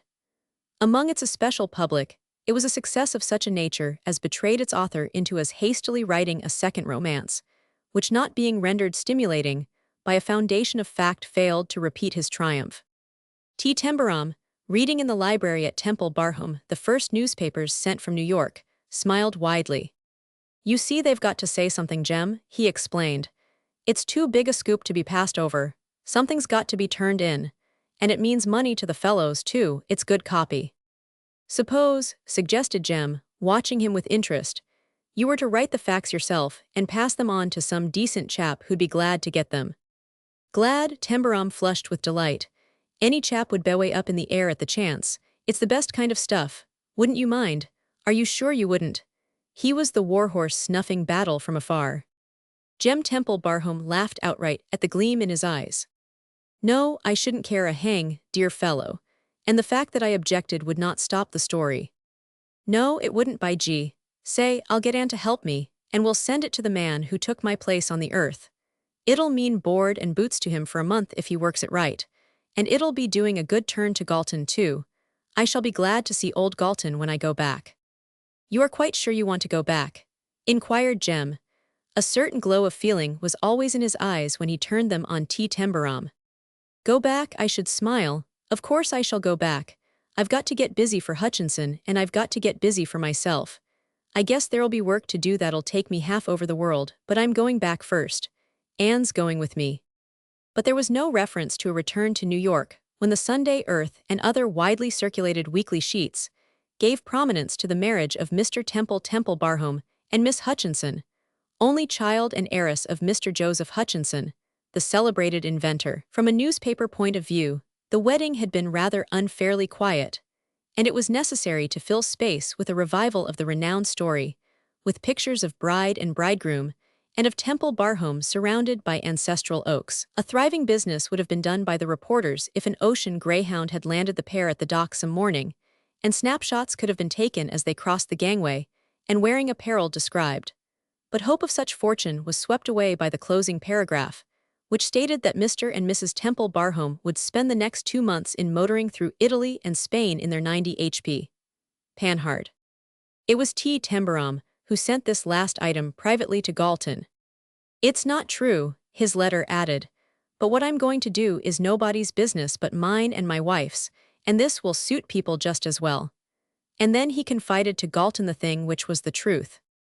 The St. Francesca apartment house was a very new one, situated on a corner of an as yet sparsely built, but rapidly spreading avenue above the 100th streets.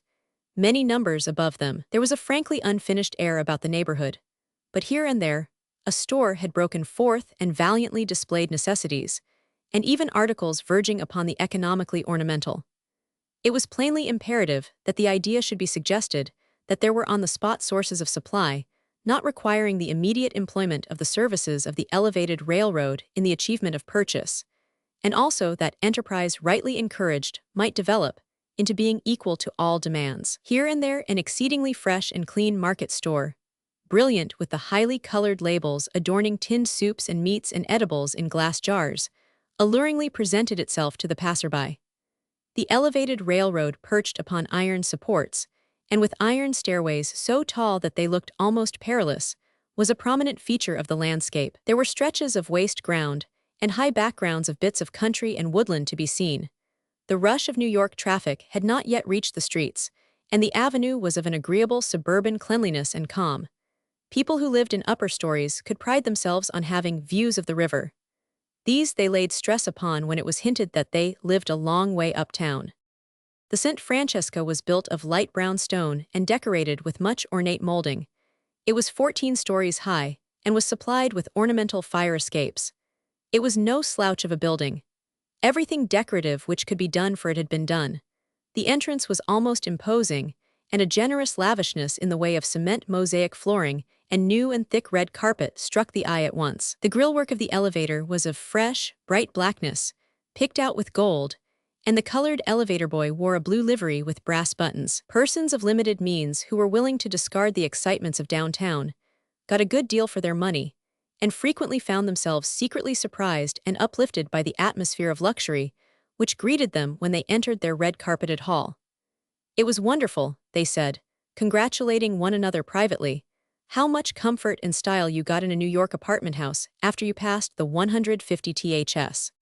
On a certain afternoon Tembarom, with his hat on the back of his head and his arms full of parcels, having leaped off the L, when it stopped at the nearest station, darted up and down the iron stairways until he reached the ground, and then hurried across the avenue to the St. Francesca. He made long strides, and 2 or 3 times grinned as if thinking of something highly amusing, and once or twice he began to whistle and checked himself.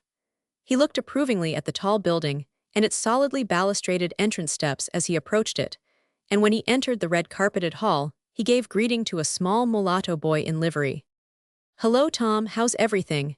he inquired hilariously. "You taking good care of this building? Let any more 8-room apartments? You've got to keep right on the job, you know. Can't have you loafing because you've got those brass buttons." The small page showed his teeth in gleeful appreciation of their friendly intimacy. "Yassir, that's so," he answered. "Mies Barum, she's waitin' for you. Them carpets is come, sir. Tracy's wagon brought 'em 'bout an hour ago. I told her I'd help her lay 'em if she wanted me to, but she said you was common with the hammer and tacks. 'Twarn't that she thought I was too little. It was jest that there wasn't no tax. I told her just call me in any time to do anythin' she want done, and she said she would." "She'll do it," said Tembarom. "You just keep on tap. I'm just counting on you and Light here," taking in the elevator boy as he stepped into the elevator, "to look after her when I'm out." The elevator boy grinned also, and the elevator shot up the shaft, the numbers of the floors passing almost too rapidly to be distinguished. The elevator was new and so was the boy, and it was the pride of his soul to land each passenger at his own particular floor, as if he had been propelled upward from a catapult. But he did not go too rapidly for this passenger, at least, though a paper parcel or so was dropped in the transit and had to be picked up when he stopped at floor 14. The red carpets were on the corridor there also, and fresh paint and paper were on the walls. A few yards from the elevator, he stopped at a door and opened it with a latchkey, beaming with inordinate delight. The door opened into a narrow corridor, leading into a small apartment, the furniture of which was not yet set in order. A roll of carpet and some mats stood in a corner, chairs and tables with burlaps round their legs waited here and there. A cot with a mattress on it, evidently to be transformed into a couch, held packages of bafflingly irregular shapes and sizes. In the tiny kitchen, new pots and pans and kettles, some still wrapped in paper, tilted themselves at various angles on the gleaming new range or on the closed lids of the doll-sized stationary washtubs. Little Anne had been very busy, and some of the things were unpacked. She had been sweeping and mopping floors and polishing up remote corners, and she had on a big white pinafore apron with long sleeves, which transformed her into a sort of small female chorister. She came into the narrow corridor with a broom in her hand, her periwinkle blue gaze as thrilled as an excited child's when it attacks the arrangement of its first doll's house. Her hair was a little ruffled, where it showed below the white kerchief she had tied over her head. The warm, daisy pinkness of her cheeks was amazing. "Hello," called out Tembarom at sight of her. "Are you there yet? I don't believe it." "Yes, I'm here," she answered, dimpling at him. "Not you," he said. "You couldn't be, you've melted away, let's see." And he slid his parcels down on the cot and lifted her up in the air as if she had been a baby. "How can I tell anyhow?" he laughed out. "You don't weigh anything, and when a fellow squeezes you he's got to look out what he's doing." He did not seem to look out particularly when he caught her to him in a hug into which she appeared charmingly to melt. She made herself part of it, with soft arms which went at once round his neck and held him. "Say," he broke forth when he set her down, "do you think I'm not glad to get back?" "No, I don't, Tem," she answered. "I know how glad you are by the way I'm glad myself." "You know just everything," he ejaculated, looking her over, "just every darn thing, God bless you. But don't you melt away, will you? That's what I'm afraid of. I'll do any old thing on earth if you'll just stay." That was his great joke, though she knew it was not so great a joke as it seemed, that he would not believe that she was real, and believed that she might disappear at any moment.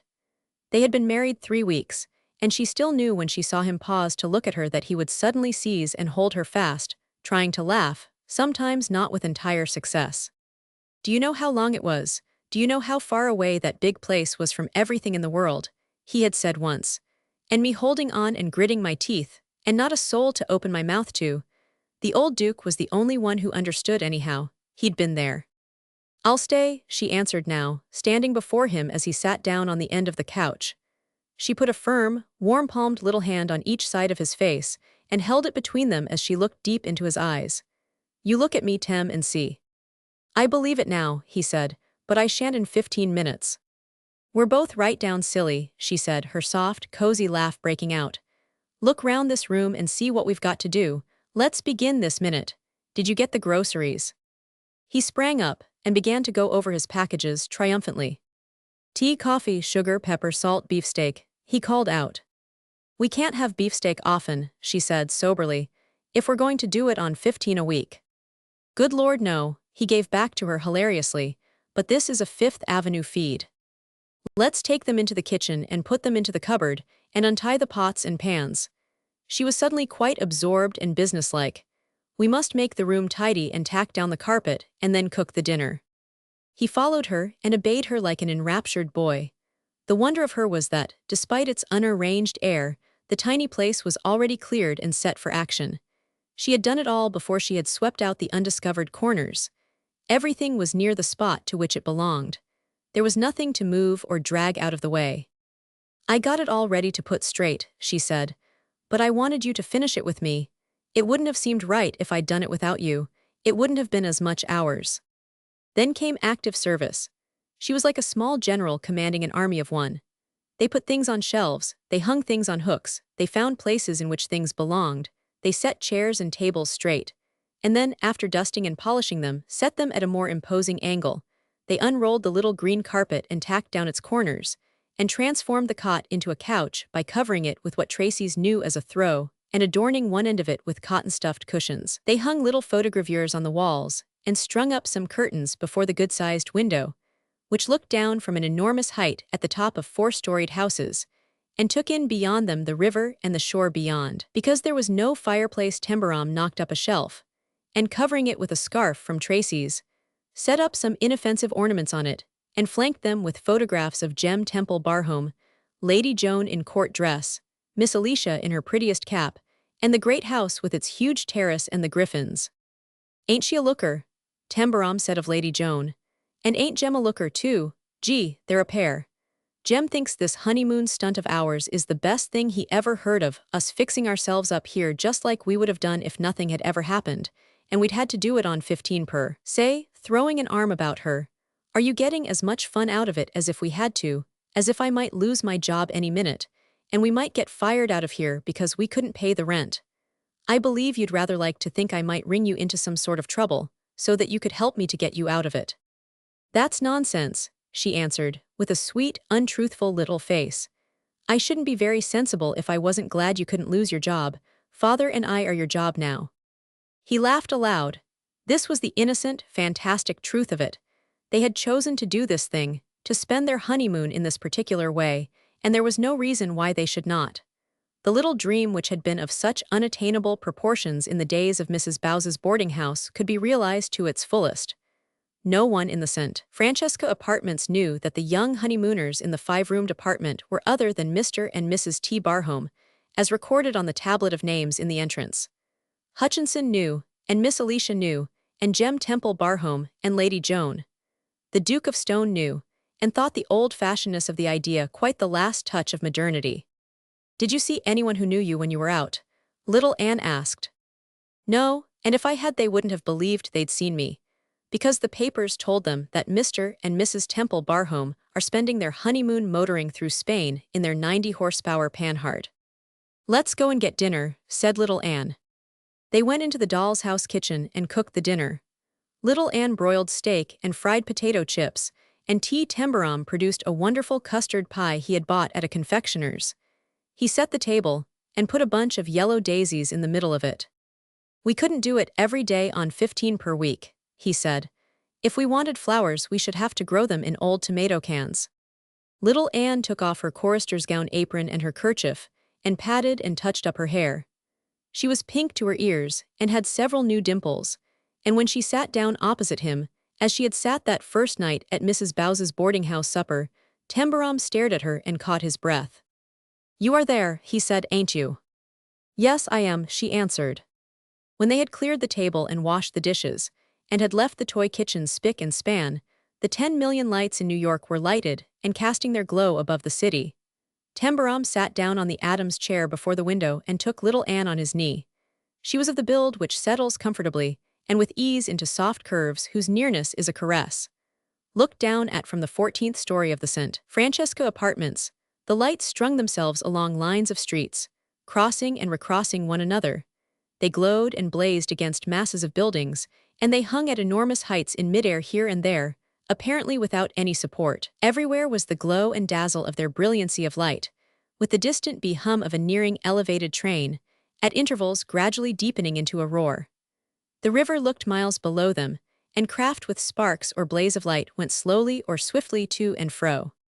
It's like a dream, said Little Anne after a long silence, and we are up here like birds in a nest. He gave her a closer grip. Miss Alicia once said that when I was almost down and out, he said. It gave me a jolt. She said a place like this would be like a nest. Wherever we go, and we'll have to go to lots of places and live in lots of different ways, we'll keep this place, and sometime we'll bring her here and let her try it. I've just got to show her New York. Yes, let us keep it, said Little Anne drowsily, just for a nest. There was another silence, and the lights on the river far below still twinkled or blazed as they drifted to and fro. You are there, ain't you? Said Tembarom in a half-whisper. Yes, I am, murmured Little Anne. But she had had a busy day, and when he looked down at her, she hung softly against his shoulder, fast asleep.